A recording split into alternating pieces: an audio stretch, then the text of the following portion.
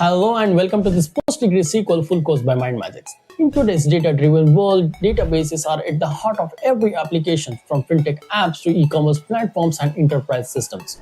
Among the many database systems available, PostgreSQL stands out as one of the most powerful, reliable, and widely used open-source relational databases. PostgreSQL is known for its stability, scalability, and advanced features like support for complex queries, JSON, full-text search, and more. That's why the global tech giants, startups, and even government organizations trust PostgreSQL to handle mission-critical data. In this full course, we will cover everything from the basics of PostgreSQL, database design, SQL queries, indexing, transaction, and performance tuning to advanced concepts like replication, partitioning, and working with PostgreSQL in cloud environments. According to the job market insights in India, PostgreSQL developers, database admins, and data engineers earn on average between 6 to 18 lakh rupees per annum in India, depending on their experience. With cloud platforms like AWS, Azure, and Google Cloud offering managed PostgreSQL services, demand for PostgreSQL skills is only set to rise further. And if you want to learn paid PostgreSQL course with certification, then check out our course where we will cover latest industry curriculum, hands-on projects, labs, mock interviews, and more. So let's dive in and master PostgreSQL database together.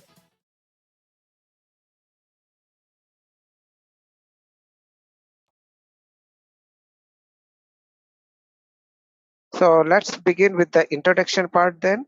So it is a very small introduction to PostgreSQL database. And after the installation module, we'll directly jump to installation part. So in this module, I'm going to cover the PostgreSQL, about the PostgreSQL database and the history of the PostgreSQL and the major features of PostgreSQL. Then we will also see what are the limits are available, limits are there in PostgreSQL database, and the what are the names that have been used in the PostgreSQL world. That is a common names. So what is PostgreSQL? So PostgreSQL is basically a database which is the ORDBMS, which is the Object Relational Database System, which is a powerful open source object relational database system. It is not the proprietary database, it is the open source database, and that uses the extended and the SQL languages combined with the many features that safely stores the scale the most complicated data workload. So PostgreSQL database is used to store your data. Your value data is stored in a PostgreSQL database, which is the security, which provide the security, and which is also use the SQL languages, and it provides the scalability for your complicated data workloads. So database is nothing but where you are storing the data. You are storing the data on the database. That is PostgreSQL database. There are many databases in the market, SQL Server, Oracle. So those are the proprietary database. So here is the advantage of the PostgreSQL is the open source. You don't need to pay anyone. You don't need to buy any subscription from the anyone. You can simply download and you can use it. And it is the world's most advanced open source database. And it is designed for the extensibility and the customization. And it is actively developed more than 20 years now. And it is ANSI ISO compliant SQL support. And it is first developed in 1986 in University of California in Berkeley. So it is PostgreSQL not only used for the relational database. PostgreSQL also support for the non-relational database like MongoDB. It will use to store the documentary data type using the JSON and the JSON data types. So PostgreSQL can accept the workload of non-relational data types, relational databases.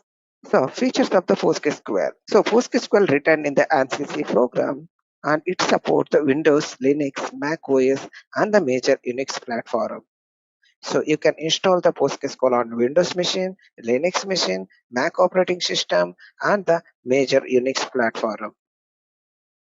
And PostgreSQL use as it's an ACID compliant database system, and it supports the transactional logging, and it supports the save point, and it also supports for the transaction logging.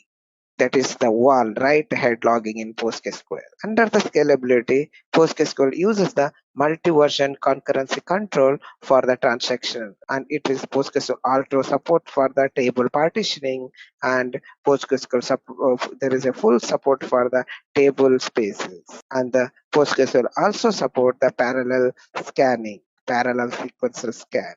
Under the security, in a PostgreSQL, it uses the host-based access control to secure your database.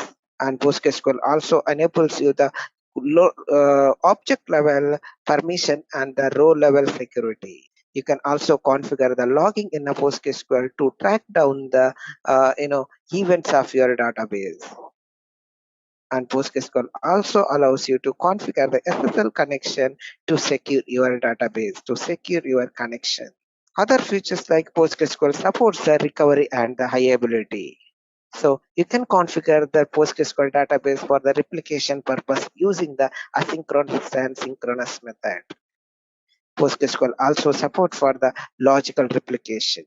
It supports the hot backup and the point-in-time recovery. Under the advanced feature, PostgreSQL supports the stored functions, procedures, triggers, tables, metallized view, and procedures language also supported. You can use the pgSQL, Perl, Python, and other languages also. And PostgreSQL, as I said, PostgreSQL supports the JSON path expression to store the documentary data. And PostgreSQL also uses the foreign data wrappers, which will allow you to add additional functionality in your database. And additional functionality like PostgIS, and there are many other additional extension that we will see in the coming modules. That is the basically a plugins that you can add and use it in your database. In a PostgreSQL, there are limitation on the database, like on your database size. So, but in the database size, there is no limitation. You can have any size on database. There is no limit on the database. But there is a limit on your table size, that is 32 TB. One table may have only the 32 GB. You cannot store more than 32 GB data in a one table. The last table size is 32 TB in a PostgreSQL. And the maximum row size in a one table, that is a 1.6 TB. You can have a 1.6 TB of one row inside the table. And the maximum field size, that is one column size, that is one field size is 1 GB. You cannot store the more than 1 GB data inside the column. And the maximum row per table is unlimited. Again, there is no limit for the number of rows inside the table. But Okay. when you create a table and store the data on the table, there is a limit on that is a 32 TB. And for each row on the table, that is 1.6 TB. And the one field, that is the one column, that value you store on the column, particular value, that cannot cross 1 GB. And the maximum row per table, that is again unlimited, there is no limit. And maximum column per table, that is the 252 1600. Again, that is depends how many columns type. And the maximum indexes per table, that is unlimited. There is no limit for creating the indexes. You can create any number of indexes on the table. So these are the basic limitation on the PostgreSQL. There are some common names that have been used in the PostgreSQL, and again, that is not mandatory to know this, but as a DBA, if you know, then it will be good for you. Like in other database world, we call it table or indices. But in a PostgreSQL, we call it relation. When we say relation, that means that table or index, and pulse, that means it is a row. Normally, other database language we call it row, but in PostgreSQL we call it tuple. The tuple means a row. Other database we normally call it a column, but in a PostgreSQL we call it attribute. And data blocks. Data blocks is like when the data is on a disk, the block is on a disk, which is called as a page in PostgreSQL. We call it page. The each page is 8 KB. So 8 KB pages. That's when the data is blocked on in a disk. We call it page. But if the same data is on a memory, then we call it buffer. So that is the difference.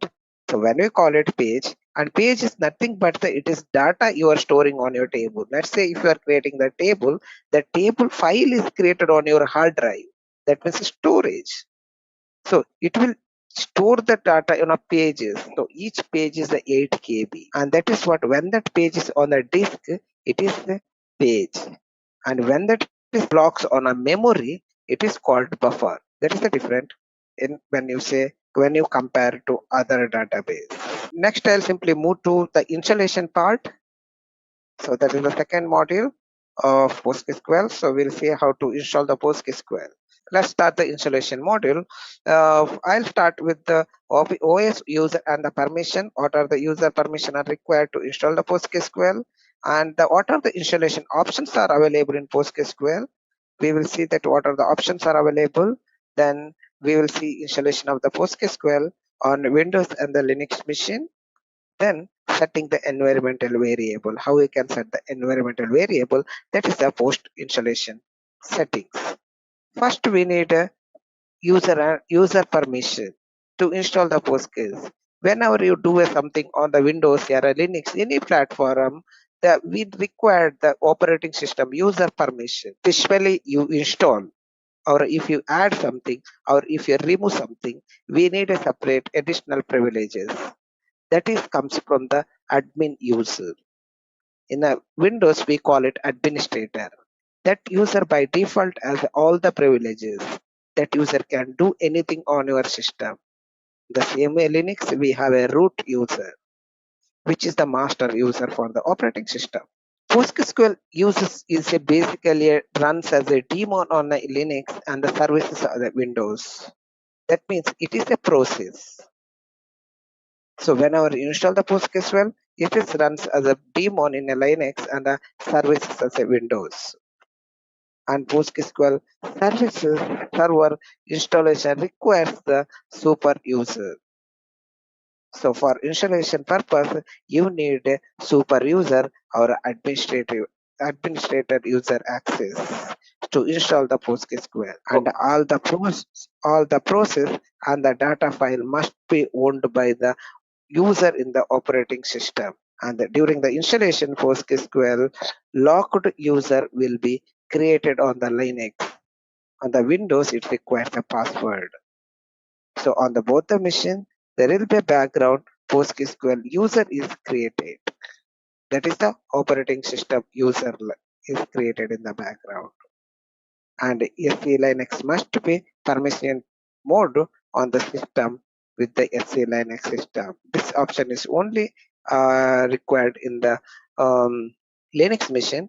But if you are using the Windows and if you are using any antivirus on your system, you need to be very careful. Sometimes your antivirus will block the installation.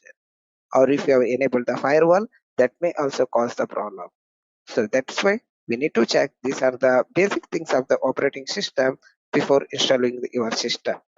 And again, for installing the PostgreSQL binary on the Windows or any operating system, you need a super user access. That means administrator or a root user access. So let's say user account. It is always advised to run a PostgreSQL server under a separate user account. Do not mix the PostgreSQL services with the other user. Let's say if you are using the PostgreSQL with some other machine and that machine has been used for some other purpose, then do not mix that. Use a separate user account to run the PostgreSQL.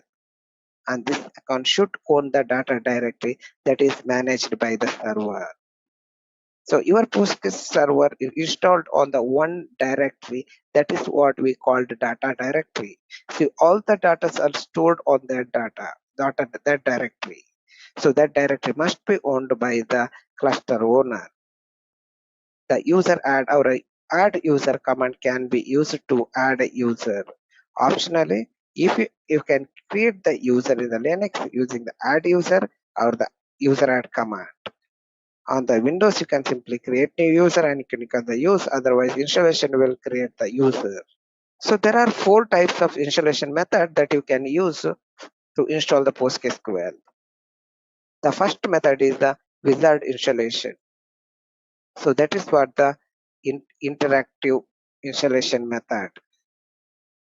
So it supports only for the Windows and the Mac operating system. So if you are installing the PostgreSQL on Windows or a Mac operating system, then you can use the interactive installation method. But for Linux and other version, there is no interactive method is available. That means that when you say setup in a Linux, the exe file, that is not available for other. So it is only available for the Mac operating system and the Windows. And the second option is the RPM installation. This method is only used in the Linux and Unix platform, and um, there are RPM packages available. You need to download this, and this is also called as an offline installation because this does not require the internet access on your server. You can simply download it from other machine and you can transfer that RPM files to your server and you can use the RPM command to install it. We will see how to install this in Linux. And while installing the RPM installer, if any dependencies are required, if there is any dependency on the if dependencies from the operating system, sometimes the PostgreSQL requires some other dependencies packages. If it is anything required, then that you need to manually fix it. You need to fix it manually by downloading it, manually. Third option is the yum installation. That is what called a package installation. So for this, we need a yum server or the internet connection on your server that will basically download from the source server, which is basically we call it global server, which is a yum server, and directly download and install it on your machine. So this requires internet on your machine, and this will fix all the dependency automatically. If it is any dependencies are there, then it will download it automatically and install it on your machine. And the fourth method, and very rarely used method, is the source code. So as I said, the PostgreSQL is open source, then there's a source code file is also available on the server. We can download it and you can use it for installing. You can compile it. So while compiling, if you wanted to change the default setting, very rarely case with this method is used, but as a DBA, you should know this. These are the method we can use it. So we can use the source code to download. We can download the source code and install the PostgreSQL using source code. The first method is a wizard installation. So what is wizard installation? It is a Windows installation. It is a one-click installation. Just click on the exe and run it next. That will be installed on your machine. So to install the machine, to install it, first you need to download the PostgreSQL installation file from the PostgreSQL.org file or website and extract it. Simply extract it and click the right click and run as administrator because it requires administrator privilege to run the binary. Once you run it, it will check for the dependency first. If it is any dependency required, it will try to download and install the Windows dependency. But if there is any dependency is not required, then it will pop up the welcome screen. This is what setup welcome. Here you can simply click next to continue the installation.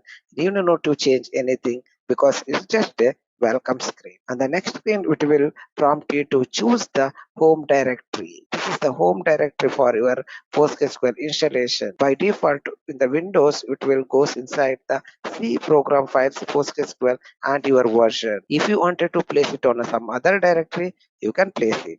Choose the installation directory and click next to continue the installation. And next, it will ask you to what component you need to install. Like if you wanted to install the PostgreSQL server, by default it is marked, and the pgAdmin, it is a graphical tool for your PostgreSQL, and the stack builder, it is an updatable tool, and the command line tool. If you wanted to install 4, just mark check mark this and click next to install the PostgreSQL server. If you don't want any option, like if you don't want to install the stack builder or a pgAdmin, you can uncheck and click next. So basically server will install all the server components, and the pgAdmin install the graphical components, stack builder install the stack builder components, and the command line install the command line. So we will see what are these tools and what are the use of these tools. Once that is chosen and the click next, it will ask you to choose the data directory. So this is very important, where you keep your database. This directory stores all your database information, like your table, whatever you create table, your user, your data, whatever data you store. So everything will be stored inside this directory. By default, this directory also goes inside your home directory of PostgreSQL, which is C program files for PostgreSQL, and the version, then the data directory. So if you don't want to keep it inside your home directory, you can place it inside the any other directory. And whenever you install it on a production server, so we basically store the data directory on a separate media because of the performance and the size. We basically do not keep the data directory inside our server inbuilt hard drive.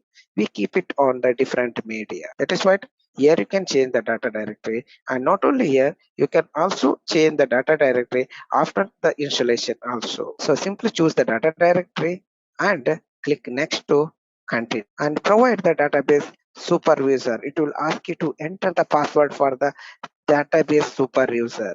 Again, this is not for your operating system password. This is asking the password for the super user PostgreSQL for the database. Simply type the password and retype the password and click next. So next it will take you to the port number. This is the port number or where PostgreSQL run. So by default is 5432. So if you want to change the port number, you can use it, and this port number is used by your PostgreSQL server. Whenever you connect the database, so you need to provide the port number of your database, that is 5432 by default. And it will ask you to choose the locally and the language for your database. You can use the default for use the default setting. So once that is done, it will show you the summary of your selection. So what types you have selected, and you can save this for your future use, and you can simply click the next to install the PostgreSQL. It will install the PostgreSQL. Before moving to another installation method, just you can simply install the PostgreSQL on your Windows machine. To install the PostgreSQL on your Windows machine, first we need to download the PostgreSQL. To download the PostgreSQL, we need to visit PostgreSQL.org website. So this is the official website for the PostgreSQL. You can see I open the PostgreSQL website, and here is the download option. Click on download, and it will ask you to which version, so which platform you wanted to install. If you wanted to install on the Linux, click on Linux. If you wanted to Mac operating system, click on the Mac operating system. If you wanted to download it for a Windows, click Windows. Here I will show you how to install.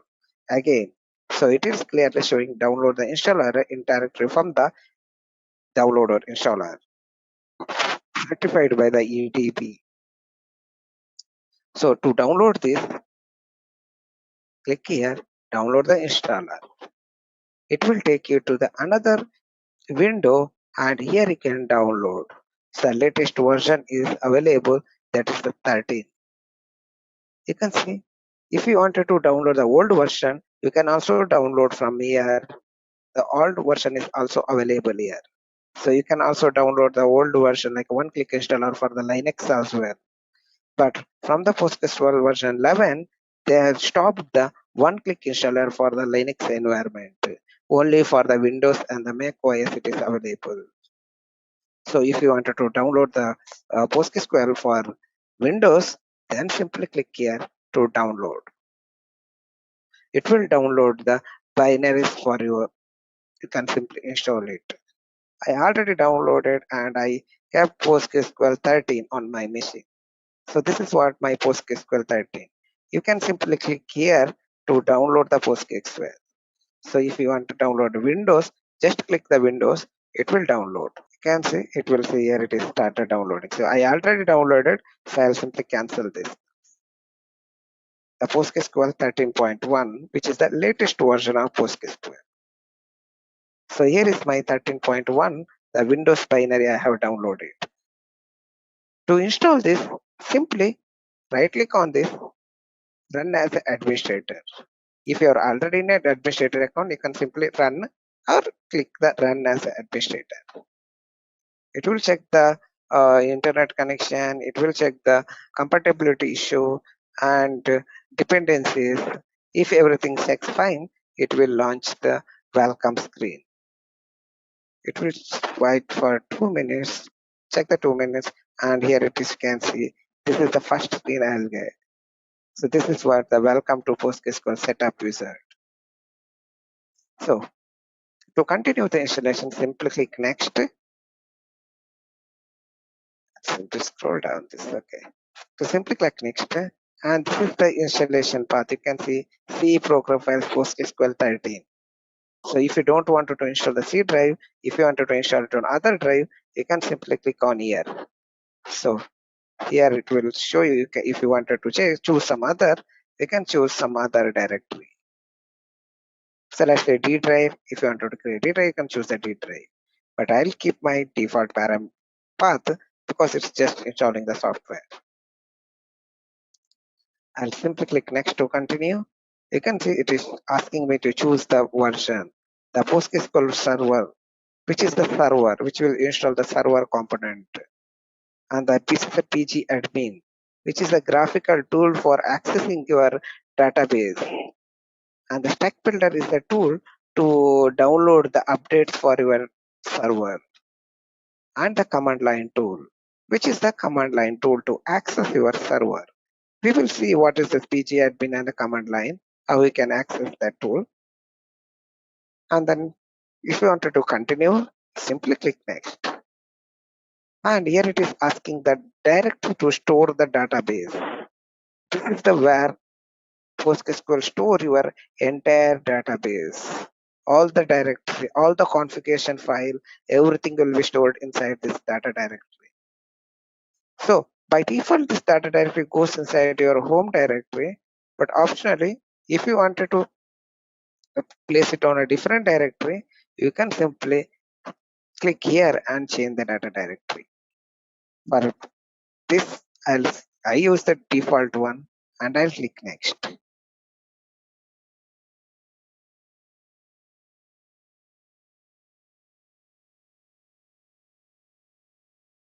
Next, it is check. You can see this is what the installation.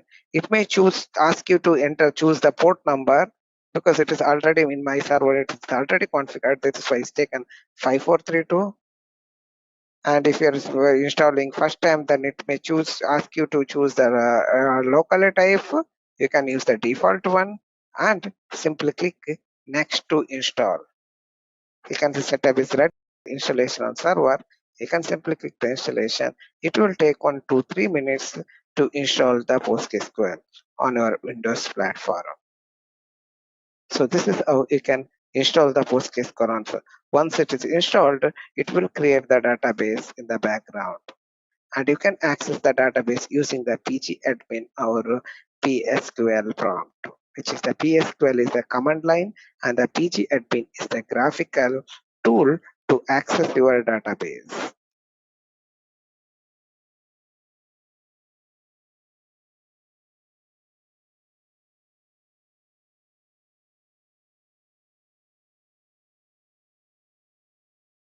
It will take on 2-3 minutes to complete.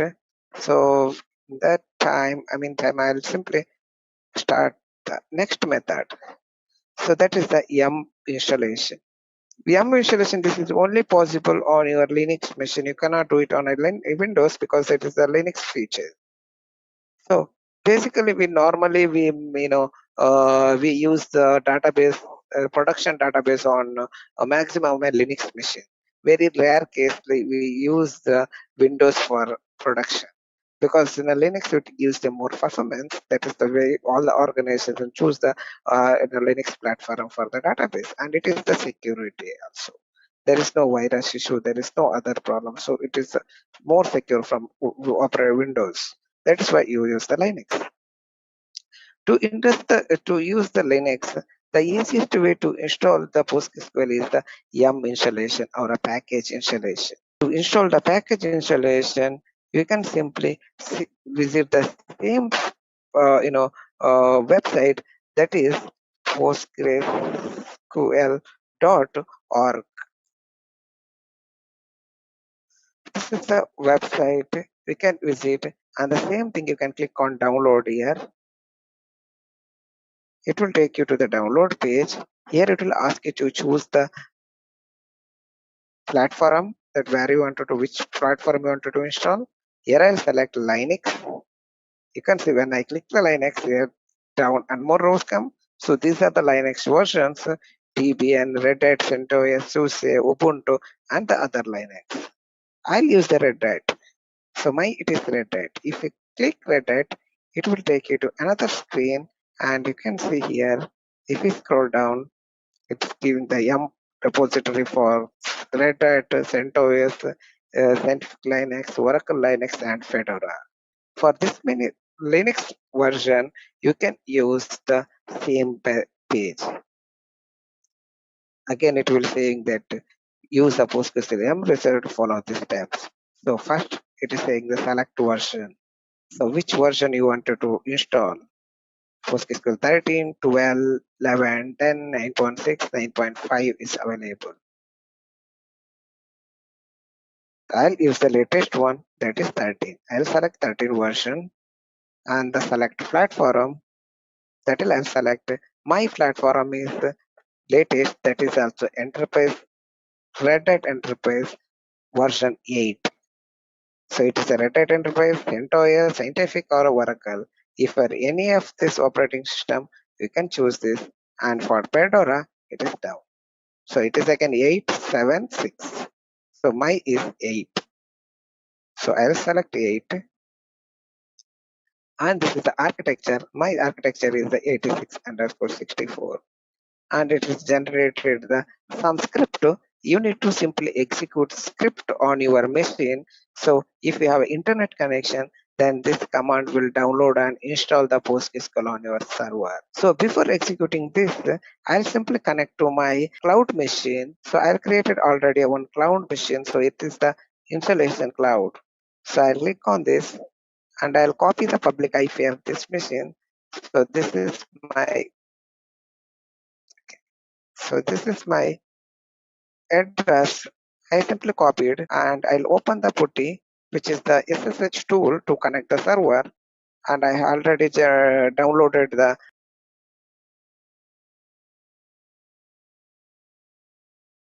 I simply make this. I already downloaded the key for my server. So here I'll use my key for connecting the server. So it is in the desktop installation, demo installation PK, that is what key. So here I am connecting my server. It is asking me the EC2 user, that is the username I'm providing to connect. You can see here, and I'll switch to root user to sudo su hyphen. So I'm the root user. Now I can use the install the PostgreSQL. So I'm in the root user. Root use the super user in Linux machine. So if you wanted to check the version of your machine, so that is a cat / process red hat /etc red hat release. So you can see I'm using Red Hat Enterprise Linux, that's the 8.3 version. So here you can see same thing I have chosen while downloading. So I'm choosing that this is the Postgres version, and I'm using Red Hat Enterprise. The version is 8 and architecture is the 64. So now I need to execute this command. So I'll use one by one command. You can simply copy all the command and I'll use first this is. So this will download the RPM file and install it. The RPM file contains the PostgreSQL binary information. So let's here paste it here. Simply I'll paste and enter it. So it will connect to server and it will download the file and it will install. You can see it is installed.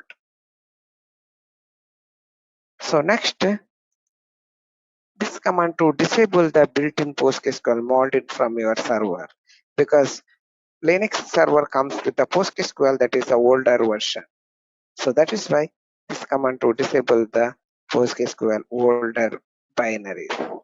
Once it is done, just install the PostgreSQL, that is dnf install PostgreSQL 13-server.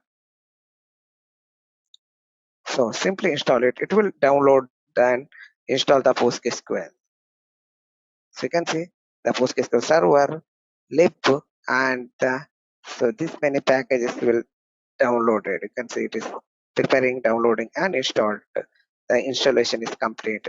This is what PostgreSQL binary is installed.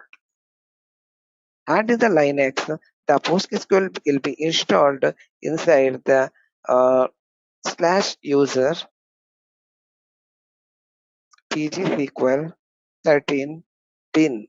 This is the binary directory for your PostgreSQL in the Linux machine.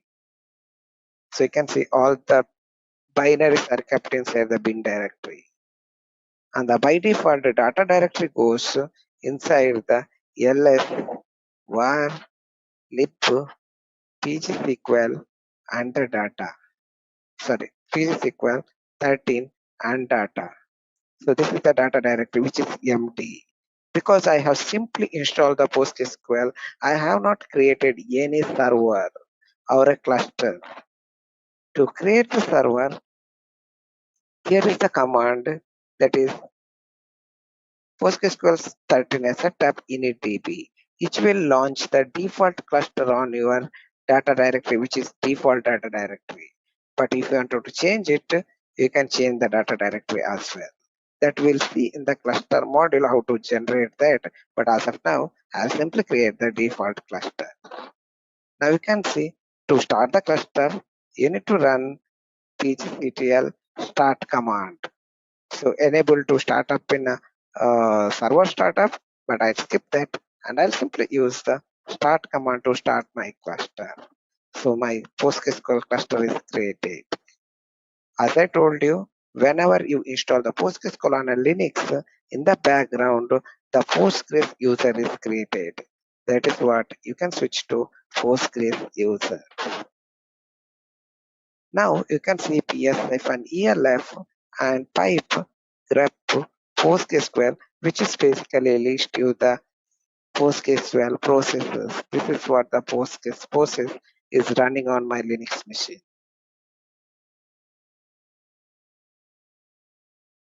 Here it is not asked any port number, anything, because it is used the default. The port number is 5432. That will show you how to check the port number and where that file is kept. So this is, you can see, this is my home directory, that's the user pgSQL 13 bin, and this is my data directory var lib psql 13 data. All the files and folders are kept inside this. You can see ls-l and you can check the data directory. See, these are the data directory information.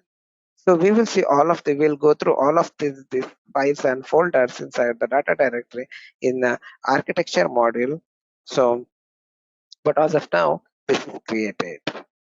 So we have seen that while installing the Windows, there are PG admin tools are installed and the command line prod tool are installed. The command line tool is the psql to connect your database. So using this, you need to provide the port number by -p, which is 5432, and capital U to specify the username, that is Postgres is the default user. and -d to specify your database name, that is by default Postgres. Simply click, it will connect to your server. You can see I'm logged into Postgres database. So default database will be three database will be created inside your cluster. The Postgres, template 0, template 1. These are the default database will be created whenever you install the PostgreSQL. This is what PostgreSQL database, the default installation on Linux using the yum installation. So here you can see my Linux Windows installation is completed now. You can see this is in the last stage. And I'll simply unmark this and finish. The installation is complete. To access the Windows, you need to go click on your start button. So in the start all up and search for the PostgreSQL 13, or you can also open a command prompt and you can run it. So or there is a SQL cell, psql prompt. So it will show you like this. It will comes like this. It will say the server localhost. It is running on my local machine. Yes, it is localhost. I'll enter. Or you can type the user. And it is saying that which database? Postgres. By default Postgres. I'll use the default one. And port we have chosen default, that is a 5432. I'll enter again. And the username, it is saying that what is the username. And it will ask you the password. So my password is a Postgres. So I'll type the use password for this and I'll enter. It will connect my cluster. This is what I get.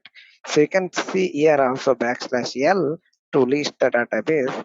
I have a 4 database. This is one I previously created. And you can see the default 3 database. There is a PostgreSQL template 1 and the template 0. So this is the PSQL prompt to connect your database, which is the command line tool. On the same way, you have a pgAdmin, which is the graphical tool. We will see in the coming module how to use the pgAdmin and PSQL command line tool to access the database in detail. Another method we use to install the PostgreSQL is the RPM installation, which is also called as the offline installation method. So to download that RPM installation, same thing again we need to do. That is go to the PostgreSQL.org website and click on the download option. So here you can see this is the first method and click on the download. And here is the option which will ask you to download this thing, which is you need to go inside yum package. So there is the RPM package. You can use it yum.postgresql.org website. So not the postgresql.org, yum.postgresql.org. Otherwise you need to search for the yum. So you can see here is the RPM chart. Click on the RPM chart and scroll down it. The PostgreSQL 13 is the latest version. Here is the operating system. So which operating system? Again, RPM is also only supported in the Linux. So if you are looking for the RHL 8, click on the RHL 8. So you can see these are the list of the RPMs. You need to download only the 4 RPMs, which is PostgreSQL 13 server, library, and the devil. So only 4 binaries required for installing the PostgreSQL. We'll see what is the PG pool. There are many. So which is all the dependency programs which you can download and install it. You can download and install it if you wanted to use it. So otherwise you can simply download only the PostgreSQL download pgdg, country model, devil model, and optionally lib module, and the server module. Only the 4 packages you required for installing the PostgreSQL. You can download it manually by clicking on this file. So here is the PostgreSQL 13.1. So I'll simply click on this. That RPM is downloaded here. Once it is downloaded, all the RPMs, you can simply copy this to your server and you can install it. This is the another method you can use it for installing. So I'll not show you this because this is simply you can run the RPM installation. This is here in my script. To install it, you can use the RPM. So same like you can also use the yum local install to run the RPM installation your server. Another method is the source code installation. This is very rarely installed, very rarely that organizations will choose this because we already have a compiled RPM and the packages. But as a TPA, you should know the another option to install the PostgreSQL. So I'm not performing this installation method. I'm not showing any demo for this, but I have a installation steps here that you can follow if you wanted to check it for the testing purpose. To install the using the source code, first you need to download the source code from your PostgreSQL website, that is ftp.postgresql.org website. So this is called ftp.postgresql.org website, and click on the pub directory and check the source code. Here is the source. Click on the source and here you can see the versions of the database. So if you wanted to download the PostgreSQL 13, so here is the PostgreSQL 13.1. Click on the 13.1 and here is the zip file. You can simply click on this file to generate the tar.bzip. Click on here, it will generate and copy this file to your server and untar it. So I'll simply cancel this. I don't want to because I already downloaded, I have this file. So I'll cancel this. So once that is downloaded, copy to your server wherever you want to install it. And to compile this, you need to download some dependency program files, program packages. That is what GCC, libc, table, and the readline table. This information is required for installing the PostgreSQL on your Linux machine using the source code. You can use the yum installation, RPM installation, any method to install the dependency. This is again the operating system dependency. So once that is installed, then copy the downloaded file and extract that file using the untar command and go inside the directory and run the configure command with the help option. It will lead to all the available options.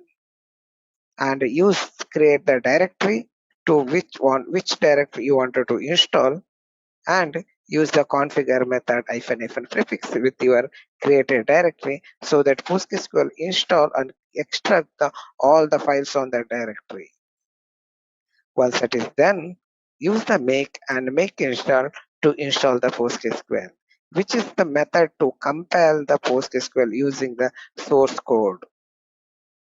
So once it is done, then you need to create the directory and the username manually, because here you need to create it everything manually.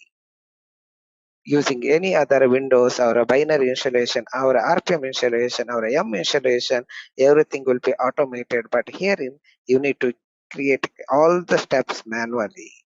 So create a user first and set the password for the user, then create the directory for storing the database, then change the database owner and run the initdb command to initialize the cluster. This is what initdb will initialize the cluster on this your directory. So this is the step you need to follow to install the PostgreSQL. So once the installation is done, using any method, you can set the environmental variable. So this is to ease of connecting. So instead of providing every time your host name, port number, database name, username, you can set this in a variable. In a Windows, we call it on the system like on the machine. We basically right click on environmental variable path is available. On the advanced setting, we can see there is the environmental variable. Sorry, performance. Yeah, here is an environmental variable, and here you need to add the path. So you can set the path here.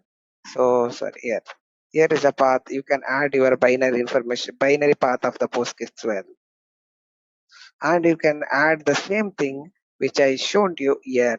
The pg host for a host name, pg port for the equal to port number, pg database equal to the database name, and the user equal to username, and optionally you can set the password. So that whenever you log in the database, you can no need to pass this information, all this username, port, database. You don't need to type. You can simply execute the PSQL, and that will read this all the information from your binary this environmental variable and connect to your database. That is what post installation steps. And this is not mandatory. This is optionally again. Let's just start the architecture part then. So in this module, I'm going to cover the architecture summary and the memory architecture and the background utility architecture, and we will see connection, request and response operation, and we will also see disk read and write buffering, and we will also talk about the what is commit and checkpoint in PostgreSQL and what happens when you write commit and checkpoint, and we will also see the statement processing overview, and we will also discuss about the physical database architecture and the data dictionary layout, data directory layout. PostgreSQL architecture summary. The PostgreSQL server uses the processes. It does not use a thread. The Postgres is a process based, not a threaded. Postgres does not use a thread at all. The postmaster process, also called as a supervisor post. In a Postgres, whenever you start the database, the topmost process is started. That is the postmaster process. This is also called as the supervisor process because the postmaster is responsible for starting the all other processes like utility processes. These are the utility processes basically carry its own background works, and each user also has its own backend process that is called the Postgres process. And PostgreSQL work as a listener. It is listen for the user connection, that is a new connection. There is no separate listener available in PostgreSQL.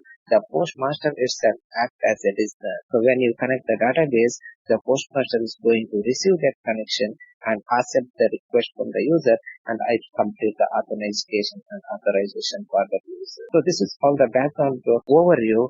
So whenever you start the database, the postmaster is started, and postmaster is responsible for starting the all other child processes like means utility processes. So here you can see the architecture of a diagram. This diagram describes all the internals of the running PostgreSQL instance.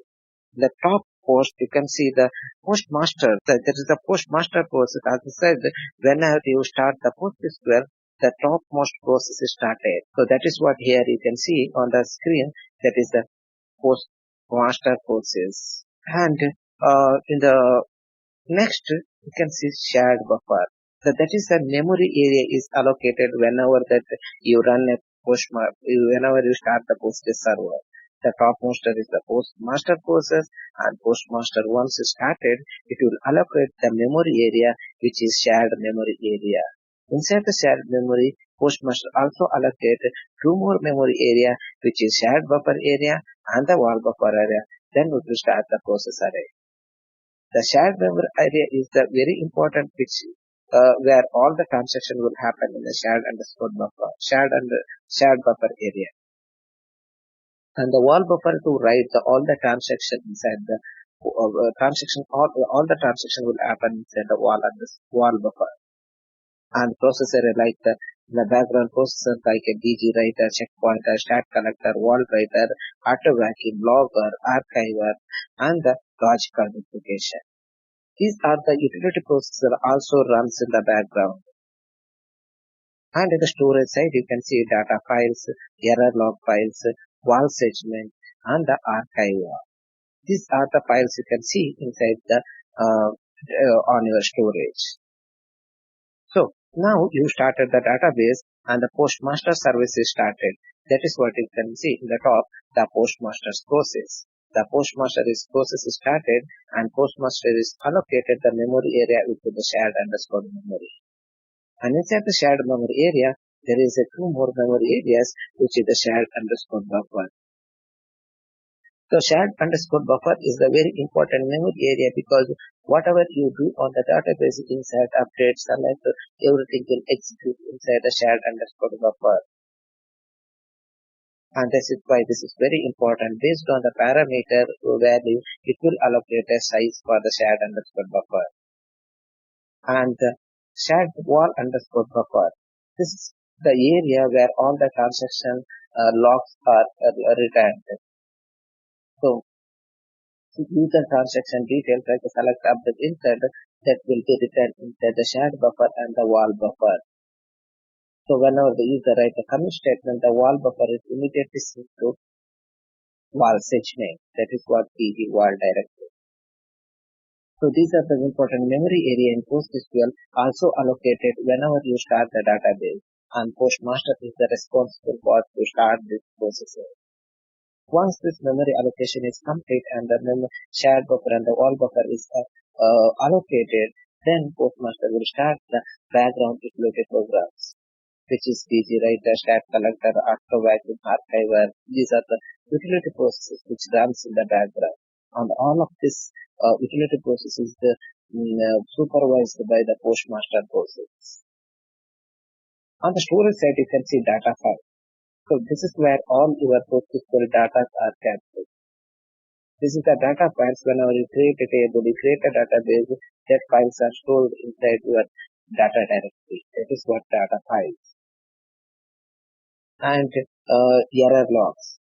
So error logs also kept inside your data directory. So it will collect all the database events and store it inside it. These are the default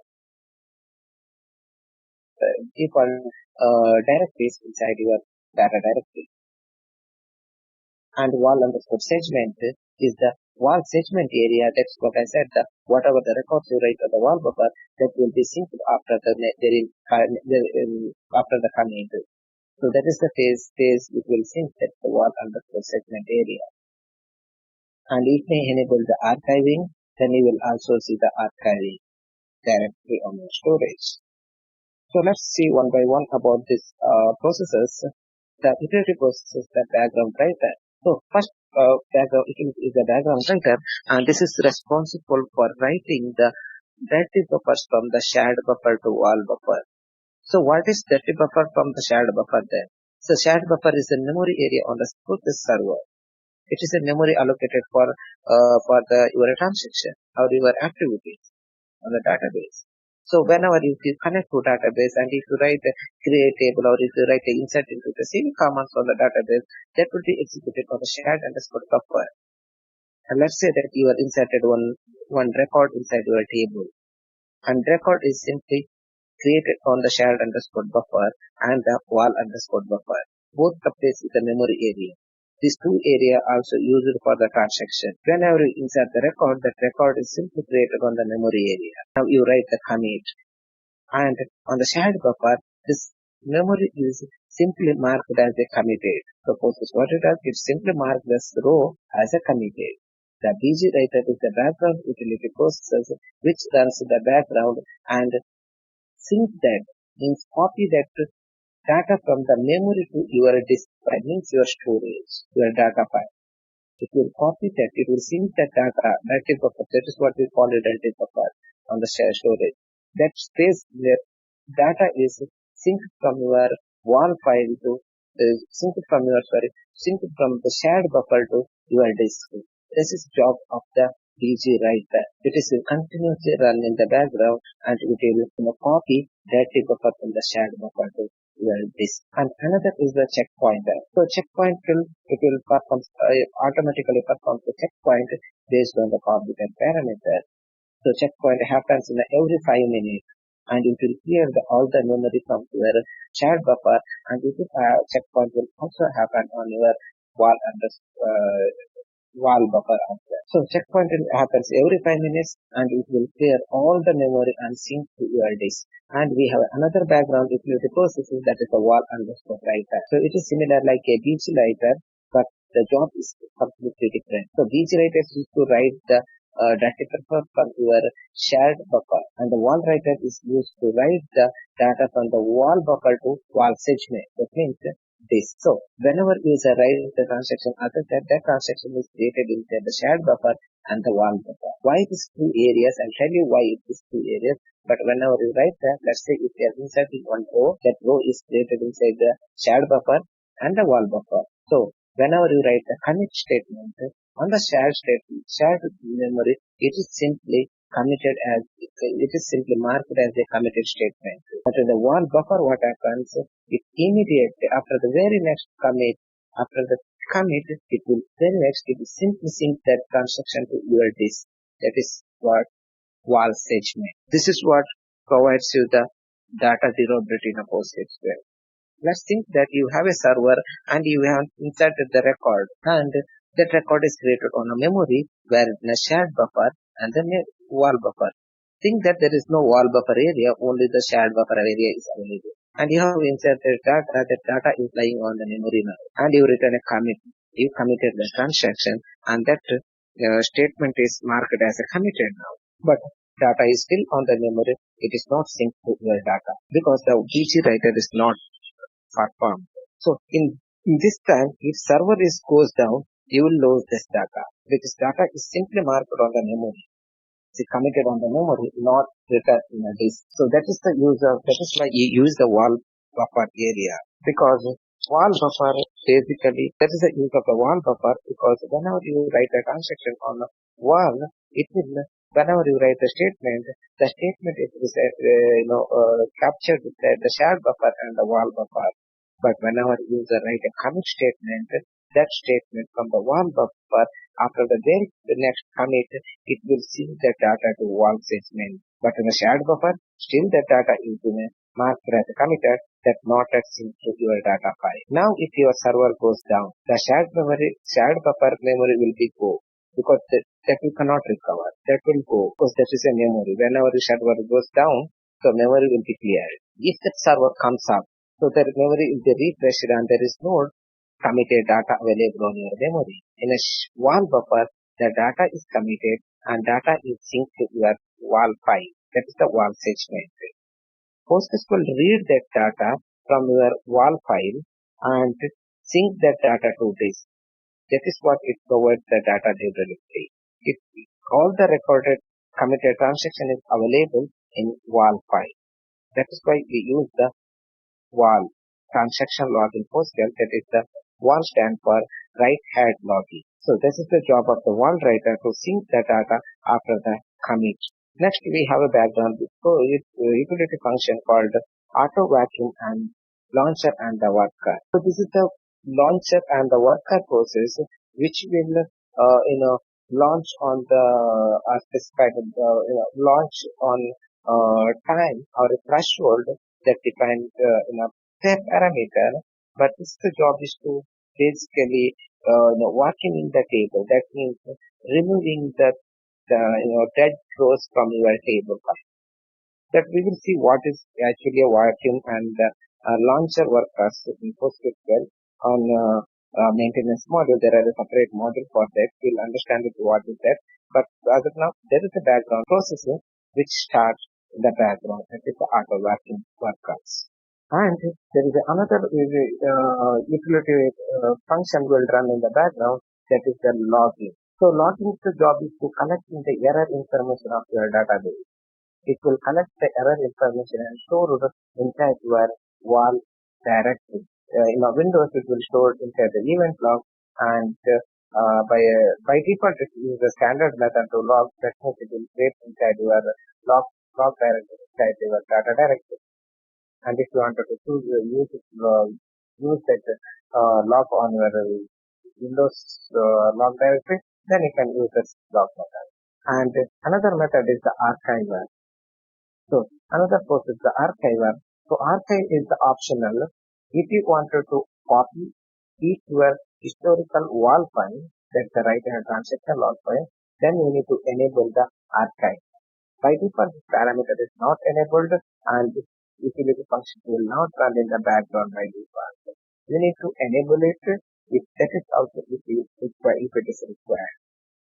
So if you are enable the archiver, then it will archiver process will run in the background whenever that your WAL file that is by default 16 MB, that 16 MB file is full and ready to create another file, the previous file will be copied to your archive destination. That's what I said. It is keeps to keep the historical log file on your server. So we will see what is archiver and how to use it in a coming session. But right now, the background, there is a procedure in the background, it is archive. And the stat collector code. Stat collector job is to collecting the statistic of your database. It will collect the statistic and code inside the catalog. So it will collect the statistic information and it will, runs in the background. So it collects the relational information and the block information of the database. So these are the utility functions runs in the background to basically carry its own work. So this is what their job. So to update the writer job is to copy the data file from the shared buffer to this wall writer to write the wall buffer to the wall segment, and the check pointer is to run the check pointer on the shared buffer and the wall buffer. Then auto vacuum launcher and the worker to launch the auto vacuum workers on your database, and the logging to collect the error information at your database and store it inside the log directory, and the archiver is to copy your filled wall file from the wall segment to archive directory to store the historical log file. Then tag collector is to use it to collect the statistic of your database. So these are the background utility that runs in the background whenever you start your database. And if this process is died, then postmaster is responsible to restart this process. So the postmaster is the topmost process. Whenever you start the database, the topmost process is started. And also I said postmaster is the restart process. There is no separate listener. The postmaster is going to listen to the user connection. That means if you are connecting to your server, that means that connection is received by the postmaster host. Here in the diagram, you can see the user client is connected to the server and the postmaster is receiving this connection on the server side. And postmaster is responsible for receiving the client request. And once the client request is received by the postmaster plans new process for each connection request. So once the process is received by the postmaster, then it will plan a new process for each connection called Postgres. And it will check the IP address and the user and the password of that connection user. To check the IP user and the password for that user, then it will verify the permission. Whether the user has the permission for the to connect the database or to access the tables on your database. And once it is all done, it will communicate, it will create the process that is called Postgres for each user. If 10 user is connecting, then you will see the 10 Postgres process on your server. So each process has each user connected and its own Postgres process on the server. And once that process is created and the user is authorized and authentication is and authorization is done, the process is created, then the Postgres process is responsible for receiving the user connection, user query. When the process is allocated by the postmaster, it will also assign some memory for that process. That is what work underscore meant. So some memory is allocated for that process, and from that onwards, the Postgres process is responsible for receiving the user query. So once you connect it to database and if you write a select star from on the table or if you write any SQL statement, then the Postgres process is responsible for receiving that statement and executing on the statement on the database and send the result of the query back to the client. That is all done by the Postgres course. So Postmaster job will end once the new Postgres process is created. So thereafter the Postgres process is responsible for receiving and sending the query result back to the client. And all this will be done on the shared area. So once the Postmaster, that is what the user connection and request. So when the user send the request to connect the database, Postmaster will receive the connection and it will check for the authorization and authorization. Once that is done, it will sign a new post. This post is for this connection, and once that is created, then that process is responsible for receiving the SQL statement from the user, and this is responsible for receiving the user command and sending the query result back to the client. After that, we have a disk read and write buffering. So this read buffering, whenever you read the data from your server, let's say that you have a table called employee and you wanted to read the data from the employee table, you write the selected class from EM. Basically, PostgreSQL uses the server buffer cache and the operating system cache. So if you all other database like the Postgres also use the two-phase reading, so it will use the server PostgreSQL server buffer and the operating system. Whenever you read the data, basically you read the data from the memory, but if the data is available in the memory, then data will be immediately fetched from the memory. But if data is not available in the memory, if data is stored on a disk, and if you are reading the data for the first time, then data is read from your disk because data is stored on the disk and that data is read from the disk. So whenever you read the data, there will be one IO on your storage because it's read from the disk. That means the hard drive. So whenever you read for the first time, there will be one IO on your hard drive. But if other user comes and read the same data after that, then for next user, the second user, third user, if they are also looking for the same data, then there is no IO on the storage for the next second and third user. Because now that data is available on the memory, once the first user is reads the data and that data is fetched to your memory and next user, the second or third user comes and read the same data, they can simply read the data from the memory because data is already there in the memory and it will read from the memory. That is why for second and third user there is no IO on the storage. This is how this read happens in the Postgres. You can see in the diagram. So there is a read. The first read is written read from the disk, and the second and third user they are reading from the shared buffer. And the same way we have a disk write buffer. So as I told, whenever you write the transaction, if you insert the row on your database, or if you insert in the rows on your table, then that row is simply inserted into the memory. That is called shared underscore buffer area, which is written into the shared underscore buffer.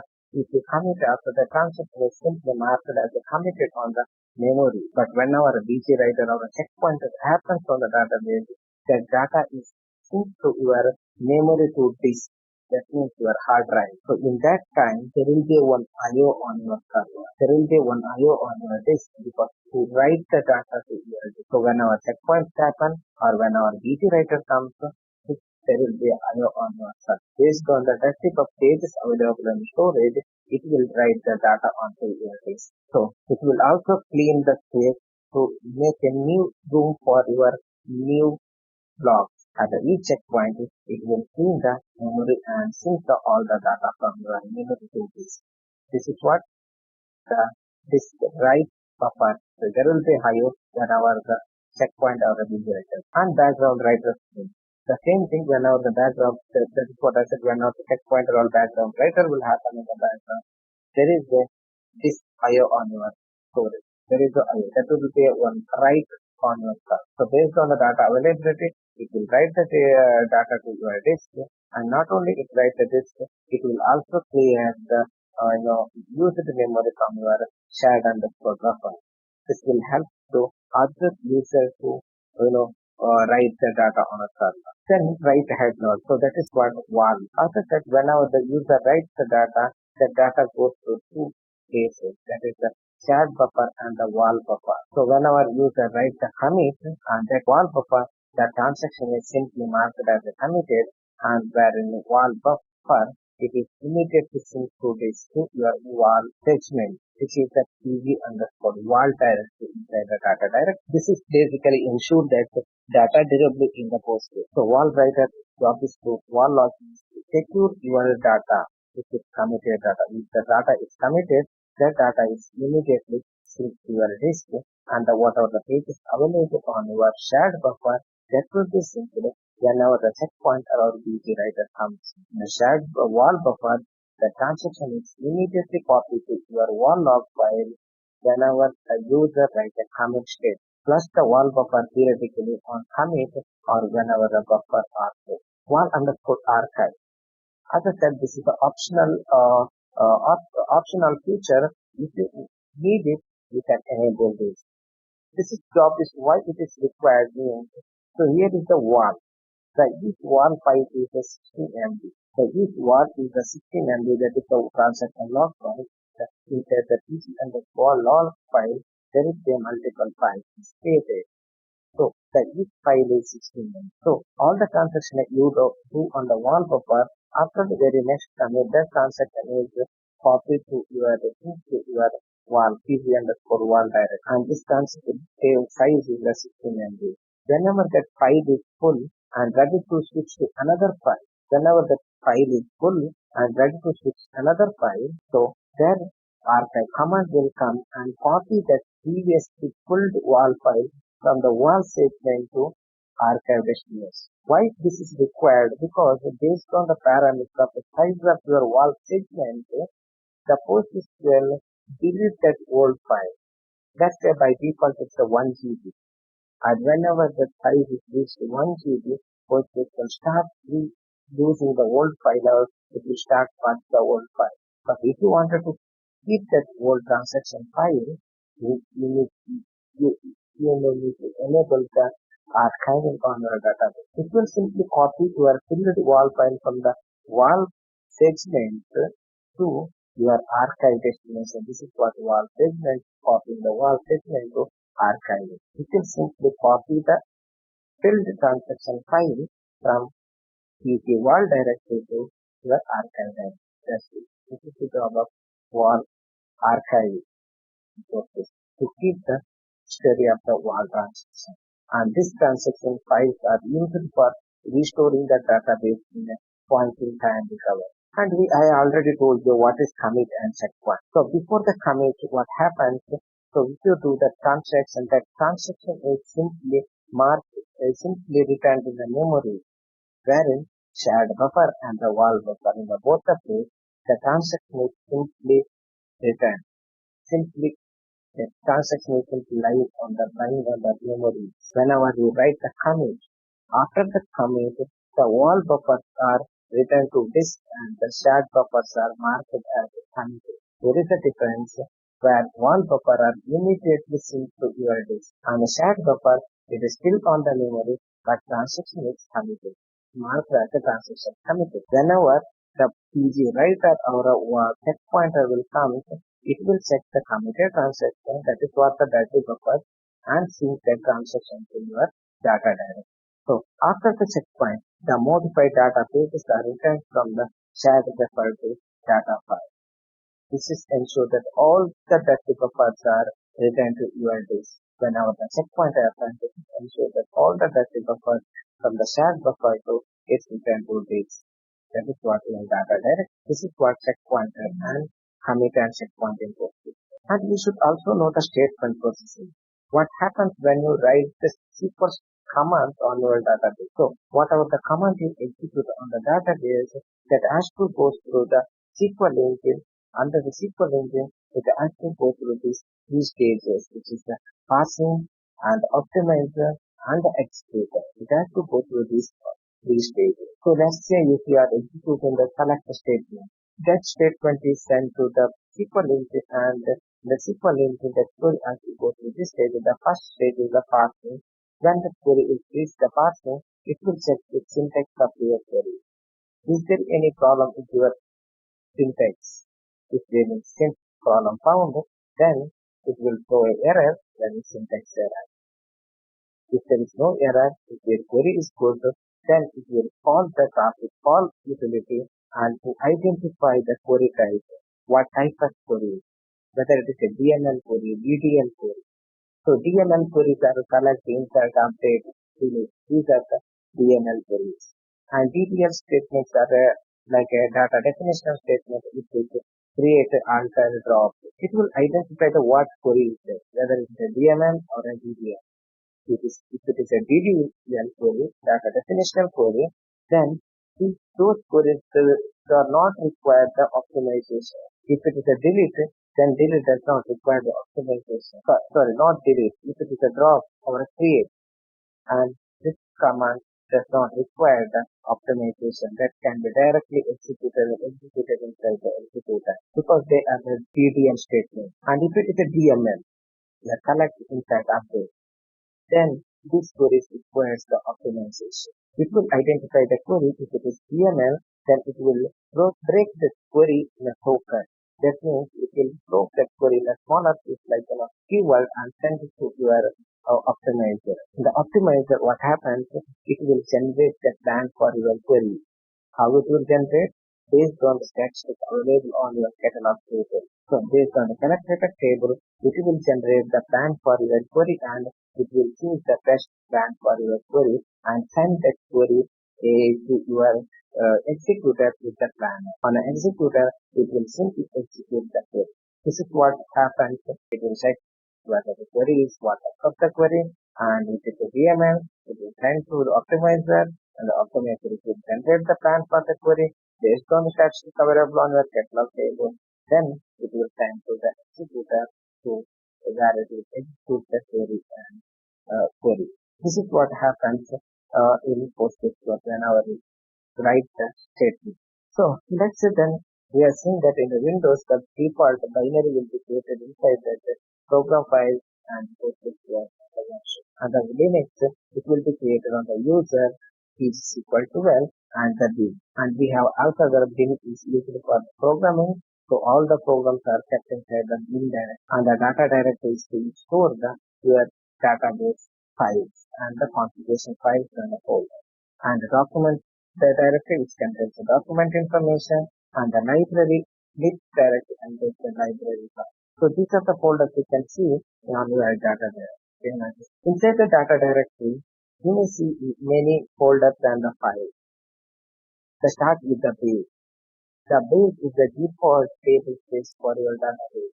Whatever database or the table you create on your cluster, that will be stored in the database. And the global. Global is another table space, but it is used only by the cluster one. You cannot store user-created objects inside the global directory because it is mainly used or mainly reserved for the system, PostgreSQL system, internal use. And pg underscore wall, which is the wall segment area I am talking about. Whenever you write the transaction, the wall statement, whenever you write the commit statement, that transaction is immediately synced to wall segment. That means the directory is pg underscore wall. This is the statement area of PostgreSQL. And a pg underscore tblspc, which is the table space directory which contains the user created table space information. And the log directory, this is the error log. All the database errors are kept inside the log directory. And there are other status directories like pg logical, pg multi-express, pg notify, pg replace plot, pg serial. These are the status directory which stores all the status of the database like replication status, logical status, replication loss status, notify status, and the multi-transaction status. Everything will be stored inside this directory.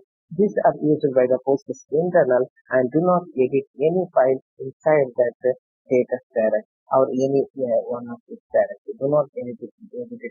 And in a PostgreSQL there are many configuration files, that is the PostgreSQL.autoconf, PostgreSQL.conf, pgSQL and the pgIGconf. These are the configuration files which contains the parameter of Postgres. The main configuration file is PostgreSQL.conf and pgSQL.conf file. All the parameters are kept inside the PostgreSQL.conf. And other files like there is a postmaster file which is created whenever you start the data, which contains all your permissions like information like your log details, data directory, port number, and the start date of your cluster. So that file will be created whenever you start the database, and that will be deleted whenever you stop the database. So this is the data directory layout in PostgreSQL. So in physical data architecture, so as I said that all the database files are stored inside the data directory. Then if you create a table, if you create an index, that is a file on your directory. So each file and indexes, each table and our index is a file on your table. If you are creating the table, then in the storage it will create the one file. If you create an index, then it will create a one file on another file on your storage. And if you create a table space, the table space is nothing but the directory. You are telling the PostgreSQL to store all the object on this directory. That is what the table space. And each database that you use, that table space gets a subdirectory.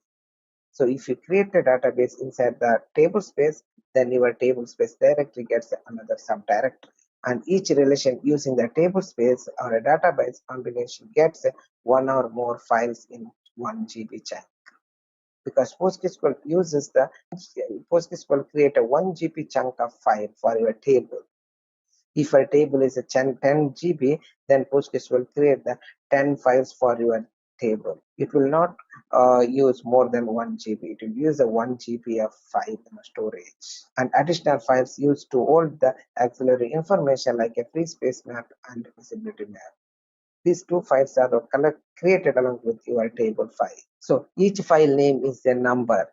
So if you see if you create an EMP table on your storage, if you create an EMP table on your database, then the table is created with the OID on storage. That is what object identification number. It is a number in storage.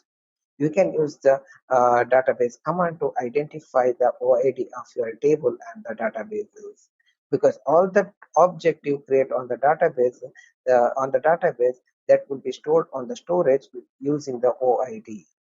This is named after the OID of your database. So that is what PostgreSQL architecture. So let me show you this very quick demo about this. Let me connect to my instance.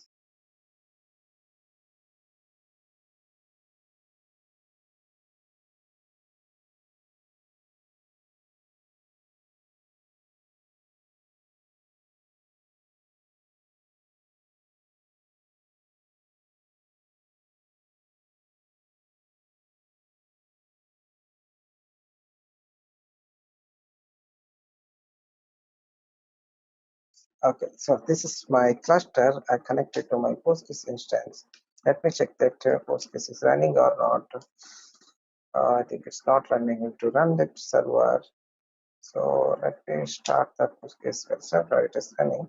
So now, if you want to check whether Postgres is running or not, you can check the status. But if you want to see the postmaster process, I'll here show you the PSI and ELF and pipe grep Postgres. This is the operating system command I'm executing. So this is what PostgreSQL process is running on your server, my server. So as I said, the topmost process is the postmaster. So here is the postmaster process.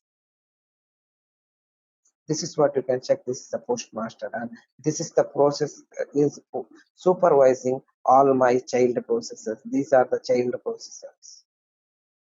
You can see utility processes, the logger, checkpointer, background writer, wall writer, auto vacuum, launcher, stat collector, logical replication.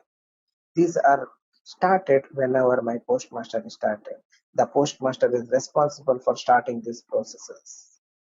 And you can see here the PID number of my postmaster is a 1516, and same thing is supervising here my child processes. So this is why you can identify your postmaster PID and the child processes, because this process is supervising these processes, and if any of these processes hanged up or dies, then this postmaster will automatically restart that processes. The postmaster is responsible for starting these processes and restarting them whenever it requires.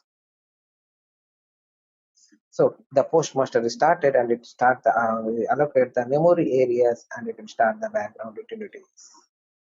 And these background utilities carry its own work. So let's go inside our installation path in the PostgreSQL. In a RHEL Linux, in a Linux environment, PostgreSQL will be installed inside the user directory and the pgSQL 13. So this is the home directory of my PostgreSQL in Linux. You can see here is the bin doc share lib share. This is the directory are created when I install the PostgreSQL, and the bin is used to all kept inside the executable files. So this is what PSQL postmaster, all the executed files, and the docs it is used for the documents are kept, and the lib is the library files, and the share is for the extension. So this is what the binary files or the home directory looks like. SQL and your version, that is 13, and the data directory. And data directory can be created anywhere in the server. That option is available. You can store it anywhere. So you can place your database in any disk, any storage. That we'll see in the clustering part. But by default, Postgres create the data directory inside your this path. So if I run here ls-l,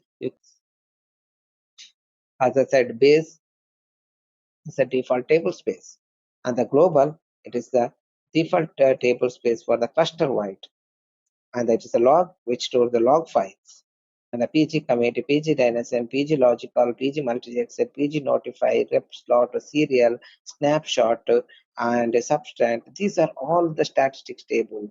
These are all used to record the database statistic information. So it is recommended, it is suggested that do not, it is always recommended, do not edit anything inside this directory.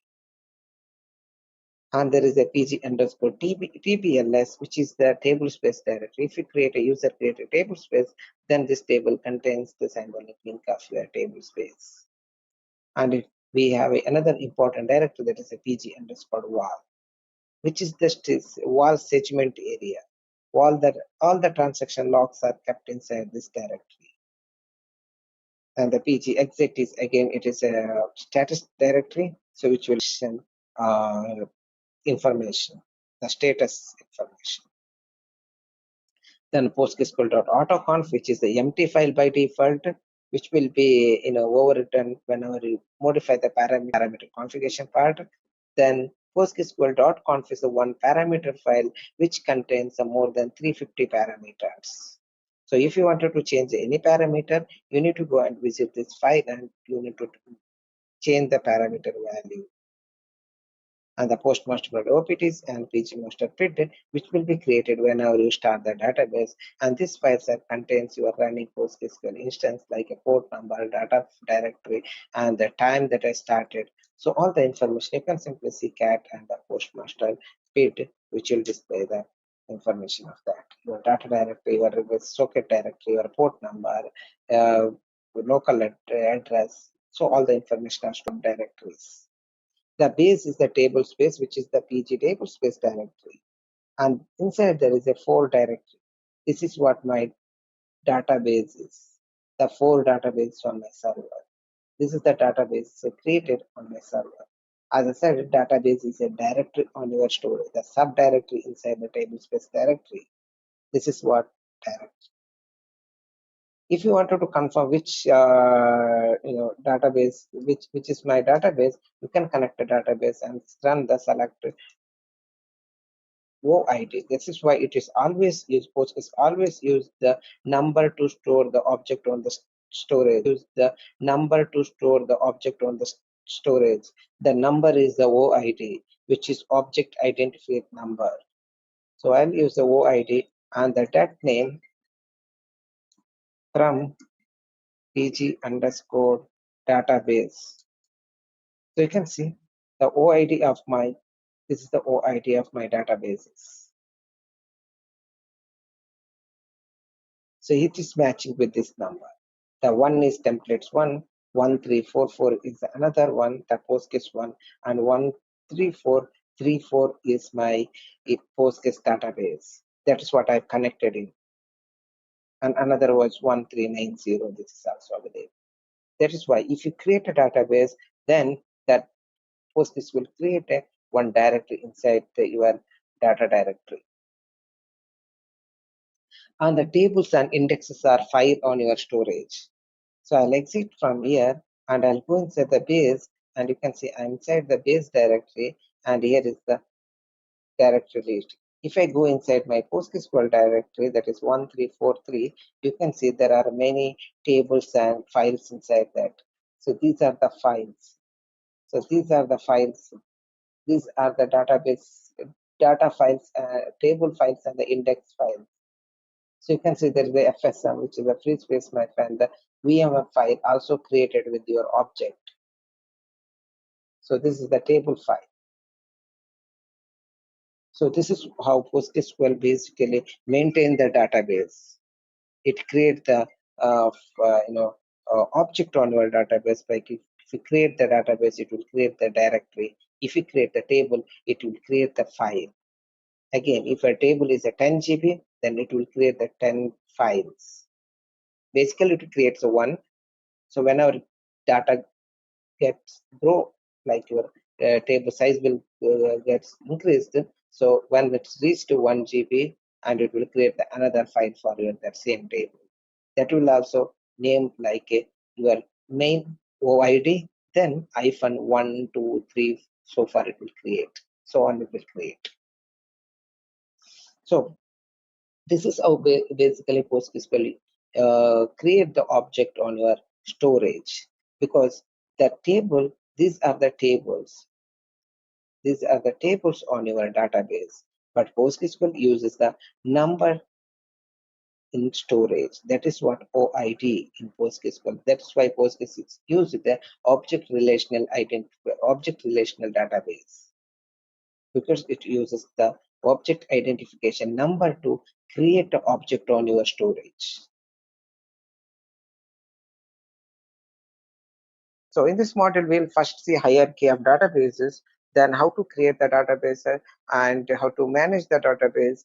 Then we will also see how to create the users and how to manage the users. Then we will see what is schema in database and how to create the schema, and what is search path, how to set the search path. Then we see some of the access control parameters in PostgreSQL. Then we will see how to search path to user level or the database level. Hierarchy of databases. So we have seen that in a database, each cluster contains the multiple databases. By default, there will be a 3 database cluster. Here in the top, you can see clusters. The cluster contains the database. Your cluster may contains one or more databases, and the one or more users, and the table spaces. Here, database users and the table space are the global objects, and database contains a schema and catalog and the extension.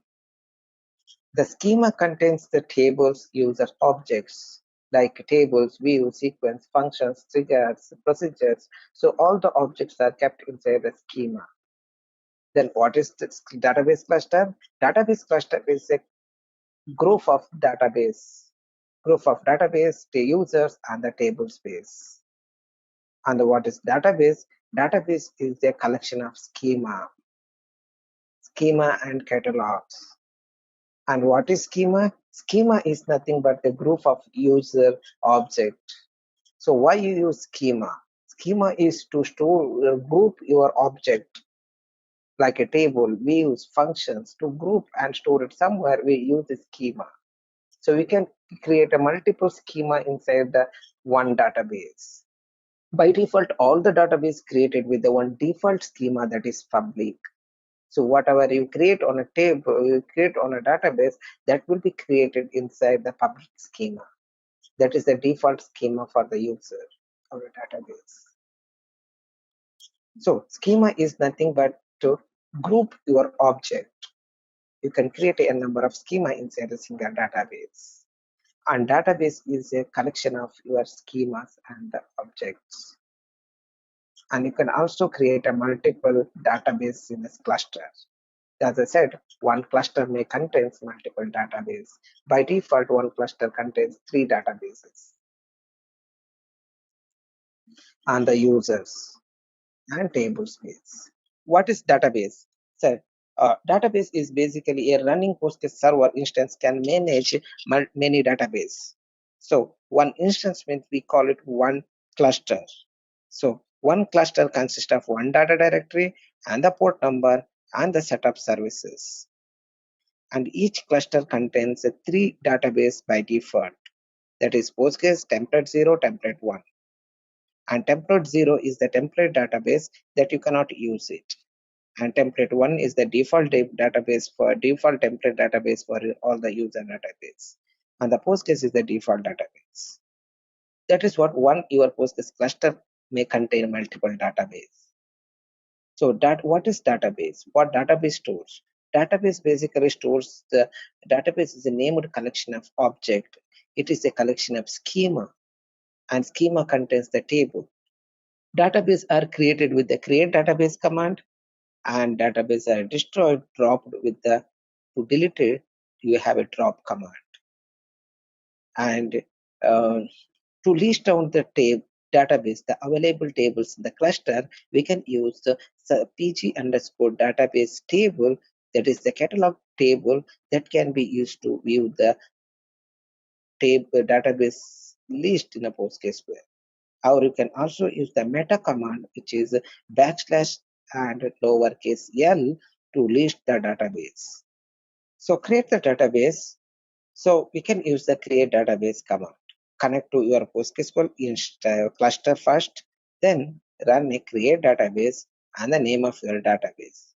You can simply write this and you can execute the command that will be created. But optionally, we can also specify the owner. So we can use the owner command to specify the username, so that user will become the owner of that database. And you can also create the templates, or you can also use the other database name on the template database. So, and you can also set the encoding languages. So what are the languages you want, like if you wanted to use UTF-8, if you wanted to use the ASCII, there are many methods that you can use it. And the table space. So table space is default table space is pg_default. So if you don't specify, that table space is used to. But if you have any user created table space, here you can specify table space your table space name. So we will see how to create the table space in the table space module. But now while creating, you can specify that. Then allow_connection. So allow_connection is the parameter to you can specify the connection. Then same way you can limit the connection as well. So allow_connection, if you wanted to allow the connection on the database or not, you can set the true or false. Or you can use the connection_limit to you can limit the connection on the database. Then is_templates. So if you wanted to create the template database, you can create it. So same thing can be created using the create db utility function. The utility functions are kept in the operating system. So you can call it in the operating system layer, the create db, and you can create the database. And you can also use all these options with the create db. Here is one example for creating the database. Here I connected my PostgreSQL instance and I created the database called demo_db. You can say create space database space demo_db is the name of the database that I'm going to create. And specify the owner equal to Postgres. The Postgres is the default database user, and the owner is the keyword I used. The Postgres user will become the owner of my demo_dbu database. So if you don't specify the owner name, if you skip that, then connected user will become the owner. So which user you use to connect the database, that user will become the owner of the database. And you can also change the owner of the database anytime using the alter command. Then the revoke connection. So here I give the remote connection because by default, if you create the database, the user can default access the database. The user can directly connect to your database. The best practice is to remove the connect privileges from the public. So then in future, if you create any user, they cannot connect to your database. You can restrict the user from connecting the database or logging your database. This is what you can create the database in PostgreSQL. Whenever you create the database, revoke the connect privileges on the database from the public. The public is not the user; it is the role. That role is default assigned to your user. And if you wanted to list the database names, you can use the selected that name from pg underscore database, or you can also use backslash lowercase l to list the database. To connecting the database, we know we have a PSQL tool or a pgadmin. We can use that tool to connect the database. So before jumping to the next user, I'll show you that how to create the database. So here I'll connect to my Postgres instance. So yes, Postgres.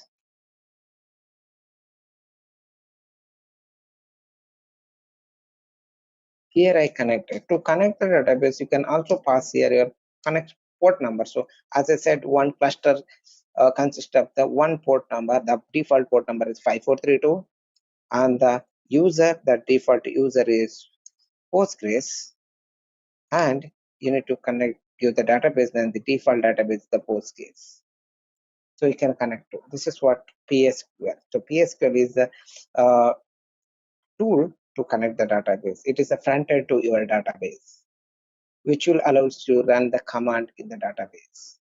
How you can use the PG. We'll see that complete details of PSQL and pgadmin in the next module. So this is how you can connect the database. Now I am inside the database. So here you can write the create database command. So if you don't know, if you forget that syntax of create database, you simply know only the create database. Then you can use backslash h here and create database. Simply enter. It will give you the syntax of your create database. So that means this many options you can use while creating the database. So let me create a database. Create database. I'll save demo underscore database. Okay, because I have a demo underscore db already created. Demo underscore database. And here you can specify owner Postgres. So my current user Postgres, or if you have another user, if can specify the owner. If I remove this and if I create, the connected user will become the owner. That which is connected user? In my case, is the Postgres is the connected user. So and you can use the owner here to specify the username, so that user will become the owner of your database. And if you want to specify templates, you can use template. So here simply use the templates, and which one is template database. So let's say template 1, and you can also set encoding. You can also use the table space. So if you wanted to use the table space, you can use it. Table space is equal to pg underscore default template 1. So it will create the database. You can see database is created. So now if you want to release the database, we can, as I said, you can use backslash l.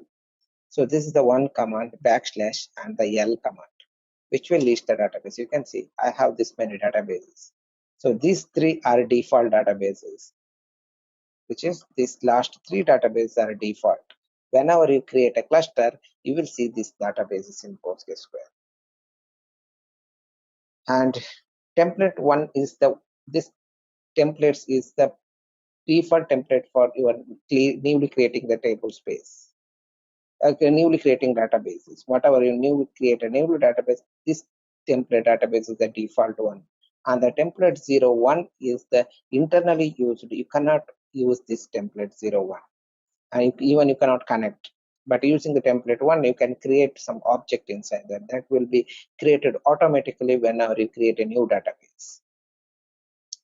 And Postgres is the default databases. You can use it for your application purpose, any purpose. You can use this database. And these all are I created databases. So these are manually created. So same way I have created this demo underscore database. You can see owner is a PostgreSQL and the encoding is UTF-8, and that is the correct and language types, and the access method is empty.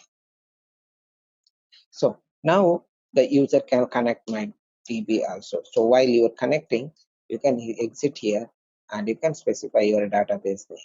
So instead of database, you can use -d here and your database demo underscore database. So it is connected to my demo underscore database. This is how you can create the database.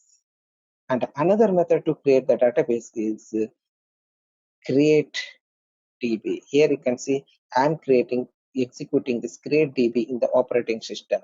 I'm not connected to my database. I exited from the database. I have not connected my database. I simply executing this on my Unix layer. This is the operating system prompt, and I'm executing this. And if you want to check the option, you can use -help, which will list all the available option. You can see same option is available here also. You can use the same option to create the database. Let's create another database using this option, create DB, and here you need to specify your cluster information, the connection string, which is port number is 5432, and I'm going to use Postgres user. And if you wanted to use the table space name, you can table space name, and you can use echo encoding set. You can set it. You can set the local option. You can set it. And if you wanted to set the owner, you can use -o option or -owner equal to owner name. Let's create the -owner and set the owner name. So again here you set the Postgres is my only user.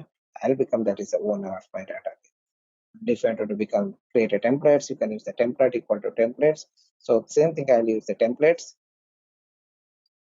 and my template database is the template 1. Then I forget to specify my database name.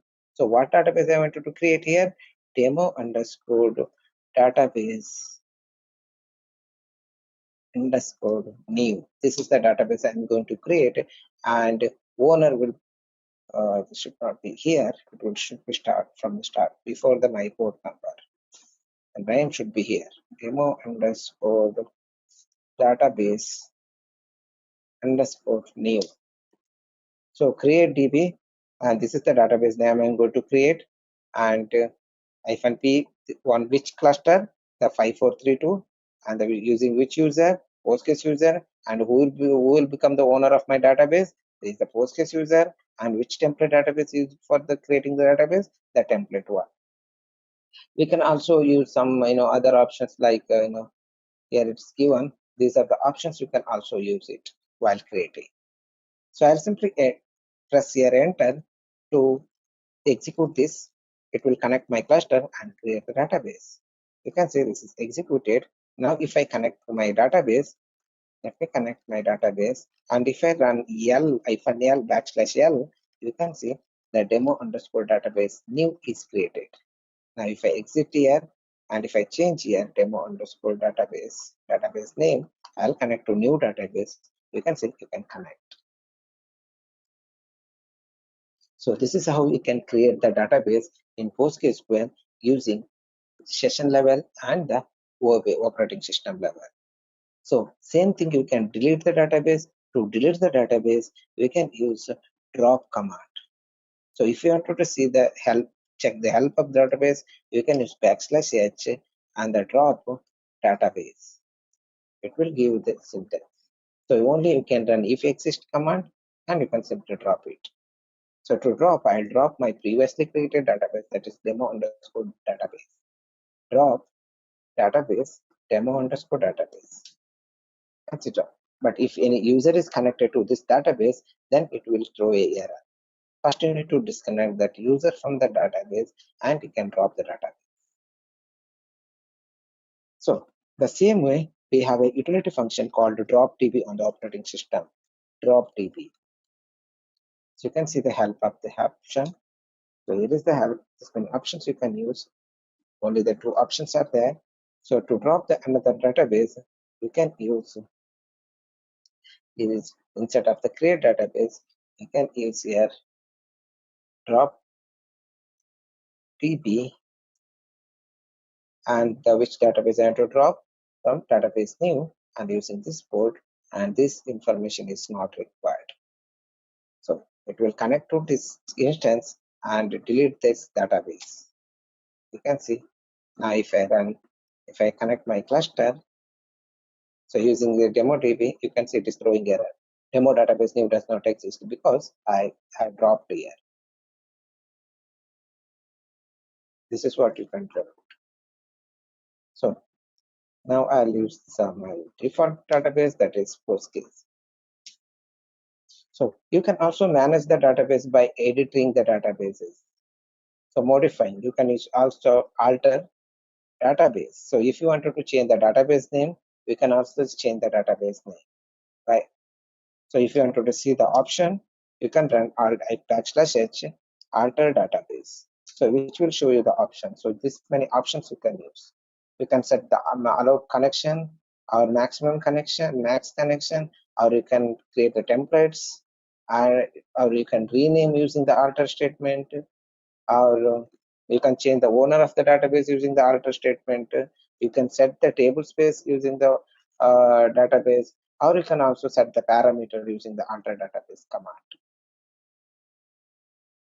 You can reset the database parameter. You can reset all the database parameter using the alter statement. These commands can be used to manage the database. Let's say I have other databases here, demo db underscore dir. So I'll use your alter database demo db underscore dir to rename to demo underscore dir. So db to db I underscore dir to demo underscore dir. You can see now if I list, it is the database is renamed to demo underscore dir. There is no db underscore dir. That is renamed to demo underscore dir. You can connect demo underscore dir. So like that, you can change the owner of that. You can set the parameter for the database level. This is how you can create and manage the database in PostgreSQL. So next is the users. What are the users? So database users are completely different from the operating system users. So just keeping in mind that the database users are completely different from separate from the operating system user. There is no link between operating system user and the database users. The database users are global across the database. The database users are the global object in the cluster. So why I am saying it is the global? Because the user can own any object. User can own one or multiple databases. User can own the schema. User can own the separate specific object on the database or a schema. That is why users are global object in the cluster. And username must be unique and must not start with the PG. So you cannot create a duplicate name with the username. Even you cannot create a database with a duplicate name. So that username must be unique and it must not start with the PG. Why PG? Because PG is used for the database internal. That's why you should not use the PG for your creating. Your username must not start with the PG underscore. Every connection made to the database is made using the user. So if you wanted to connect the database or any cluster, we need a user. Without the user, you cannot access your database. The user is the one user port number, database name, and the IP address of your system.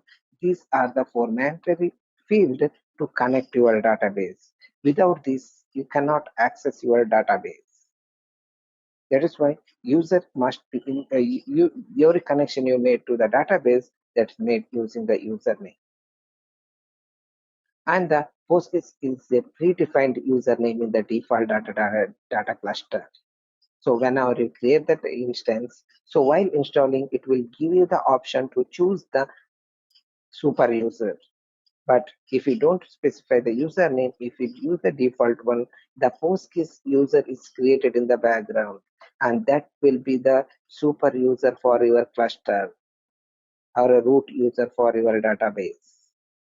So as I said, that super user can be specified while initializing the cluster, while initializing the initdb. So we have seen that initdb. So utility function, while initializing the cluster, you can use the -U to specify the username.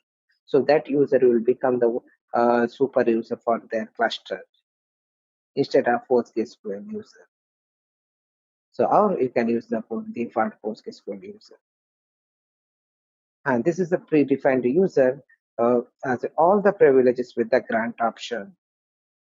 So this is the root to user. This is the super user for the PostgreSQL. This user has all the access. This user can do anything. If the user is a super user, then he can do anything on the database. He can access any database. You cannot restrict any privileges from super user, because if the super user, then he can do anything on your database. This is the super user, is the root user for your cluster. And you can create the multiple super user in a single cluster. There is no limit, you can create the multiple super users. To create the user, the same way we have a create user command, SQL command in the database. You can use the create user or a create role SQL command to be used to create a new user. Only super user and user with the create role privileges can create a new user. So all the user cannot create. If you are a super user, then you can create a new user. Or if you have a create role privileges, the create role privilege can be provided to the user. If you have that, then you can create the user in the database. Otherwise, you cannot create the user. Normal user cannot create the new user on the database.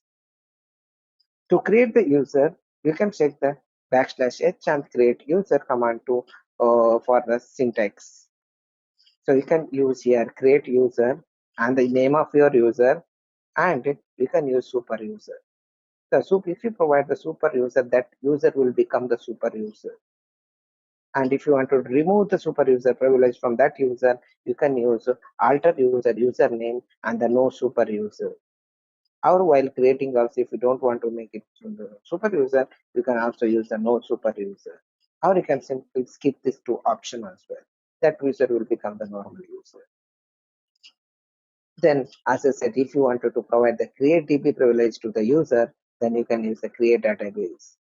That user can create the database. To remove that privilege, no create DB.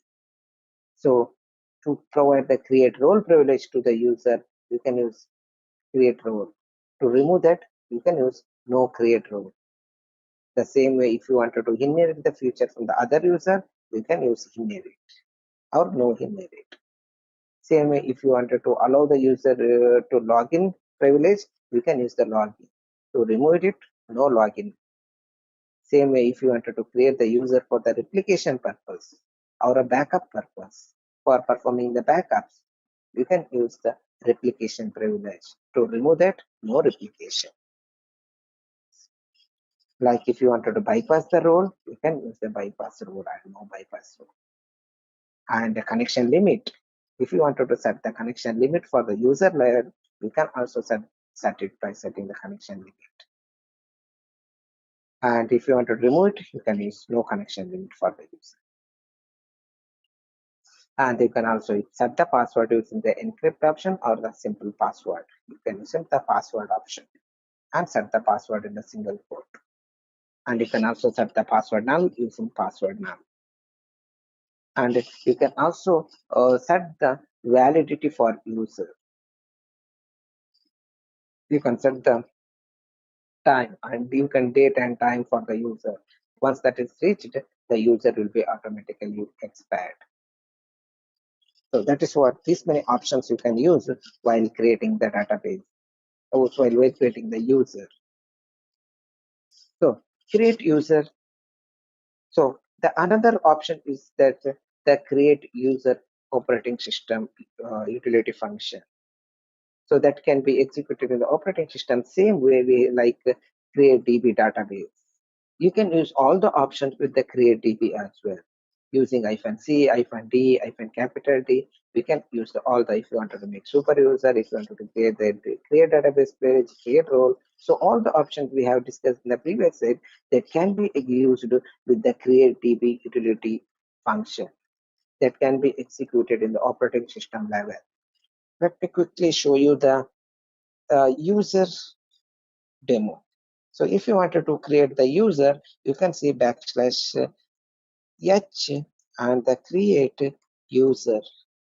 So here is the syntax of the create user. So this many options you can use while creating the user. And for listing the user, so if you wanted to list the user, you can use \d and the u, which will list the available user. You can see in my case, I have only the two user. One is the Postgres, there is the default super user, and another is the demo user, that is the normal user. So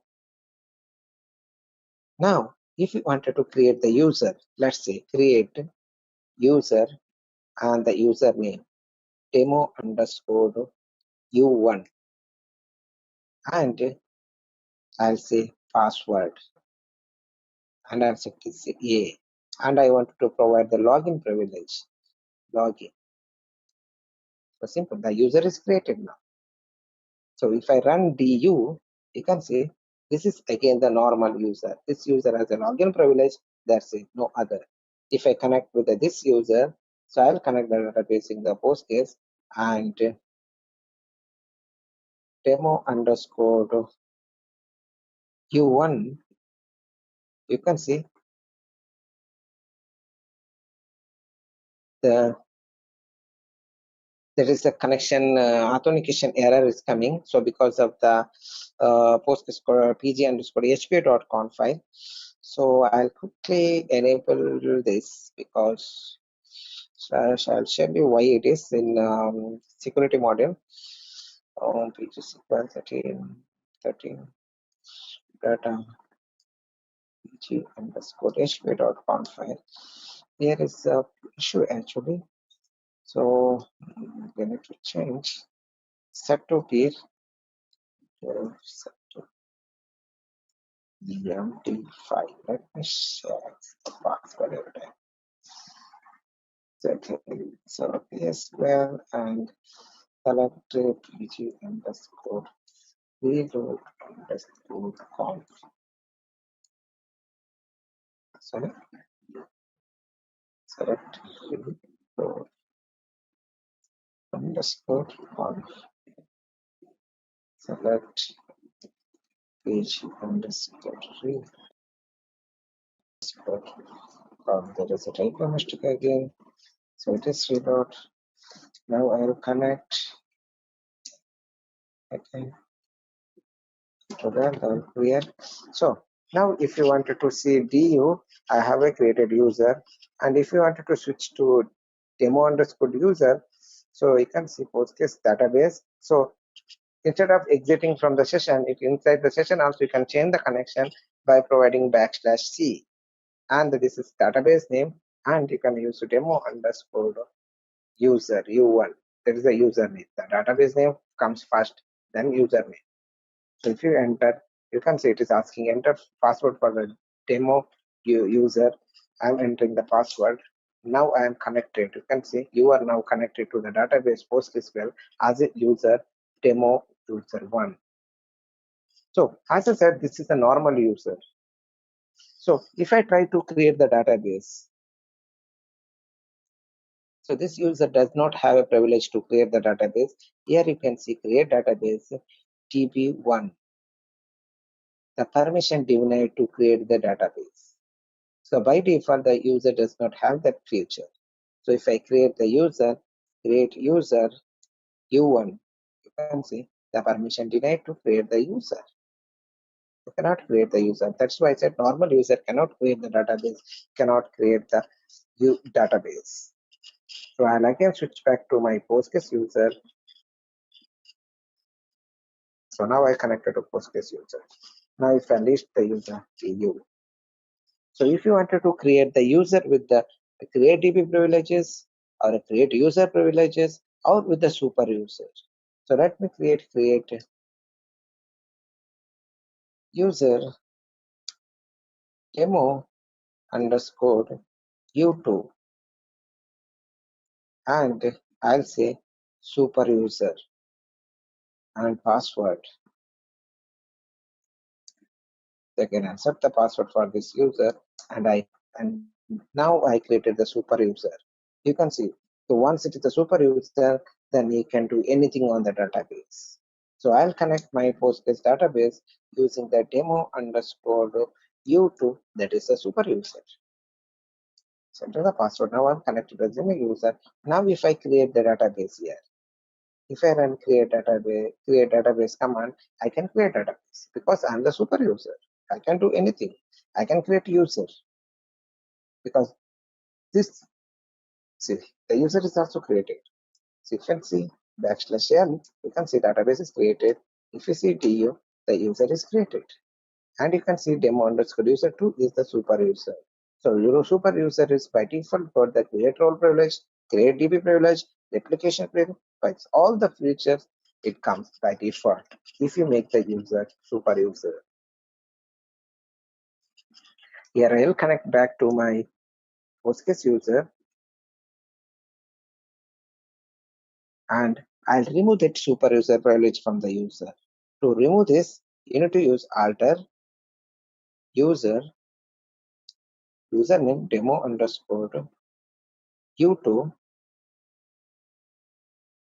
no super user. To remove this, you need to simplify no super user. Simple. My user is altered. Now I'll connect to my same Postgres database using demo underscore u2. So you can also list here. You can see that super user is gone here. There is no super user. Earlier it was showing the super user, but now there is no super user. Now if I create database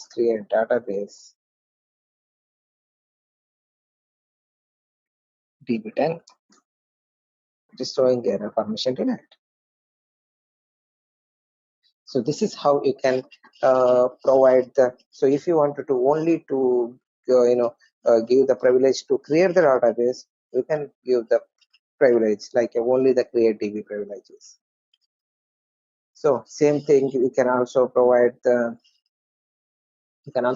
like create role privilege. You can provide the create role privilege to the specific user.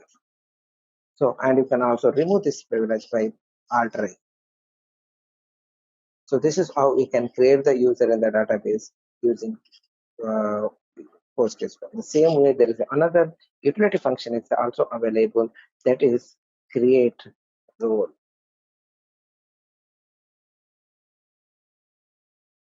Create user. So -l, same option can be used here also.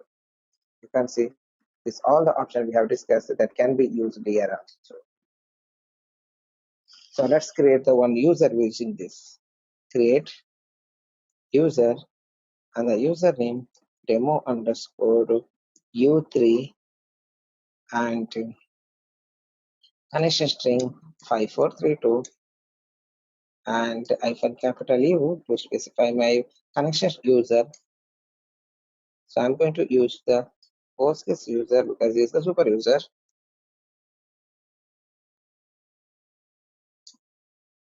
So that's it. I'll not enter. So it's asking password.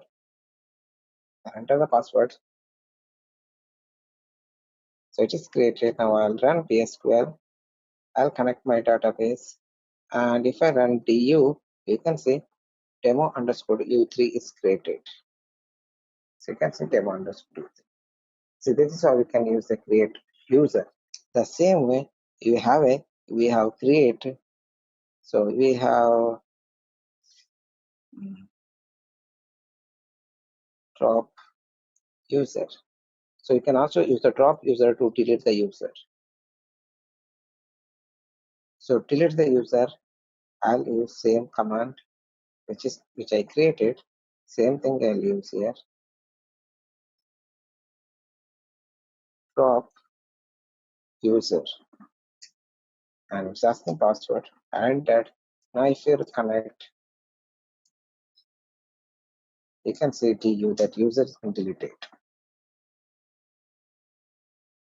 So that command can be used here itself. So drop user and the username the demo underscore u1. So that's it. The user is deleted. If user is using or if there is a dependency on the user, then it will throw a error. So if you have created some object using that table, let's say you have created the one table using that user, then if you try to drop it, it will throw you the error because there is a dependency. You need to fix that first, then you can delete the data user. So this is how you can create the user and create the database.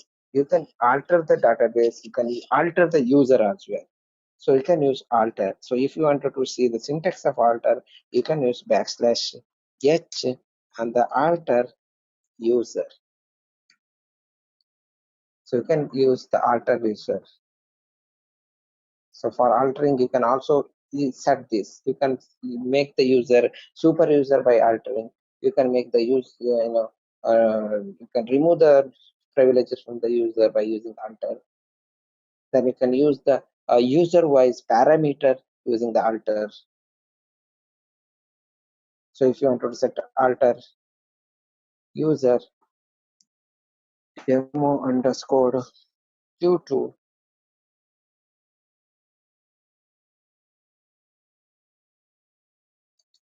no login. So I'll remove this login privilege. Now if I say PostgreSQL and demo underscore u2, and if I try to connect, if I enter the password, you can see the permission is deleted. Permitted is no login. So this is how we can use the alter command to modify the user privileges. Or you can also rename this user. So using alter user the demo underscore u2 rename to new name that you can see demo underscore u5. I'm renaming an existing user. You can see that user is renamed. So to list the user, we can use the backslash du, or you can also use the select star from pg underscore users. So pg underscore user. This is also you can find the user list of the username, or you can also use backslash du. So pg underscore user is a catalog table. You can see here. You can see this whether it is a super user, whether this user has a privilege to create the database. You can see user create database, use create db. So demo user does not have that privilege because it is false. So demo user does not have a create use, not the super user. You can see it's a false, and replication privilege is also not available, and bypass rules is also not available, and the password is always encrypted, and there is no valid date is set. So you can see the Postgres is the default one, and this is the OID of the user, and this is the Postgres default user. You can see all the through here because it is the super user. This user has got all the privileges in the cluster. So he is the master user, or you can say root user, or the super user. And U2, and also you can say it is a normal user. There is no additional privileges is given to this user. So this is how you can manage, you can view, you can delete, or you can say you can manage the users in a Postgres. So in this model, I'm going to cover introduction to PSQL, so which is we already used to connect the database. So I'll give you the more details of the PSQL command, then connecting to the database, how to use the PSQL to connect the database. Then we will also see the command line parameters, and there are some meta commands in PostgreSQL, PSQL. We will see what are those, how to execute that meta commands to view the object on database. Then we will see graphical tool as well. PSQL. So PSQL is the name of the PostgreSQL binary. It is a binary file. Whenever you install the PostgreSQL, that file also installed in your server. So by default, that PSQL file is kept inside your home directory. In a Linux, so it will be by default, it goes inside the user PSQL 13 bin and PSQL bin directory. On a Windows, C program files PostgreSQL and the 13 and bin. So PSQL provides a terminal-based front end to PostgreSQL server. It is a tool which is basically used to connect your PostgreSQL server.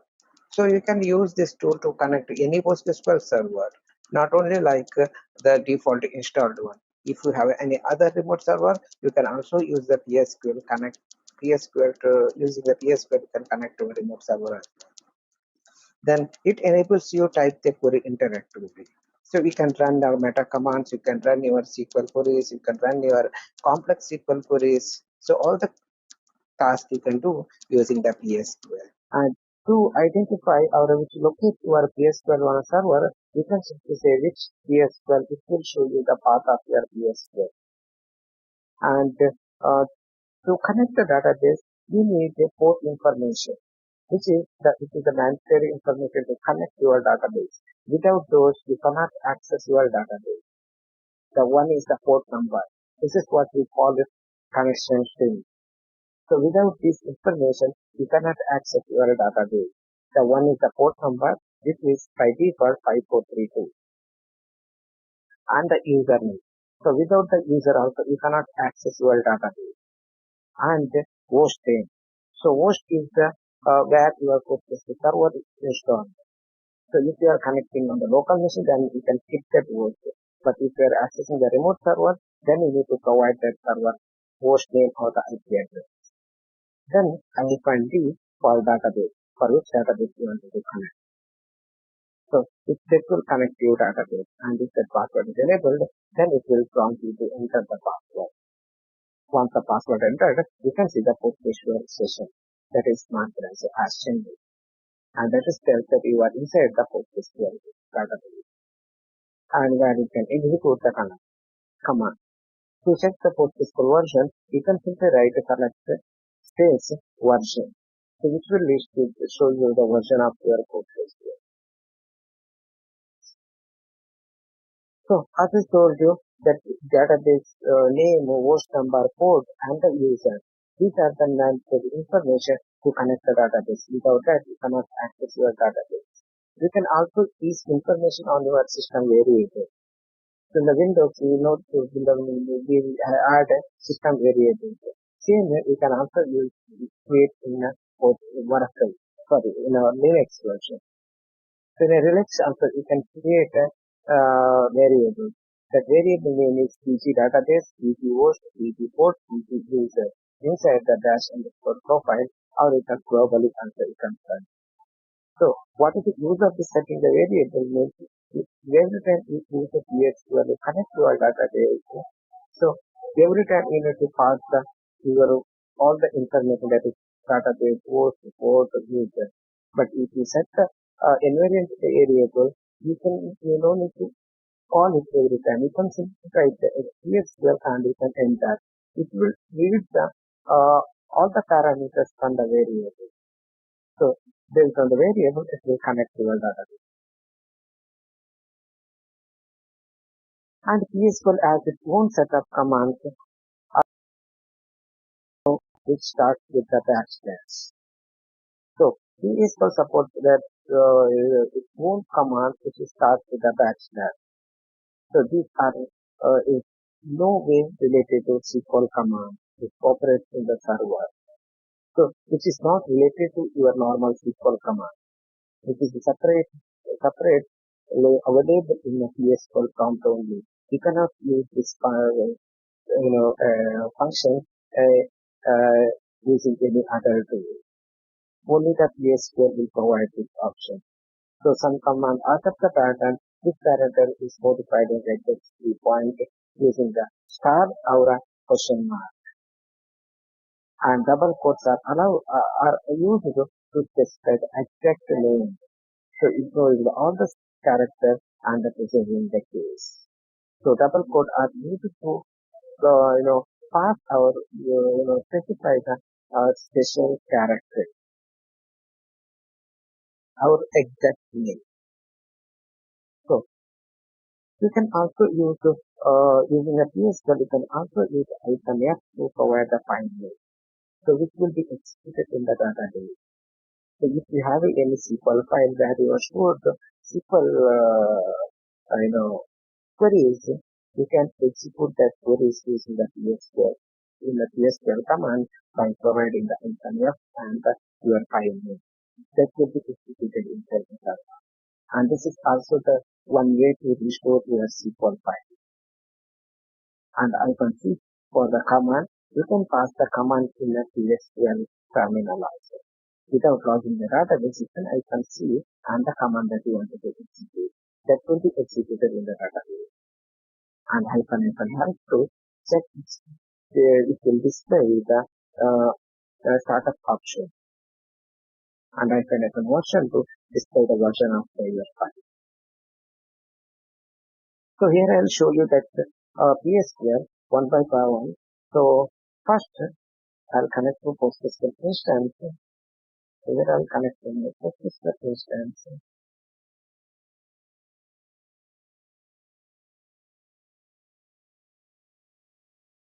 Here I connected to my PostgreSQL instance. As if I connect to PSQL, you can see I can connect because it's taking the default variable. Now if you wanted to see the which PostgreSQL, you can see which and PSQL. So you can see it is taking from my root directory. So if you run L, it will also show you some other command which is taking the PSQL into this. So basically PSQL reading. So if you want to check the version of PSQL, you can see icon version which will tell you the version. You can see I'm using the PostgreSQL 13 version. You can also use PSQL with the icon help, which will lead to all the available options. And so these are the options you can use in the system. So this is the general option, which is command. As I said, you can run the command on it, and the DB name, you can D to provide the DB name, icon F to provide the file name, which will list the database in the server, and you can use icon V to check the version or icon F version. Then these are the input output method you can use. So icon E to query, listing the query icon to new deadline. So this is the connection in data access. So these are the information which is important to connect the database. So basically we connect the data, you need a connection information. That is first is the host name. So if you have a connection with the local host, you can say localhost IP control 7.0.0.1. And icon P is the database port number, which by default database runs in 5432. Then icon capital U to specify the username, that is Postgres. And icon D to specify your database name. I'm going to connect the database in Postgres. So here you can see I'm connected to Postgres. So if you wanted to list the available database, you can here use icon L. So this will list the database. That's it. I have a total 3 databases in my cluster, which will display here. So same way, if you have any function, if you have any SQL file, you can also execute that. Here I'll create one text file, text.sql, and I'll write here one command, that is select star from pc underscore database. So if you have a file, like SQL file, which is basically a create table or any command, like SQL file. So your database command file. So if you wanted to execute this file on your server, then you can use the PSQL -f and the file path and the file name. So that will be executed. You can see that file is executed. So this is how we can use the -f option to provide execute that file. How do you want to run the command? So if you don't want to pass, if you don't want to log in the database, you want to run one single command, -c, and inside the double quote, you can write select star from pc underscore users. So that's it. You can execute this query. So that's the relation does not exist. Let me user underscore user. So you can see the user information. So if you provide the command in a double quote, this will be executed. This is called command. You can run this command in a PostgreSQL. Next, we have a mini meta command in PostgreSQL that will basically help you to list down the database information. So let's say that I connect to my Postgres database. Now, if you wanted to see all the meta commands, I don't know how many commands are available. So if you wanted to see, you can see the / and the question mark. It will list you all the available options. You can see that copyright, so Postgres and the distribution term, and the cross tag view. Then you can see there are many important things that tell you. These are the important things like the /f, which will basically tell you that if you wanted to see any help of your command, which will show you all the available options in the command. And -e and the file name, which will allow you to edit that file or a query. And if you want to edit the function, you can use -e and the function name. If you want to edit the view, e and the view name. And the key to show the content of the query buffer are to reset that. And -s and file, if you want to see the history, whatever the commands you have executed on PostgreSQL on the terminal, if you wanted to see all that list, you can use the /h. And the same way, -w to write the query buffer into a file. And same way, we have a copy file, which will basically help here copy option, which will basically use it to copy the data. I'll tell you that how to copy that in a copy the data module, but now there is a command called copy and -hide. So the same way I created one SQL file. So you can also execute that file inside the session inside the database using the /i and that file path and the name that will be executed in the database. I like that if you wanted to, create the output of your command, or if you want to store the output of your data on output of your query, you wanted to store it on a file, you can use /o and the file name where you wanted to store. So same way you can use the details, these are the statement, details, condition you can also use. And more interesting part is in this one is there is a many meta command which will help you to basically read the database information. You can see there is the information part where it is showing the /lb, sca, and ap, ac, dd, ddb. See, these are the shortcut commands which will help you to reach the database object. So if you want to release the all the objects, you can simply take the /t and the capital S, which will list all the available tables, views, sequences. And the same way ddb. So you can simply, whenever you are free, you can simply log in and read this, which will leave all the available options. For if you want to release the table, you can dd. If you want to release the user, du. If you want to release the database, /l.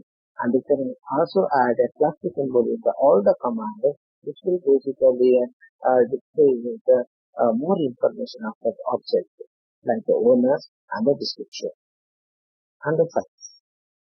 So these are the options you can use functions. These are many options available. So when you see, just go through and execute the one by one command and see the output of that command. And there is a clear description also given. You don't need to confuse about the command because there is a clear description also given by the PostgreSQL. So let's say that if you want to use the object, that you can see the yes, you can see there is all the data information. These are the Postgres internal tables, like you can see here, list of the relation and the type, which is the table, and which will also list the fields. So these are the system information. And if you want to check the user created tables, you can see the /t, which is the these are the tables that you can create manually. If you want to see the more information, you can simply add a cut symbol and you can check. So you can display the permission, participants, privacy, and the description. So if you want to see the table structure, then you can see the /t and the plus thing, and you can type the table name, the object name, and press enter. It will show you the other. You can see this table contains only the one. So you can show another table, plus field, and the table name. You can see these are the column names. These are the list of the column names in the table. So these are the information you can use using the method command. Not only this, if you have a VDD, you can use list the object and table D. And there are all the commands you can one by one you can test it, run it, and there is no problem when for running this command because it's all displaying the data. It will not modify to our data. To list the database, you can see that here. So it will list in the database. So if you want to do the N, which is the schema. We have seen that how to create a schema. So this is the schema by default. Same table space, DB, and there are many commands you can, if you want, you can again run with the command. So as I said, if you want to execute the command which I created previously, you can use icon I and the test name, that is the test.sql. See that command will be executed in the database if you run this script. This is the script I executed. And if you want to now just say that if I wanted to execute this command, you select star from pg underscore statements. Sorry, pg underscore database. So I wanted to store this output to my on file. I don't want to display here. So if you want to do it, you can use /o, that is for the output, and you can say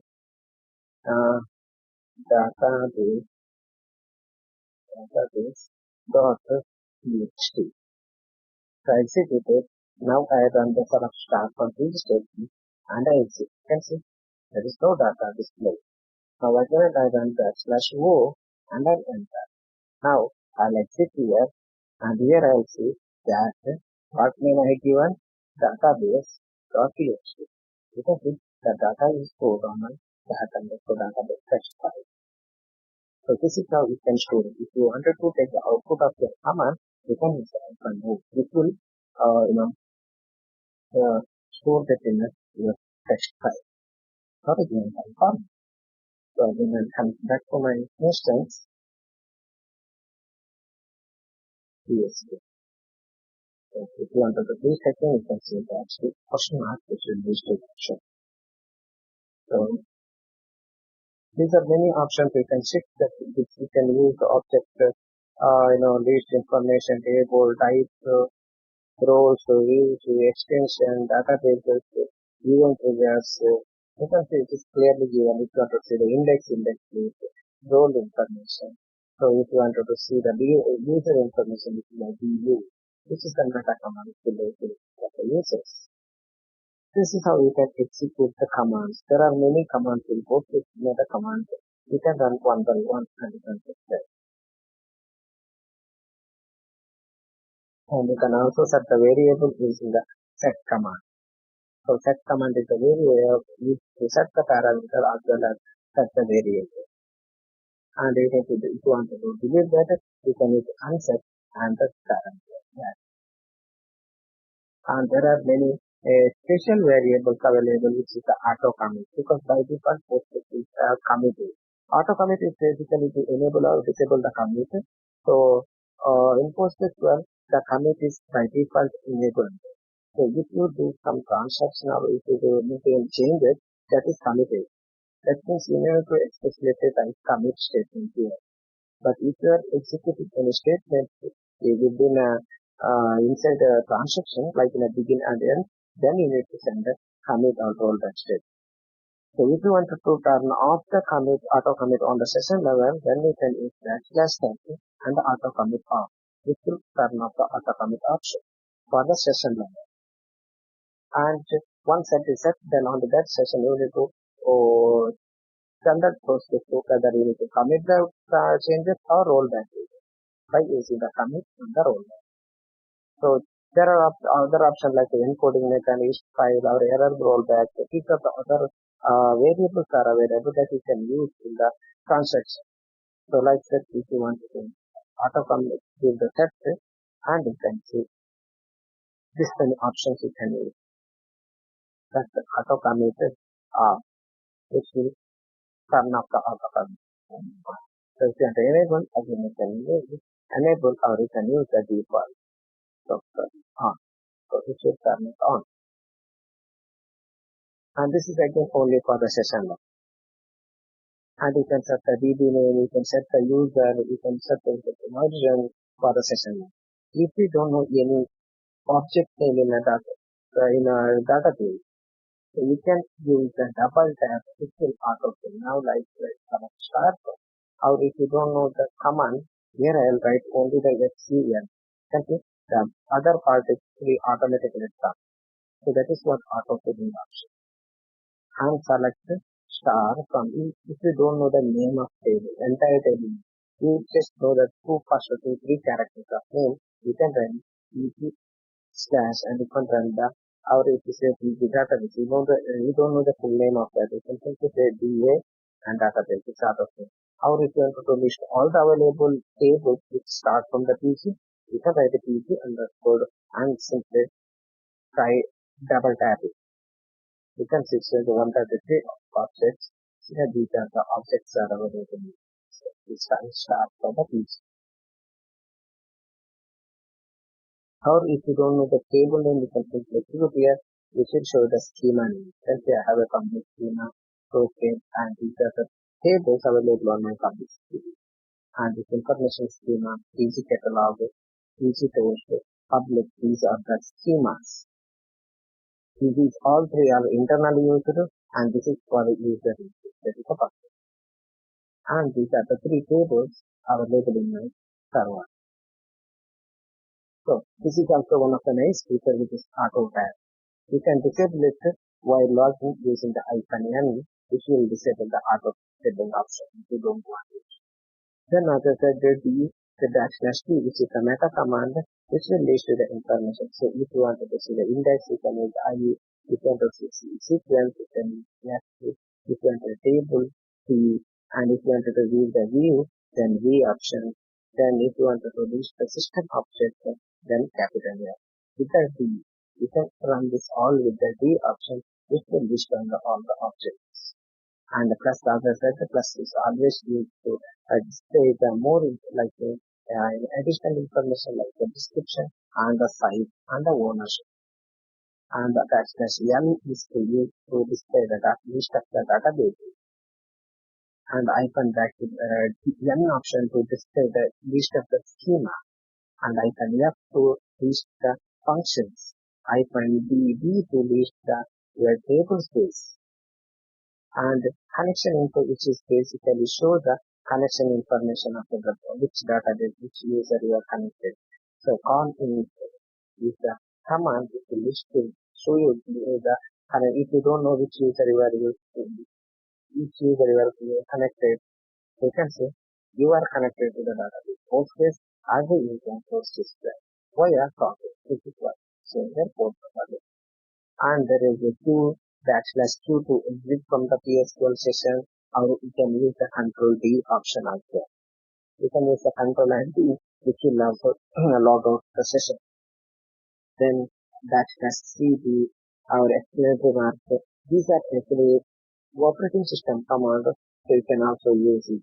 So CD/TMP if you want to print a TMP, you can use it. And you can use /exclamatory mark and ls if you like to run the ls command on there. Yes, you can do the ls execute on the direct, or if you want to go back to the operating system level, you can simply use exclamatory mark. It will take you to the session which of the where you can run any command ls cd/tmp. So here you can run all the operating system command. So if you wanted to come back again, you can use the control D, which will take you to the previous session. So you can run here any command /ls/exclamatory mark using, and you can run ls cmp, or you can say /ls standby. I have a standby directory here because it will list all the records of standby, but I am inside my PostgreSQL session. So if you wanted to edit any file, you can say -e, and let's say that I have a test underscore SQL file, and edit this /e and test underscore. You can say test. You can edit and you can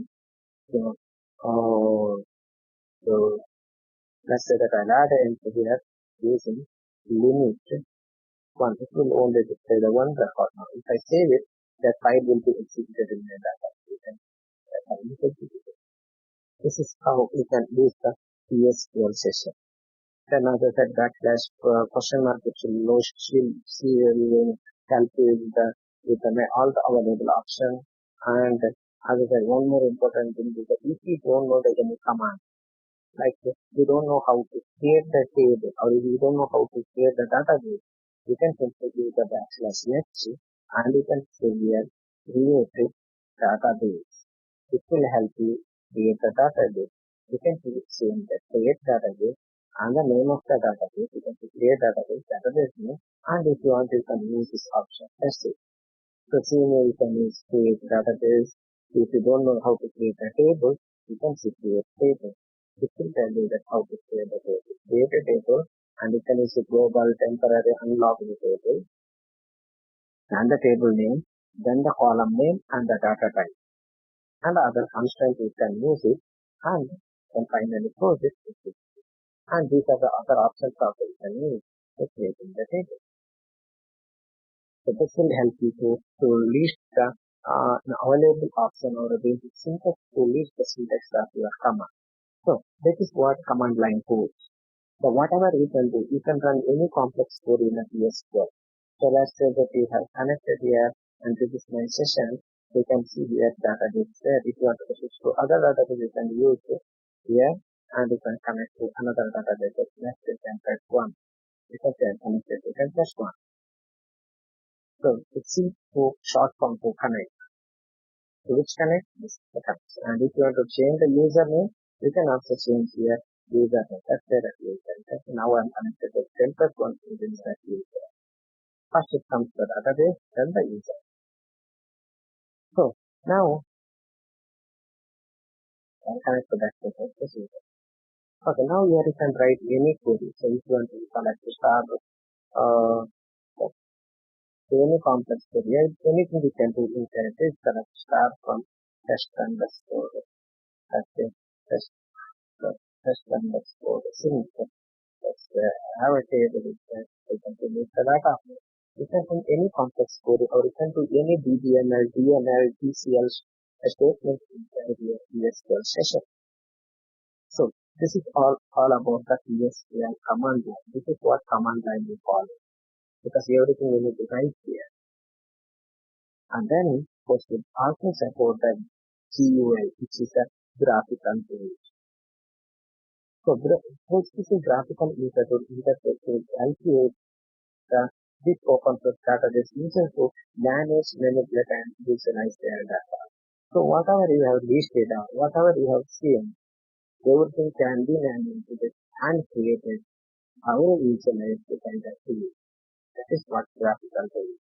So graphical tool is heavily used because that is user friendly. So why graphical tools are used? It is a shortcut which makes easier to use and much easier to learn from the user and offers a great visualization to help users interact with data. You can remotely access and navigate another database server. This window-based interface makes it much easier to manage your PostgreSQL database and easier access to files, features, and the operating system. Always it is not only the database, if you have any application or anything, if it is a graphical, then it is very easy to access it. But if it is a command line, then it is very difficult. You need to remember all the commands to run it. But in the graphical mode, everything will be in front of your eyes. You can really just choose that option as such. So, what are the tools are available? Let's say, first is the pgAdmin. So, pgAdmin basically comes with the PostgreSQL. If you encounter on a Windows, the pgAdmin also installed with that. Yeah, Linux also it will install, but you cannot open it because if you are using the command line. So, but if you want to install the Windows, the pgAdmin primary is available for the Windows and the Mac OS and the Linux is also available. You can download it and install it. Installation is very simple on a Windows. You can simply click next and it will just install permission. Once installed, go to your program file and open. So this will be the first screen you will see when you open the pgAdmin. So here why the Postgres user love the pgAdmin. So pgAdmin creates and edits the all column common Postgres objects. So using the pgAdmin, you can do all the objects. You can create, you can delete, you can manage. So all the things you can do using the pgAdmin. And there is a quick graphical query planning tool as well, which will help you to execute the query. And there is a dashboard to let you monitor the server activity such as the log, the connected session, and the transaction. And since the PG tool is a web application, you can deploy it on any server and access it remotely. And the pgAdmin UI consists of the detachable panel that you can arrange according to your page. And procedure like this debugging helps to debug your code. pgAdmin has a portable version using which you can move your data between machines easily. So let's quickly see the pgAdmin. Here I already installed the pgAdmin. To open the pgAdmin, go to the URL file and here you can see I have a PG PostgreSQL and consulting is installed on my machine and then open my pgAdmin code. This will open the pgAdmin in a web browser because it is a browser based tool. To install this, it's the very easiest thing. So I'm not going to show you the installation. You can just download and install it. So you can go to your PostgreSQL org website to download it, or you can also download it from any third-party website. So other than there is another tool. So by the time I'll cover another time. Okay, so it's connected now. You can see it is opening. So it will first ask you to enter the system password. I enter my system password. Here you can see it will be the first screen. And if you click here server, you can see this will lead to all the available servers. So this many servers I have created in my instance. If I click PostgreSQL 13, it will ask to enter the password. So I'll enter the password. It is a wrong password. Let me and another password and another password. Okay, so it is connected. Okay, so you can connect, it is connected. The first screen I'll show you, this is the dashboard. So this is where you can monitor your database.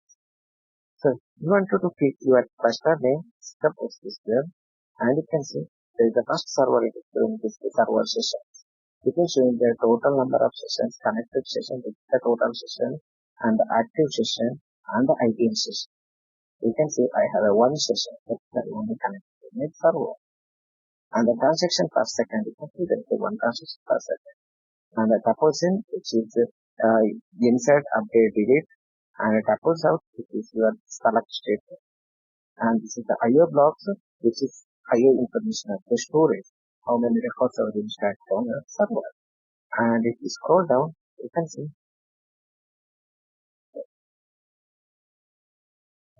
the session. So these are the session information of the database. Let's see, I have only one session. These are the background utilities services. So user session is the only one. You can see database, user ID, PostgreSQL, and the PG admin. This is the one session. And this is the part of the parameter. So all the configuration parameters can also be seen in the PG admin. You can see these are the parameters that are available in my PostgreSQL. You can scroll down and scroll up. And the prepare transaction and the logs. If there is any logs on your database, you can see here. And this is the prepare transaction information. There is no prepare transaction. So these are the information is available in PG admin. You can simply monitor your database using the PG admin. And how to connect your instance. Let's say that you can, here I have this many servers. These are all manually added. To add your server, you need to right click on the server and right click create server. Or you can simply click on the object create server. So which will show you another window where you need to add your name. So this will be the user friendly name. You can name type anything. PostgreSQL underscore testing underscore server. And if you wanted to group it, you can group it, simply leave it, and this is the host number. Where you need to type your system IP address server you are going to connect. So I am using a local host, and my port is 5432, and database I am going to connect Postgres. The user I am going to use PostgreSQL, and I will enter the password.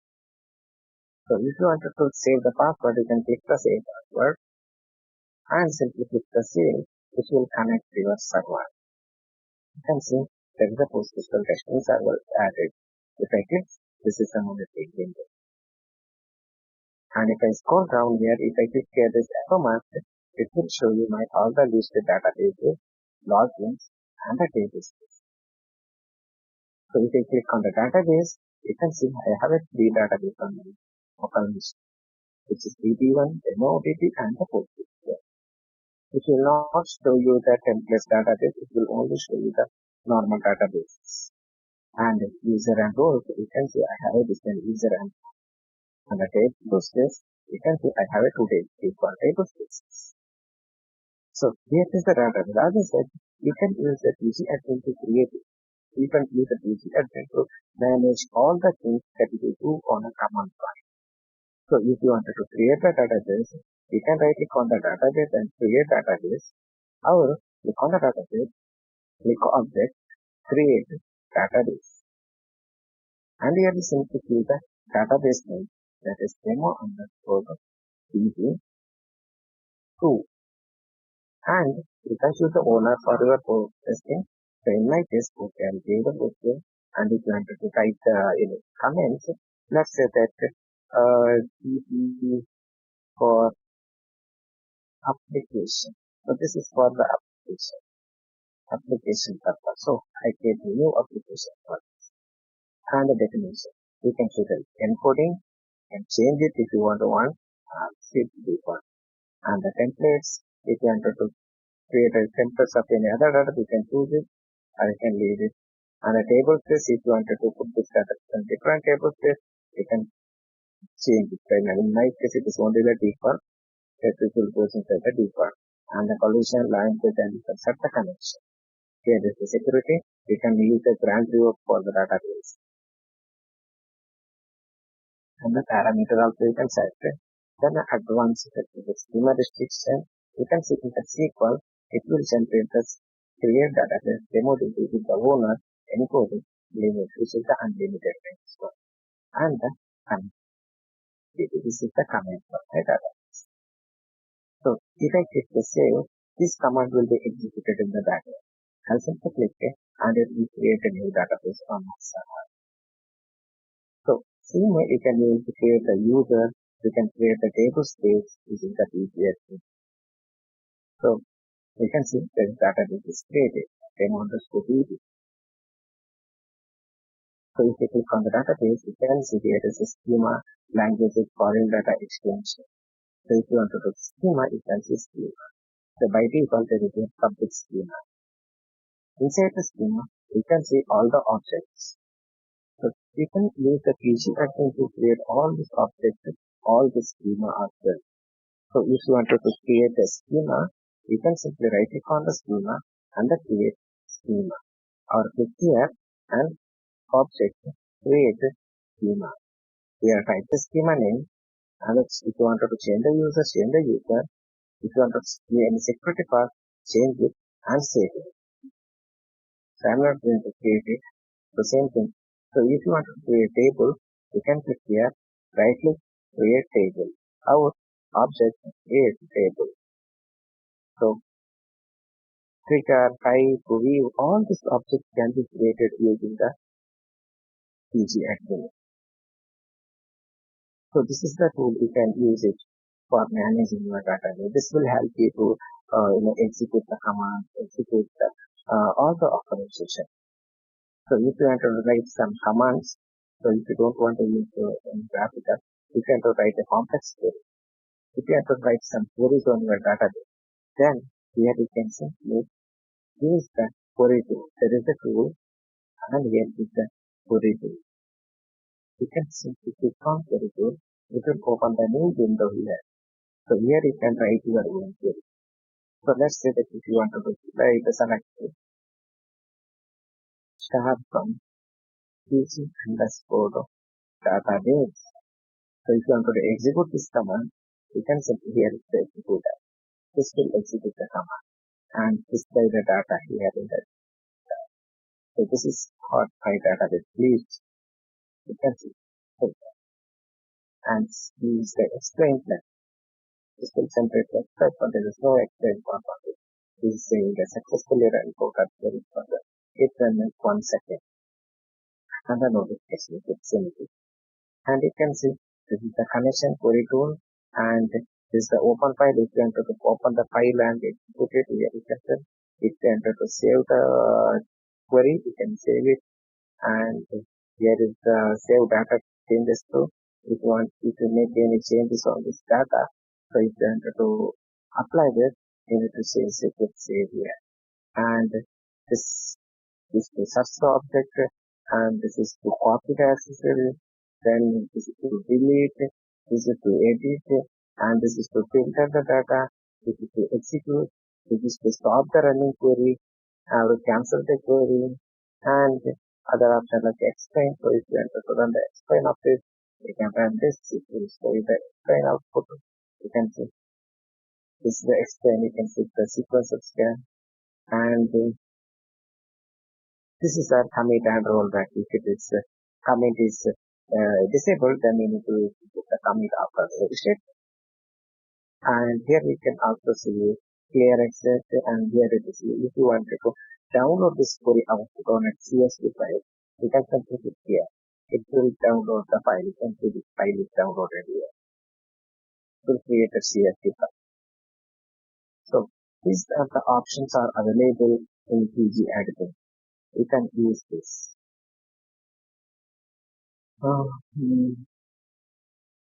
The statistic information that we have explained. Then other information like I hope you know that how to create the table, and also you can right click create table, which will open the table, and here you can fill the table. You can simply create the table name, that is test_P1, and you can use the owner. If you wanted to change the owner, you can say, and where you want to go, which schema you wanted to create. You can see the schema name in my case 1. And if you want to place it on a different table space, you can choose the table space. In my default, it's the default one. And if you want to make a partition table, you can click here yes. So it will create a partition. You need to cover the more information for that. And here you need to add a list of your columns. So to add here, you can simply click on plus symbol and the name of your column, that is, let's say that ID column, and using the data type that is int, which is beginning, and constant I'll use the primary key, not null constant. And if you wanted to create another column, simply create a table, create it, that is the name, and I'll say varchar, character variable, suppose it is a character variable, and I'll say that not. Then advanced option is there. You can create here a number of columns as per your requirement. And the advanced option, you can use role policy. These are the options you can use. We'll not talk about this now. Data filter. This is the constant you can keep primary key, foreign key, check constant key, and other. So if you are creating the partition table, then you need to provide your child table information. Then parameters, you can enable this. These are the default parameters for your table. And if you wanted to make a change, you can edit this. And the security. Finally, you can see the SQL. So what it is executing generated. Create table public.h1, and this is the column I executed. This is the name and the primary key and the alter table owner. So this query is executed in the diagram. If I click, you can see that will be created. The test1 is created. Now I can read my test1 table. Right here test underscore t1, and I'm able to read the data. But then there is no data to be empty. That's it. Empty table is displayed. So this is how we can create type, we can create view, we can create sequence, procedure, methodology, view, function, foreign, table, everything we can create using the pgSQL. So this is why I said, so pgSQL is a graphical tool where you can do all the operations. So like there is a maintenance command. We will see what is maintenance next class. So this is the option to refresh, count rows. This will count the row on the table, delete and drop. So this will delete your table and drop this. It will delete your table and the dependency and the reset text with the import export. So if you want to load the data into the table, you can use import, or if you want to unload the data from the table, you can use export. And here you can maintain it to run the vacuum. And if you wanted to create the script of your table, you can use create script. Which will create the script. You can copy the script and you can run it on another database to create the same thing. Let's say click on the create table. You can see it will generate a script for your table. You can say this is the script. This script you can copy it and run it on other database. And same way, you can if you want to delete script, select script, insert script, after script. And thank you to use it to delete the data from your table. And the backup, to take the backup, you can also use this to backup your table. And the restore, if you have a backup already, you can also use the backup to restore it. Then if this is to view the data, this is same like select start from table. If you want to see all the table, you can run this. This will execute the select start from table command. And the search object, so if you want to search any object, you can use the search. And this is the query tool, which is to open the separate window. For here, you can also run the command, type the command. Then the property command window shows you the property of your table. That's what we have created. Same if you want to change anything, you can change it. So this is how not only the table, you can do all the objects. Here you can create, you can delete, you can manage, you can alter, you can update, you can delete, you can truncate using the pgSQL. So there is not only the pgSQL, there is some other tools also. This is the dbms. This is also the open source tool. If you want, you can use this tool as well for managing. Same thing, whatever you have discussed on the pgSQL, that same features are available in pgSQL with some advanced features. Like it will give you some, I think I have not installed. To install that, you can download the pgSQL dbms. You can see here. This is the dbms executable file. I already downloaded and kept it. To install that, simply run the double click on it and press OK. It will as a welcome screen. Next, there is a two version. One is the licensed one version, one is the community. This is the community one, you can see DBWare community, and there is licensed version also that you need to pay, but you can use it. You can see DBWare community. So simply click next. In order to not do anything, it will simply install it in your system. So which is like also pgSQL. You can use it for managing your PostgreSQL instance.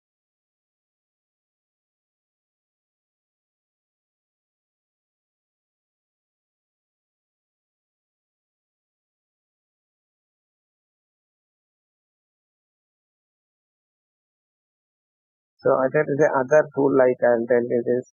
So this is our option available here. Community, this is also open source. If you are interested, you can download. Not only these three tools, there are many tools available in the market. So whichever suits you, you can download and use it. There is no restriction or anything for using that.